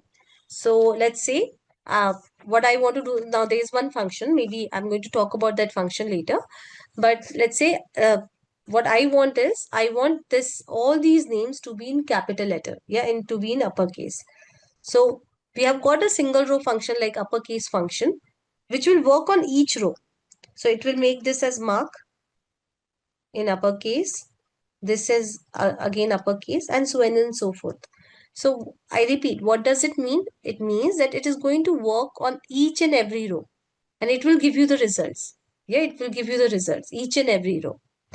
It doesn't depend on the other row. Obviously, see, if I'm making it in capital, it doesn't matter what the value the other row is holding. So in case of single row function, it works individually on each row of data and it is totally independent of the other rows. Fine. Now, the other type of functions that we have got are aggregate functions. Now this you have already seen. We have already worked on it. So aggregate function says, again, let's say I've got some data and let's say I've got some numbers here. So aggregate function says that it works on multiple rows and it gives you single value. So for example, sum. So it will work on the multiple rows and it will give me a value. 6. Average, it will give me a value. Count, it will give me a value. So it works on multiple rows. So it is dependent on all the rows in order to give you the values. Whereas single row function works on each row and give you the value. It is independent of the other rows. You can just quickly read this slide. And again, if the things are not clear to you, once we do the practical, it will be 100% clear. Still not clear, just try going through the recording once. Not clear, ask me again, I'll re-explain it to you at the end of the class. But if you're listening to me 100%, then I'm sure things will be definitely clear by the end of everything, whatever we are learning. Like once the whole topic is done. Now, SQL functions are divided into single row functions and aggregate functions. So for single row functions, we have got numeric functions, string functions, and date functions. And we are going to look into all of these functions one by one. For aggregate functions, you have already seen this part. Yeah, we have got regular aggregate functions. You have already seen this. And then we also have got window aggregate functions. So this we are going to look into, I think, if possible, some of it today. Otherwise, we'll look into over the next weekend. So today, our agenda is to learn about single row functions. Yeah, all of these three. So we'll first learn about the numeric function. Now, as the name says, numeric functions. It means that these functions can work on numbers. Yeah, on numbers. So you can do literally a lot of maths with numeric functions. So we'll start with a numeric function, and now we need more data because we are playing with numbers. So for that, let me take more. Yeah. So in student table, see, I'm going to insert more data. So I'll just run this insert command so that I've got more data. Now I've got almost 12 rows of data. And also I'm going to insert one more table, that is employee. So I've got two tables now. I've got student table. I've just increased the number of rows in the student table, and then I've got the employee table. Fine. So I'll just give you all this code. You can run it, and I'll just wait for a minute. And it's very easy. Most of these functions are very easy. It's just that we have got some functions, just like let's say you buy microwave or AC. So somebody has already done the engineering. Yeah. It's just that now your job is to learn that how to use it. So here also we are going to do the same thing. We've got a lot of functions and we are going to learn about few of the important functions. And when you're in the projects, you may encounter some requirement where you might have not seen or worked on that function in the past. So we always Google, we always try to find the solution, we see if we have anything, and then we work on it. Done, everyone? So the data, definitely you should have the data ready in order to run these functions, run this code. Now we'll go one by one. See, I cannot write or type these queries. If I start typing these queries, then I'll able to cover very less functions. So I'll go one by one, and I'll also give you this code. So let me give you this code. Okay, I'll give you one by one. So over here, you can see I've got the employee table. I've got the employee table, and it has got a lot of columns. So let me show you the data over here. Just give me a second. So you can see that we have got the employee table, employee ID, employee name, department, the salary of the employee, the bonus that the employee has got, the city employee belongs to, and the joining date. So these are this is the data that I've got. Now what I'm going to do is, you can see the salary right now. Yeah, the salary right now. So I'm going to round off the salary. Yeah, I'm going to round off the salary. So for rounding off the salary, I'm using the round function. So here I'll show you the original figure, the original column with its values. Also, I'll show you the column with the rounded salary so that you understand that what value we are getting. You can see over here. So rounding, what does rounding means? Yeah, basic maths, that what we have learned in school. So this is a salary and we are rounding it. So it get rounded off to the nearest number. So right now it's 0.75. So it will round off to 33. 0.40. So it will round off to 45. Yeah. 0.90. It will round off to, yep, 00. So in this way, rounding, I hope that you understand what rounding is. It's a maths that we learned in the school time. So during a school time. So anyways, so rounding is done. Now let's say that we want to do the rounding, but with some decimal. Yeah. So right now it is removing the decimal. But let's say I want to do the rounding, but I want one decimal. So here in the round function, I can pass salary. This is the column that I want to round off, and this is a decimal. So if I run this, you can see. So it is again rounding off to one decimal place. It's a very simple one, guys. Very simple maths. Okay. Now I want you guys to guess. So I want the class to be a little bit interactive. So I want you guys to guess what seal could be. What you think seal could be. Now the seal English word. So what this function could do for us. Now this is not a comment. So ideally the comment is written like this. And that's why it is throwing error in each and every line. So it should be like this.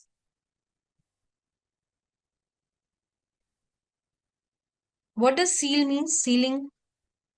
Yeah, upper, something related to upper value, right? So see, uh, rounding off, what does it do? It round off the number to the nearest number. So it can be upper also, it can be lower also. So whatever is the nearest number. Now let's say that you want to round off and you simply want the upper number, not the lower number. Yeah, so you do not want the nearest lower number. You don't care about the nearest lower number. Rather, you want just the upper number. So it will give you the upper number. So every single time it will give the upper number. Last, if you see 5.40. So if I talk about the lowest number, lowest nearest number. So the lowest nearest near number for this one is what? It is 45, right? But because we have run seal, it is over here giving 46. So I hope that you understand. So for example, if I give 1.1, round would have given 1. Yes, seal will give 2. If I've got, let's say, 1 point or 2.3, round would have given me the nearest number, but seal would have given me the closest upper number. So like this. Fine. Moving ahead. Now you can also give the absolute. So you know what absolute is. We learned in school what absolute is. So absolute basically removes the negative. So if I've got a negative number, if I give absolute to it, it will give me the positive number. So here also it's doing the same thing. We are simply subtracting bonus with 5,000. Now this may result in the positive as well as negative number, but because we have applied the absolute function, it will simply convert the negative number into the positive number. So very simple one. Now moving ahead, we have got mod. So what is mod? What is mod? Guys, what is mod?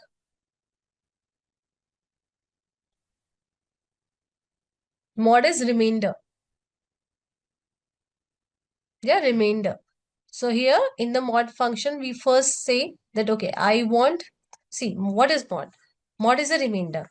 So when you're dividing two numbers, there are two things. One is the number, and the other thing is you're dividing it by what? So we call it as a dividend, a divisor, something like that. I forgot that. But yes. So let's say I want to divide 100 by 2. So this is the number that you want to divide, and this is the number that you want to divide this number with what? So here I'm dividing all the salaries by 2. So definitely, now basic maths, if you divide any number by 2, either it will give you 0 remainder or 1 remainder, and that's what we are getting. So this is the basic maths.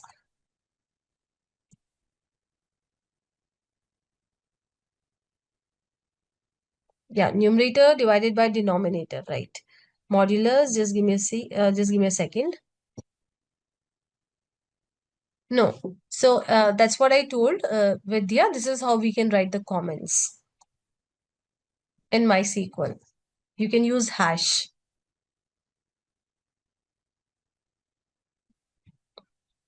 Fine, guys. Am I clear with mod? It's nothing. It is giving you remainder.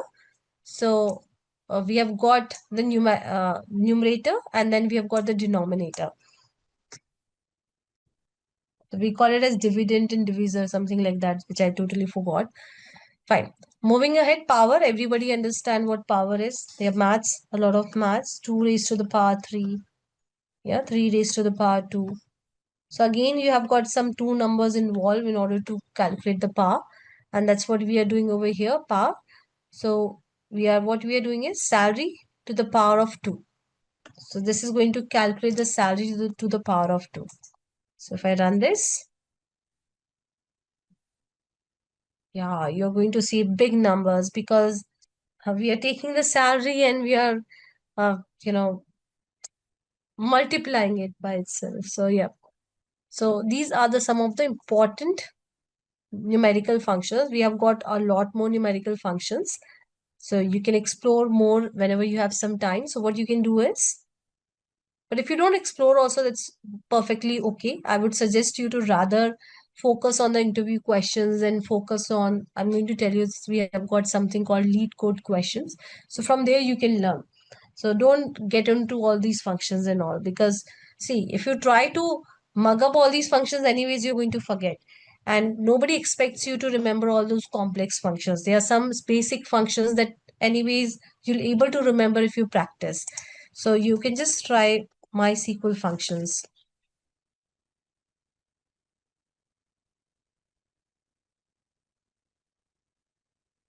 Yeah. So you can use the developer guide of MySQL. And here you'll find myriad functions, donkey number of functions. Yeah, you can see over here. So for example, just give me a second. Yeah, built-in functions. Yeah, these are the operators. Then you can see that we have got so many functions. But don't break your head into these functions. Otherwise, you'll get super demotivated. Nobody asks these functions. We may use mod and power. Yes, we may use mod. Not power much, but mod sometimes we may use. For example, you're calculating, there are some calculations that you're doing. So you may want to remove the negative numbers. I'll share this link with you all. But again, guys, please do not get into all these functions because there are a lot of functions. And if you start looking into all the functions, you'll be super demotivated. Nobody asks these functions. You should know some important functions, and that's more than enough. So whatever we are practicing in the class, I'll give you a few of the links. You can use lead code in order to practice, and that's more than enough.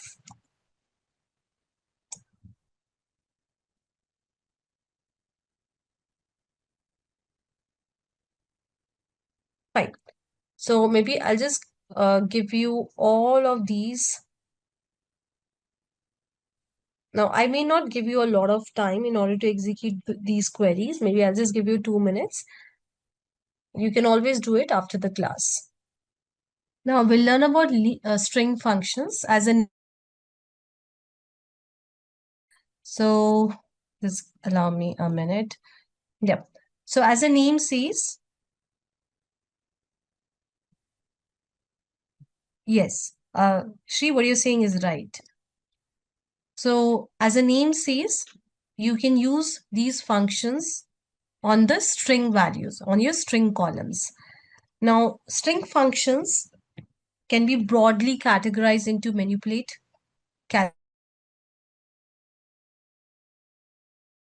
So as the name says, manipulate is going to manipulate the strings for us. For example, I already gave you this example of uppercase, lowercase.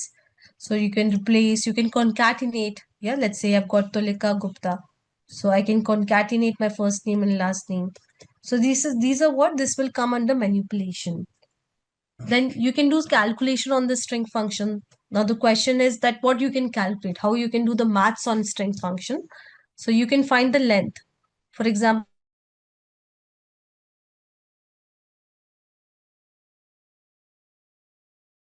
1, 2, 3, 4, 5. 5 as a length.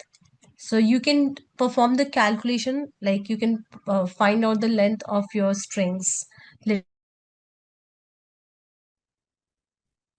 So maybe I can extract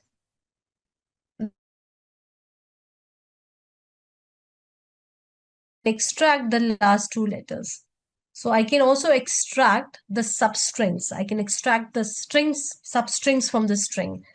So it is broadly categorized into these three categories. So few of the functions you can use to manipulate your string. You have got the string and you manipulate them and you get some other string out of it. Calculation, as I told you, you can find the length. Extraction, you have got the string and you are extracting some part of that string. We were talking about string functions. So I was telling you that the string functions are broadly categorized into three categories. Manipulation. So basically you can manipulate your string. So it's all about what all you can do with the string. Let's say you've got hello. So what all you can do with this string? So if you're manipulating it, let's say I'm just making it in caps. So I've got a lot of functions to manipulate. Then I can also do some calculations on it. Now the question is that how you can calculate. So I can simply find the length of the string. So this will give me 5. Yes. How many characters are there? There are 5 characters.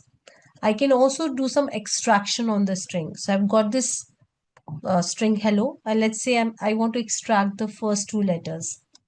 So it will give me the first two letters. I want to extract the last letter. So it will give me last letter.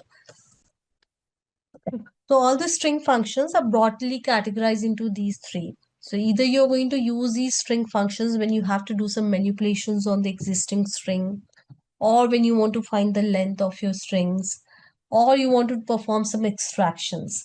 So now we're going to look into the examples of the same.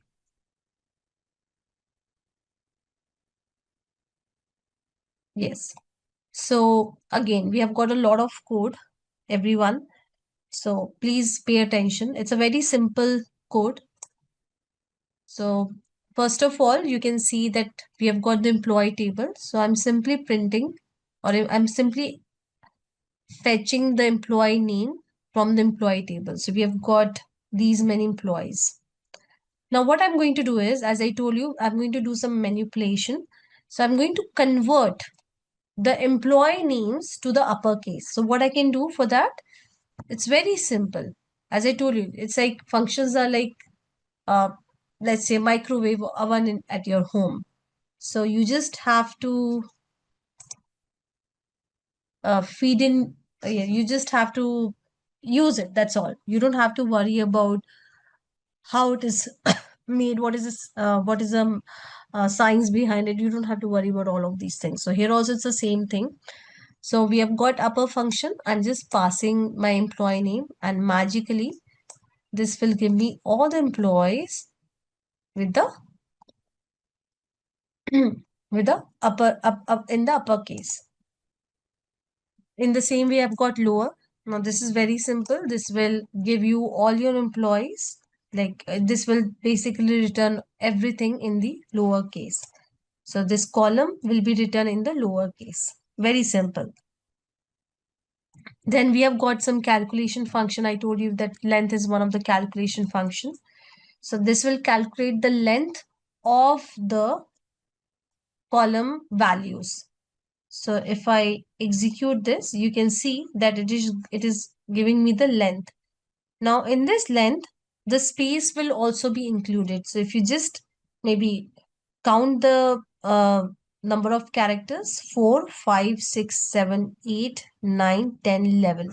So if you have space or any special characters, that will also be included. It's not that it will only calculate or it will only count the characters. No, everything will be included. So whatever you have got in the string. Fine, moving ahead. So trim, let's see what trim does.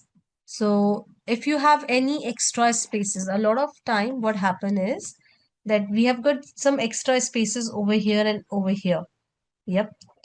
So trim, yes. So you can use trim to remove the extra spaces. And when I say extra spaces, I mean to say the extra spaces if you have any over here or over here. So at the starting of the string or at the ending of the string. Am I clear till here? Now these are very simple functions, so I'm not maybe waiting a lot for you guys. Maybe I'm not giving a lot of time to these functions because it is not required. That's what I feel, because these are very simple functions. But if you want me to maybe elaborate on any functions, please feel free to say that. Yeah, please be vocal about it. So you have paid for this session, make sure that you take 100% from it. So if you think that there's any function that you have not understood and you want me to elaborate more, I'll be happy to do it. But you have to tell me. Yeah, magically I'll not get to know that. Okay, moving ahead. So we have got replace function. Now you tell me what this function would be doing. Just read this. Now this function has got three parameters. One is a column name, then it has got the second parameter and the third parameter. So I want you guys to guess what this function would be doing. Yes. So all of you are right. So we are saying that whenever we have space, whenever we have space, just replace space with underscore. So if I run this, you can see that all the spaces have been replaced by underscore. I can do it for something else also. Let's say that whenever I've got A, now that's going to be crazy, but yes, whenever I've got A, just replace it with underscore. See, it is replacing A with underscore. You can see. So here you have to give capital A and small a. Okay, what I can do is, let's say, space. I want to replace it with, let's say, something else. I'll say apple. So see, the space is replaced by apple. So you can basically replace anything with anything. As simple as that. I repeat, you can replace anything with anything. Fine. Moving ahead. Now this is a very simple one, concatenate. So concatenate, as a word says, will concatenate, means will combine the two columns. So here what we are doing is we are concatenating the employee name with that of hyphen and department. So there are three things that we are concatenating. Yep, not only two, but three things. First, we are concatenating the employee name with hyphen, and then employee name hyphen with departments. So concatenating, as the name says, it concatenates the columns. It concatenates the column, and you can definitely do a concatenation like this. Now let's say I do not want hyphen. Yeah, I do not want hyphen, so I can remove hyphen also. So definitely this is not going to give me any error.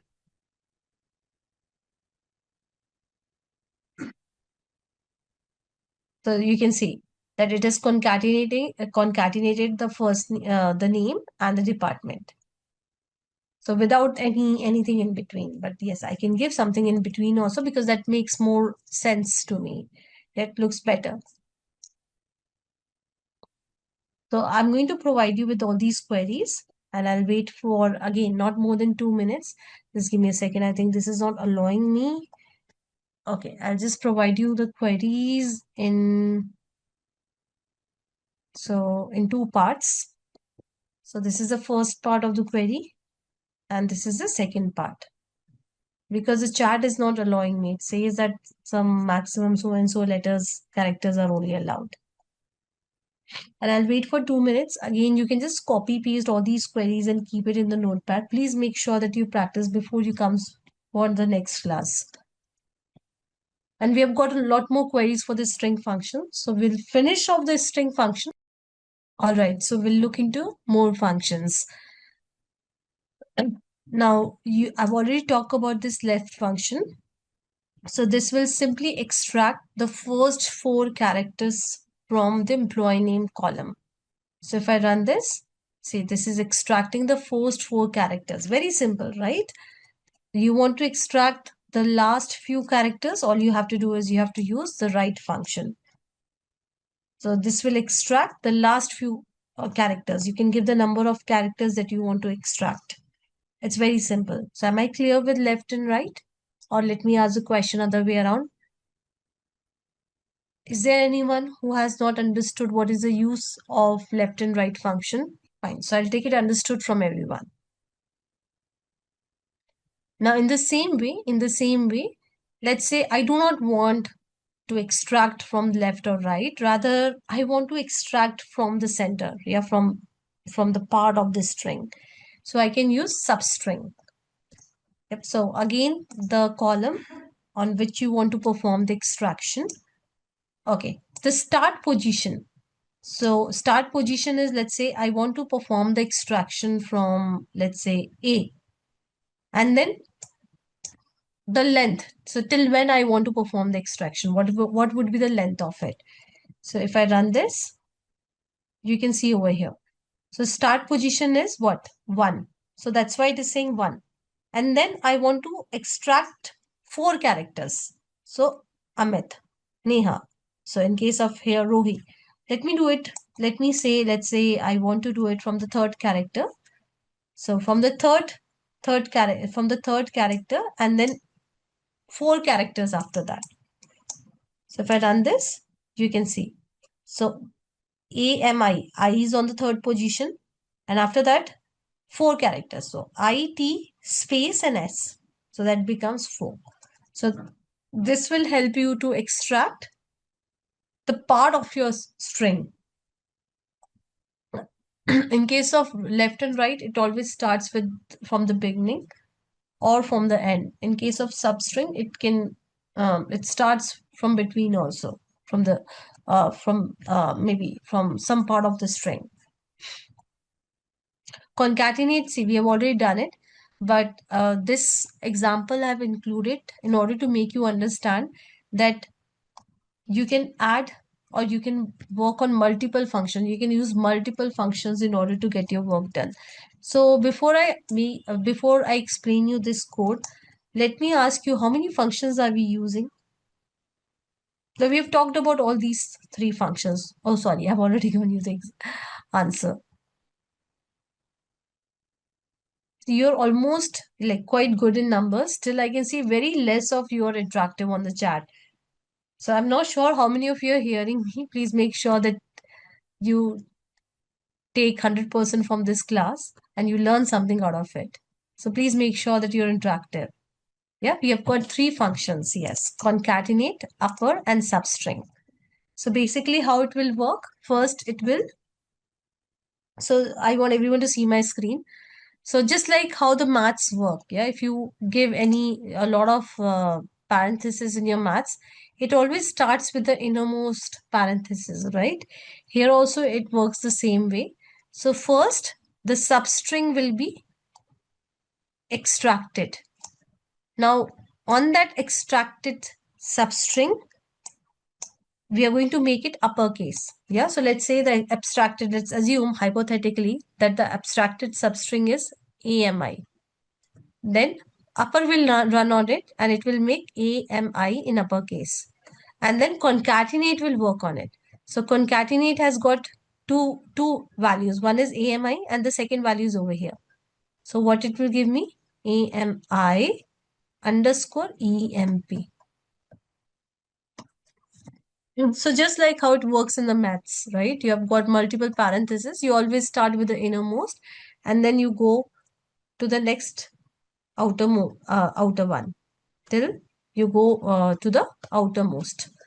So here also we are doing the same thing. So you can actually include a lot of functions in one query. It's not that one, or you can use only one function. You can see that in order to in order to get this result, we have used three functions. So this is very, very, very normal thing in SQL, where we use multiple functions in order to get our work done. Okay, more. Now this you have already seen. Yeah, employee whose name starts with E. Yesterday we saw all of these things. Yeah, so it has nothing to do with the function actually. So yeah, nothing to do with the functions. So I don't know why this code I have included. Maybe I'll remove this code. So I'll just provide you with, yeah, all this code. You can again copy paste it. You can have a look, play around with it for 2 minutes. Before that, we learn about the numeric functions. So for single row functions, if you see, we are done with the numeric functions. We are done with the string functions. And now we are going to learn about the date functions. Now again, in order to work on the dates, we have got date and time function in order to work on the date and time, as the name says. So you know that when we are working on the data, we may have the columns, the date columns, the date time columns, and maybe we want to manipulate and do something with those columns. So we have got a lot of functions handy and we can use these functions in order to work on the date or date time column. So if you see,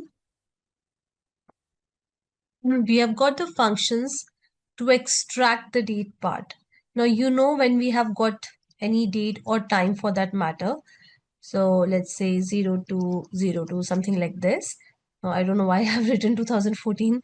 That's a long back, but yeah, let it be. So if you want to extract year from it, or month from it, day from it, date from it, yeah, day, Monday, Tuesday, Wednesday. So all of these things can be easily done using some of the extract date time functions. Here also, if you want to extract the time, now you know when it comes to time, you have got hour, right? Then you have got minutes, then you have got seconds. So if you want to extract hour, you want to extract minute, you want to extract second, yeah, any part of your date or date time, you can use we have got a lot of functions that can help us to extract the data from the date time or date functions, sorry, date time or date columns. Then we have got functions like current date and now.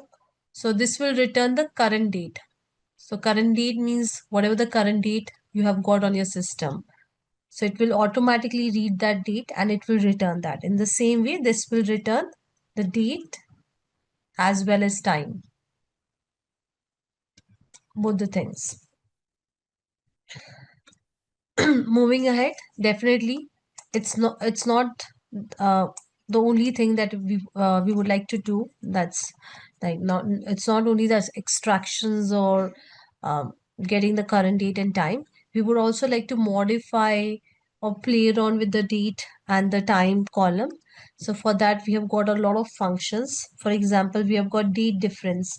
So as the name says, let's say I give you two dates, 2026 0101 and 2026 02 and 01, something like that. So if I ask you that what is the difference between the two, so it will simply give me 31 days. So I can simply find the date difference means two dates and finding the difference between the two. I can add two dates, I can subtract two dates, and so on and so forth. Yeah, I can change the formatting of the date. So I've got a lot of date functions. We are going to cover a few of the important date functions in order to learn about the date functions. Now, it's again a very easy topic. A lot of functions are handy and we are going to use them. Fine. Now, if I talk about the data set that we have got. So here you can see in the employee data set, we have got the joining date. So definitely we are going to learn the date functions using this column, joining date, because that's the only date column that we have got in our data set. So moving ahead, let me quickly take this, okay, some of this, and then the rest I'll take after some time maybe. Yeah, I've got a lot of examples to show you. So this is very easy. See, select current date. Now I'm not applying this function on any of the column of the table. It's a very simple one, select and then current date. So this will give me the current date. You can see this is giving me the current date as per my system. Also, if I run now, so I told you about this function, current date and now. I've already told you. So now will return me what? It will return me the date as well as time. You can see over here. So this is returning me the date as well as time. Very simple one, yeah. Now, uh, you may want to use these functions. For example, let's say I want to know that, okay, I've got the joining date. Yeah, I've got the joining date. So I might be using it, but let me tell you right away. Let's say I want to know that it's been how many months, years, or days since the employer has joined the company. So what I can do is I can take the joining date, yeah, and I can subtract it with the current date. So this will give me the number of days since the employee is associated with the company. Moving ahead, now this is a very simple one. You want to extract the different parts of the date. So for example, you have got the joining date. Let's say I want to extract year from the joining date. So for this is it. Yeah, I can use year function. In this, I can pass the joining date column. It will simply extract all the years from the date. Yeah, date column. Month will extract the month part from the date, and day will extract the day part. So if I run this, you can see it is extracting the year, and month is extracting the month, and day is extracting the day. Very simple. Yeah, the extraction part. So this is a very common function, year, month, and day, and you should definitely remember these functions because these are so easy, right? So few functions we expect that you remember. The interviewer will expect that you remember, would expect that you remember. Okay, moving ahead. Let's say that right now, see, joining date is giving me more, what? It is giving me numbers. Yeah, these are what? Numbers, 6, 1, 9, 3. So let's say that I do not want the numbers, rather I want the month name. You're getting? I want the month name. I do not want the month number, rather I want the month name. So for this, we have got the function month name. So you're getting month was returning 6 for me, and month name is returning June for me. So you can use month name if you want to get the names of the month rather than the number of the months. Day name, as I told you before also. So this will, when we were talking about, when we were on this slide. So anyways, I told you about this day. So day will return Monday, Tuesday, Wednesday, Thursday. So over here, you can see that it is returning that what the day was on 15th of, June 2021. So it was Tuesday. So this will help us return the day name. So yeah, that's all. For like we have got more, but let me give you these. You can just play around with it, and then we'll see more date time functions. Done. Let's look into the more functions. So I've already talked about date difference. So date difference, as the name says, is going to uh, find the difference between the two dates. So for example, over here in the date diff function, I'm passing the current date. So this, I've already explained you this example. So this will give me the current date and the joining date of the employee. So basically it will find the difference between the two dates, and definitely that is going to be the days in the company of the employee. Right? So if you want to find the days in the company of the employee, we are simply finding the difference between the current date and the joining date. So you can see it's very easy. In the same way, you can add, let's say you want to add some days, years, months to the date. So you can do that also. Now here you cannot do the you cannot write plus and all, because it will not give you, it may not give you the expected results. So you can use date add function. Now this date add function takes two parameters. One is the date, the original date column on which you want to do the addition, and then what addition you want to do. So if you see over here, in this, what we are doing is, in the joining date, we are adding 30 days. Now you may want to add months. So all you have to do is, in the interval, you have to replace day with month. So this is what? This is a unit. Yeah, this is what? This is a unit. So you can give day, you can give month, you can give year. There might be more units that you can give. You can just Google about this function. You can see the syntax of this function, and you can see that what all values it takes. So over here, again, I repeat, this function is going to add 30 days. Here we are adding 6 months, and here using the same function, we are adding a year to the joining date. So if I run this, you can see. So if you see the result, here you'll find 30 days added, 6 months added, and 1 year added. You can just quickly have a look to the result.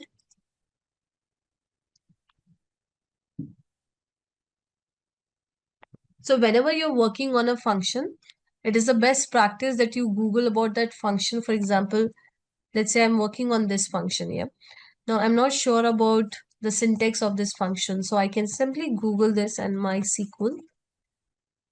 Yeah. So these days you don't need even Google. You can ask ChatGPT, this is a function I'm using. Can you just give me the syntax of it?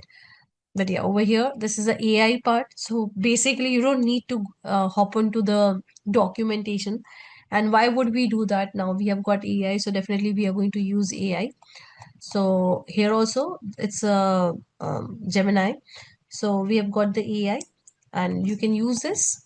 See, this is a syntax. It is also explaining you about each and everything about in the syntax. So the first is a date column, interval value unit. So interval, that's what we gave.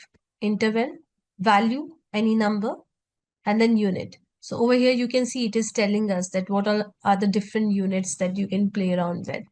So I've shown you 3 units, but yes, you can have more units. And then there are some examples. So please make sure that you make use of the AI.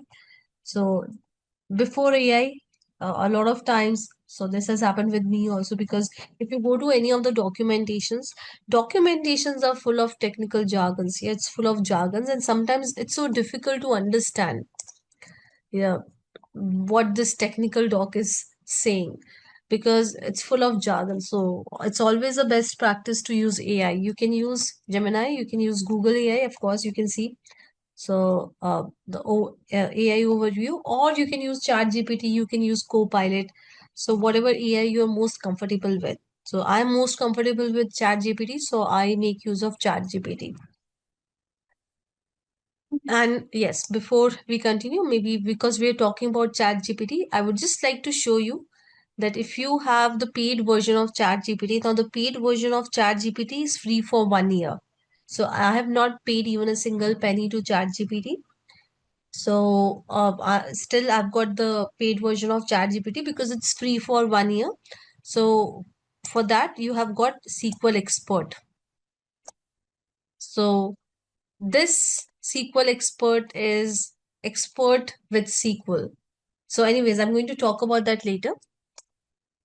So going back to our date functions, in the same way, we have got date sub. Now I'm not going to talk much about it. It is very same as that of date add. Date add adds the date to the dates. Date sub subtracts the date from the date. So let me run this. I'll just quickly show you the result and we are good to go. So I'll just quickly give you this code.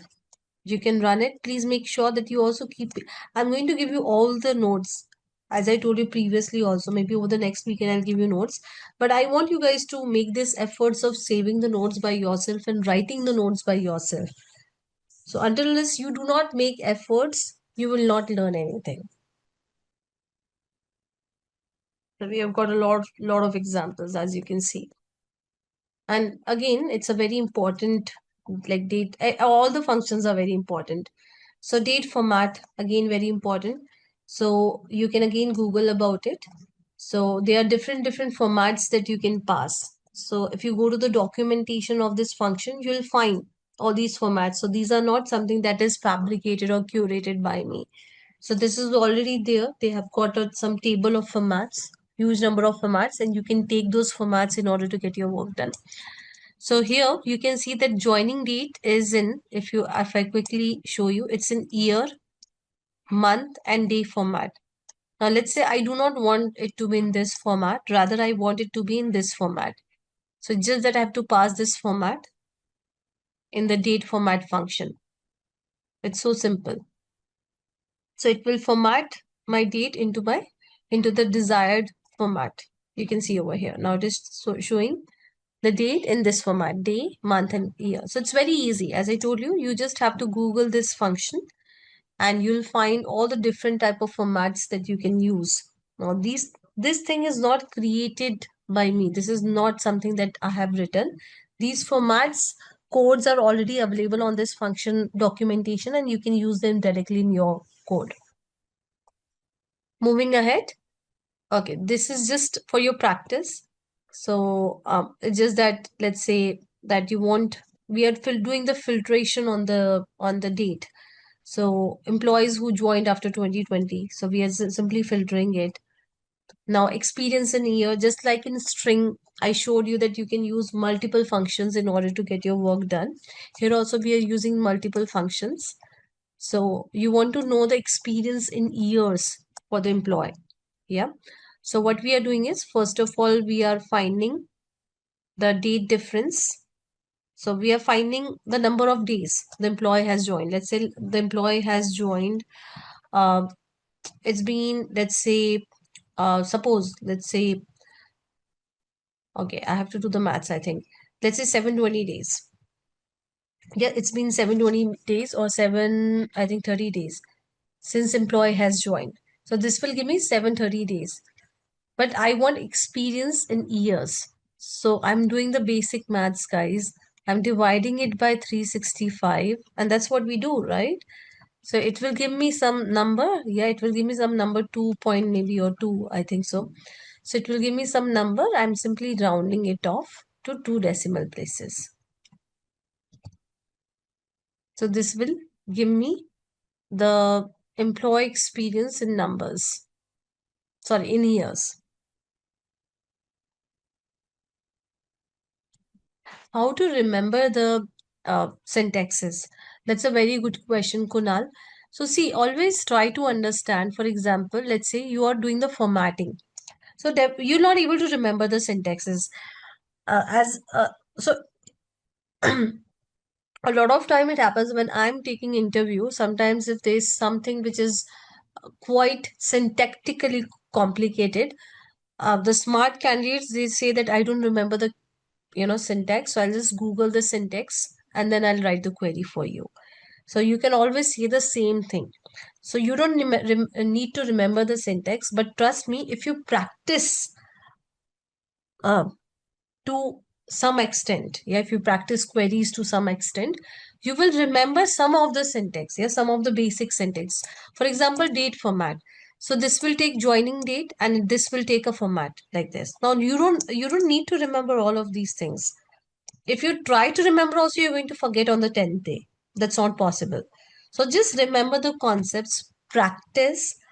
When you're practicing a lot, whatever you can remember, well and good, but you don't need to remember the syntax. During your interview, you can always say, see, I don't remember the syntax. I'm going to Google the syntax. So usually they allow. Yeah, you can Google the syntax. So Google the syntax of the function and then you can use it. And as I told you, usually when they ask the questions are not very much dedicated towards the function sides of SQL. Yeah, that will be more on the logical side. So not on the function side, to be very honest. But you should definitely know all these functions. That's very important. If you say that you know SQL and you don't know about these functions, that will not work. But the interviewer, usually when I also ask question or when I'm giving the interview, like when I'm on the both the sides, it's more of the logic side. They check your logic. They don't check your, how much you remember the syntax and all. So just try to just practice, and that's more than enough. You don't need to remember the syntax. Can you please explain with example? So which one? Kavita, I think I'm taking examples for everything, but yeah, which one?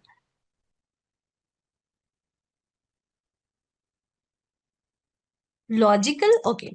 So, logical, right now we are learning about functions. As we move forward, I'll tell you few of the, right now because it's function, there is less of logic and more of functions and its syntaxes. But as we move forward, I'm going to tell you about the logical things also. For example, I gave you when I was teaching you group by. So I told you that there can be a lot of questions around group by, and we solved one of the question also, that we want students which are not of grade D, yep, and more than 70%. So these are the questions that you may get in your interviews. Yeah. So function related questions will be very less. It will be more of the logic related questions. Okay, Kavita? So I've given you the example when we were learning group by. So as we proceed with window functions, so window functions again, we get a lot of uh, questions around window function. But yeah, those are very easy functions to remember when it comes to syntaxes. Then when we learn about CT, subquery, so there are a lot of questions around these topics, but very less around this topic, what we are covering right now. Fine. So do not get scared, guys. Again repeat, whatever we are covering in the class, that plus I'm going to give you some like lead code. If you know about lead code, well and good. If you don't know, anyways, I'm going to tell you about that portal lead code. Plus, I'm going to provide you with someone YouTube list, interview question list on SQL. You do all of these three things and you're good to go. You don't need to mug up these functions. Not needed. And in case in your interviews, if you encountered any question which needs a lot of syntax, please be free to say that, okay, I don't remember the syntax. I would like to Google the syntax. Okay, we'll move ahead. So, okay, this is nothing. You can also order by the date. So that is again possible. So we have been ordering our data. We have been sorting our data uh, alphabetically or numerically, but you can also sort your data date-wise. So I'll just provide you with this code also, and we are done with date and time functions. Again, I repeat, please do not burden yourself in learning or remembering the syntax of the function. If you practice it, you'll remember the basic syntax automatically. And the rest of the thing, in case if you encounter in your interviews, because see, when you're in projects anyways, you have ChatGPT, you have Google, you can write complex queries without thinking much. Yeah, you have got ChatGPT after all, AI these days. So writing queries is definitely not a big task anymore. So working on the projects is very easy thing. But yeah, cracking the interviews is something that is a challenge. So if you have anything which has got a lot of syntax, please feel free to ask your interviewers. Now, I'm not getting into this data set, what this data set is all about. I'm just quickly telling you that you can search for the data set of your choice, of your industry, something that maybe some industry that you're working on or you would like to work, and then you can just play around with that data set. So what you can do is, once you have the data, see, I've got this data. So I can simply import this data into my database. So how I can import it? You can write down these steps and you can practice, or you can try it out later on whenever you have time. It's very simple. See, guys, I always tell my student whenever it comes to exploring on or playing around with the options that we have got on anything for that matter, yeah, MySQL workbench or anything for that matter. So just because you're learning MySQL or you're working on MySQL workbench, we get scared. Oh, this might be something which is very difficult. But if I give you a new website, just like Instagram, you automatically explore all the options. So, when it comes to the UI part, please be comfortable, please be more confident and try to explore everything. Yeah, for example, if you see, you can drop the schema, you can alter the schema, you can create the schema. So, a lot of options that you see over here are self explanatory. So, do not get scared by just reading this. Yeah, just explore it. The more you explore it, the more you learn and the more you're able to remember the things. So I was talking about that we have got, just give me a second, Ravinna. So you want to import this data. So how you can import? You can right click on your database, table data import wizard. Then you have to browse. So I've got the data over here. Yeah, so I have to browse it. Click on next. So if you have some existing table, you can use any of the existing table in order to insert the data. But I don't have any such existing table with the same schema. So I would like to create a new table. I'll say next.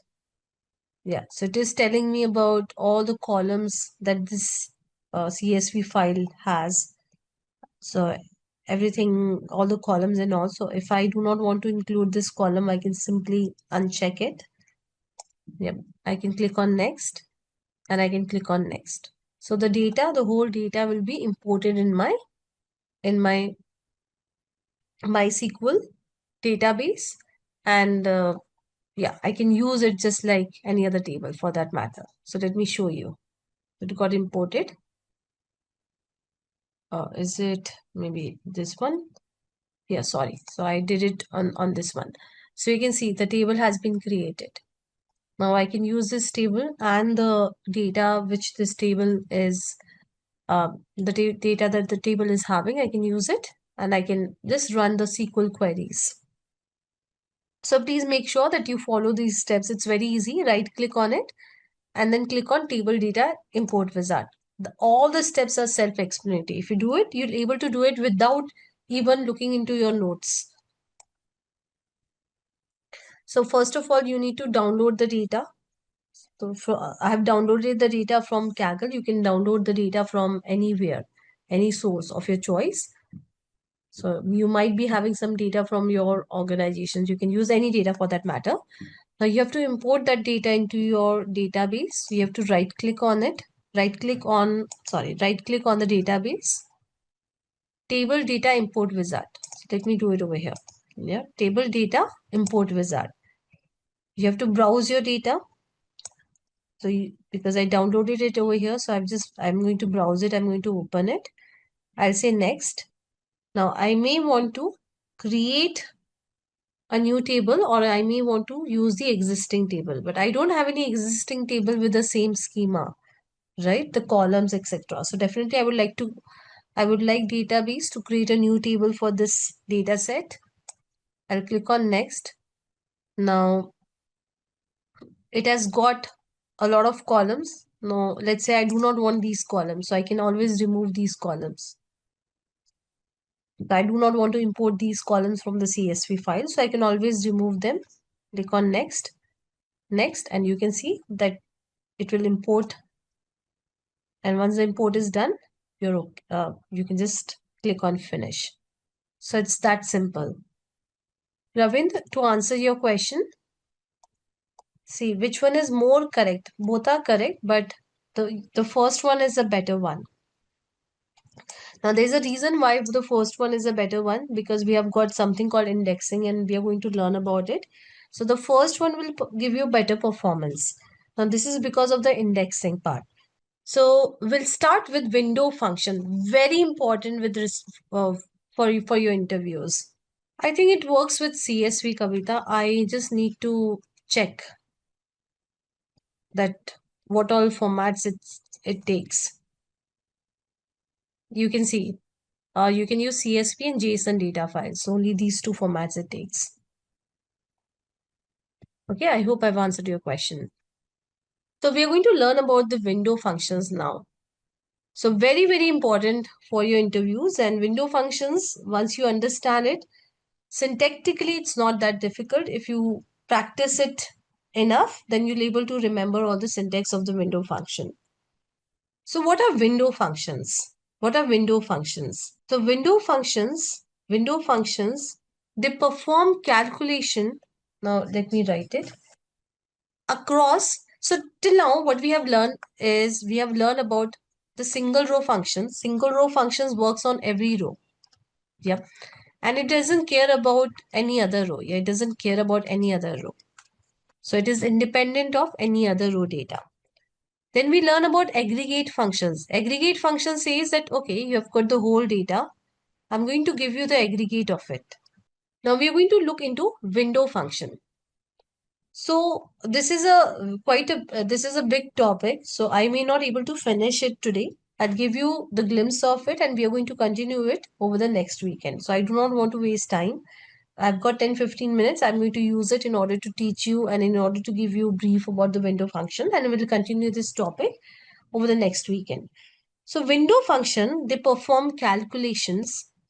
So definitely we are going to perform the calculations across a set of rows. So across, sorry for the spelling, just ignore it. Across the set of rows. See, in case of window function, as the name says, window. So let's say you've got some 10 rows of data. You've got data of 10 rows. So let's say that you want to do the sum. You want to do the sum of marks. Now I'm giving you the same example of group by, and I'll tell you that how window functions are different from group by. I'm going to speak about that also. So right now you may think that group by also does the same thing, but group by is very limited and there are a lot of limitations with group by. With window functions, uh, there are a lot of things that you can do.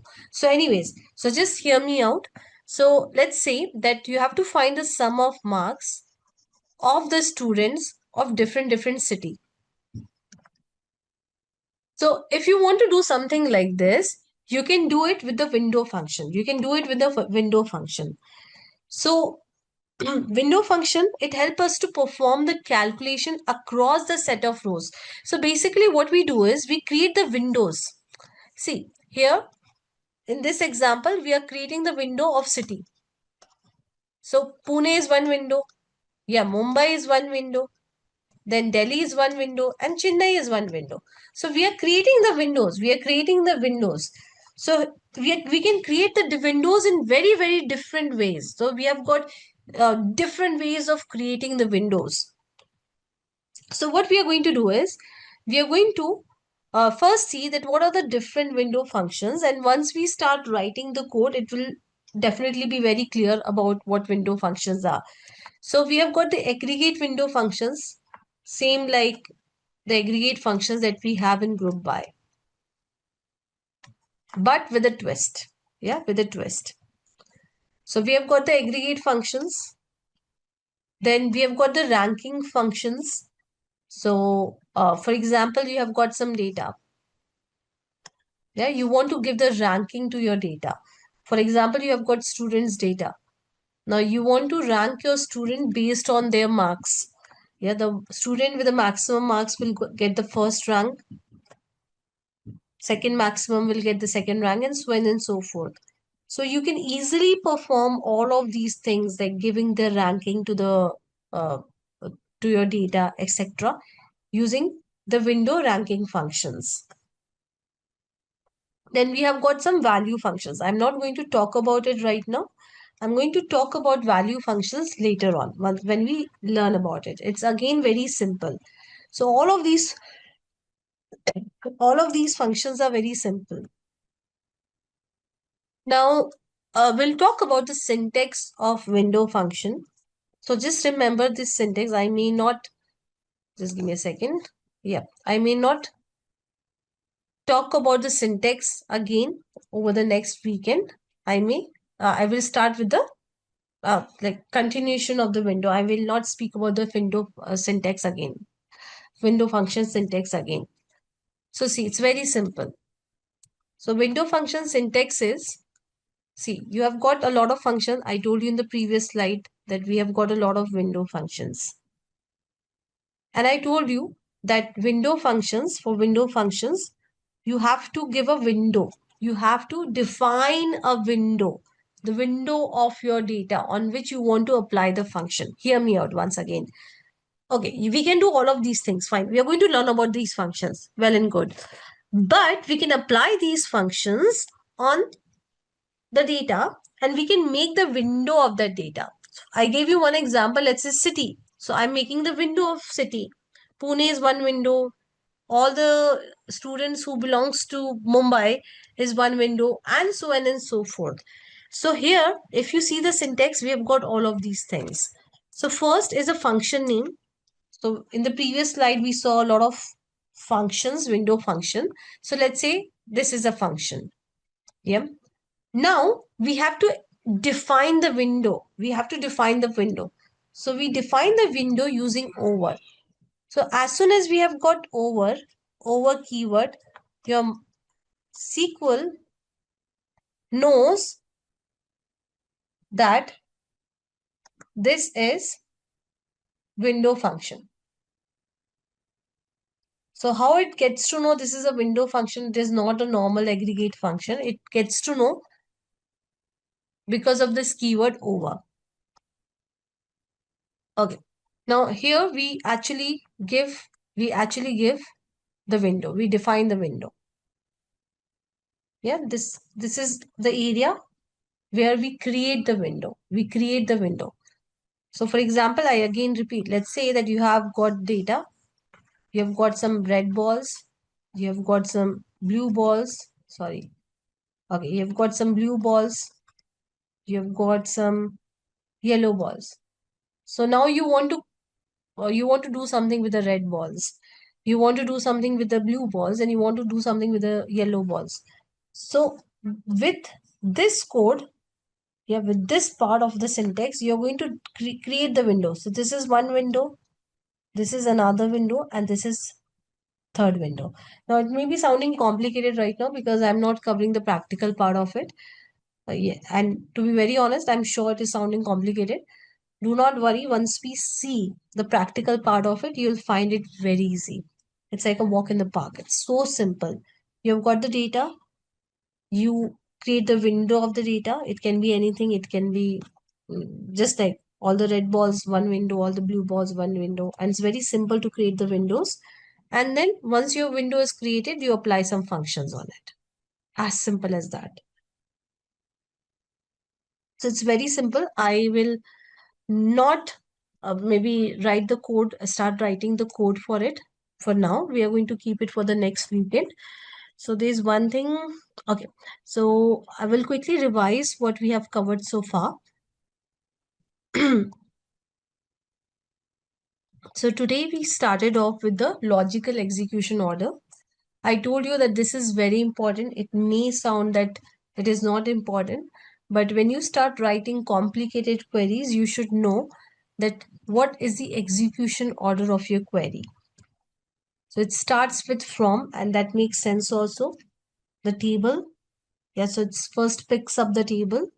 It filters the data from the table. It's takes those columns, yeah, the particular columns that you have got in the table. Then you're sorting the data and then you're limiting it. Then we learn about the common aggregate functions, count, sum, average, min, and max. Then we learn about group by. So we learn about that with the help of group by, you can group your data. You can group your data and then you can apply some aggregate functions on that data. And that's what we did. We grouped our data using city. We grouped our data using the grades. And then we applied some aggregate functions on the same. Then we learn about SQL functions. we have got a lot of SQL functions. So we learn about few of the numeric functions, round, mod, power, etc.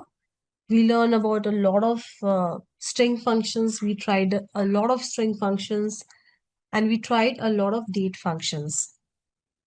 So yes, these are some of the numeric functions that we tried today. So we didn't try SQRT. So SQRT, if you just try, so this will give you the square root of a number. So these are very simple maths things. Then we learn about the string functions. We learn about concat, upper, lower, replace, trim, length, left, right, all of these. Then we learn about date and time functions. So we explored a lot of date and time functions in order to extract the date part, play around with the dates, modify them, get the current date and time, etc. Okay, window function, we are going to talk about again. We are going to learn about window function over the next weekend. This is going to be a little big topic. We are going to practice a lot because it's very important topic for your interview. So I'm not going to rush on this topic. So we are actually done for today because I can't start writing the code. I do not have that much of time left for today's class. So I'll just maybe give you the brief of ChatGPT also, how you can use ChatGPT in order to practice whatever we have learned so far.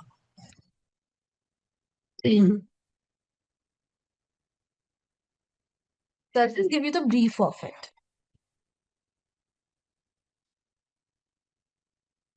in just 2-3 minutes. Yeah. So we are going to see that how you can use AI for a lot of things. But yeah, I'll just quickly give you the brief of it. So see, you can use ChatGPT, normal ChatGPT, in order to ask questions related to your SQL queries, or you can use SQL Expert. Now, what is the difference between the two? The difference between the two is same as the difference between a normal doctor, a physician doctor, and a specialist. So if you go to a physician, a normal doctor, right? That doctor, he or she will able to help you with your issue, definitely. But that doctor is not specialist. Let's say that you're having some issues with your okay, so let me say, I don't want you guys to feel bad when it comes to the doctor. Let's say ENT. Yeah, so let's say you're having cold. So one way is that you go to a normal doctor. So normal doctor is also going to help you. But what do you think? Who's better? You have some issues with your nose. So who's better? A physician or ENT?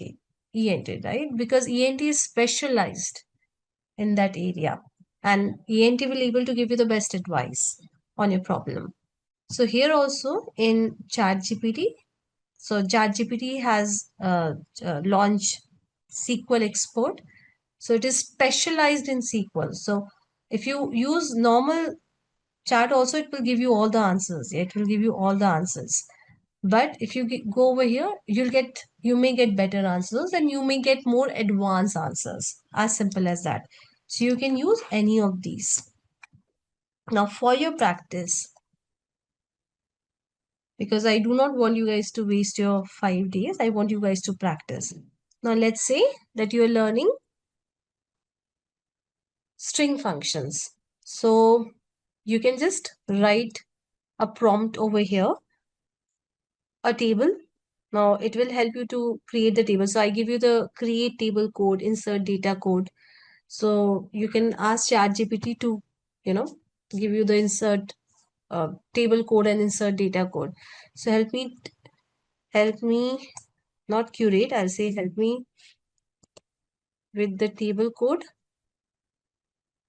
table creation, and I'll say data insertion code and some data insertion code. And if you want, you can be more specific that I want it for the employees. So, okay, I'll just say, can you create the employee table? So it will give you the code. So you don't have to rely on my code. See, it is giving you the code, the employee code, and here's the sample data. So you just have to copy this and paste it the way you have been copying and pasting from the chat. Yep. Then let's say you've got the data. Yes. So maybe you want to learn you're learning, you're done with learning. So just as say so in this way you can, for every topic, you can ask SQL that, okay, I'm done with it. Yeah, I'm done with the learning. You can also ask it to explain and to help you learn. Yeah, you can ask any of these things. But let's say you're done with it. So you see, here are the practice questions. Full name. So here are the practice questions. Now it has not given you the solution. So you can also say, give me the solutions as well. So for all the practice question, it will give you the solutions as well. So in this way, whatever we have covered so far, you can pick each topic. You can ask ChatGPT to curate some data for you. And then maybe you can also ask that, okay, I'm learning this. Can you help me? Can you teach me string functions in SQL? So it will again teach you some of the important string functions. So that in that way, you will get improvisation. Of course, I'm teaching you, but ChatGPT will also teach you. And once you're done with the learning for your practice, right now, later on, I'll ask you to use lead code. But right now, with whatever we have learned so far, you can ask ChatGPT to give you some questions to practice. Yeah, you can ask for some advanced questions, see, some 5 real tricky string problems. So, yeah. So this is how you can use ChatGPT in order to practice whatever we have done so far. And with that, we have come to the end. If you have any doubts or questions, ask them in the comment section below. Our team of experts will reply to you as soon as possible. Thank you and keep learning with Simplilearn.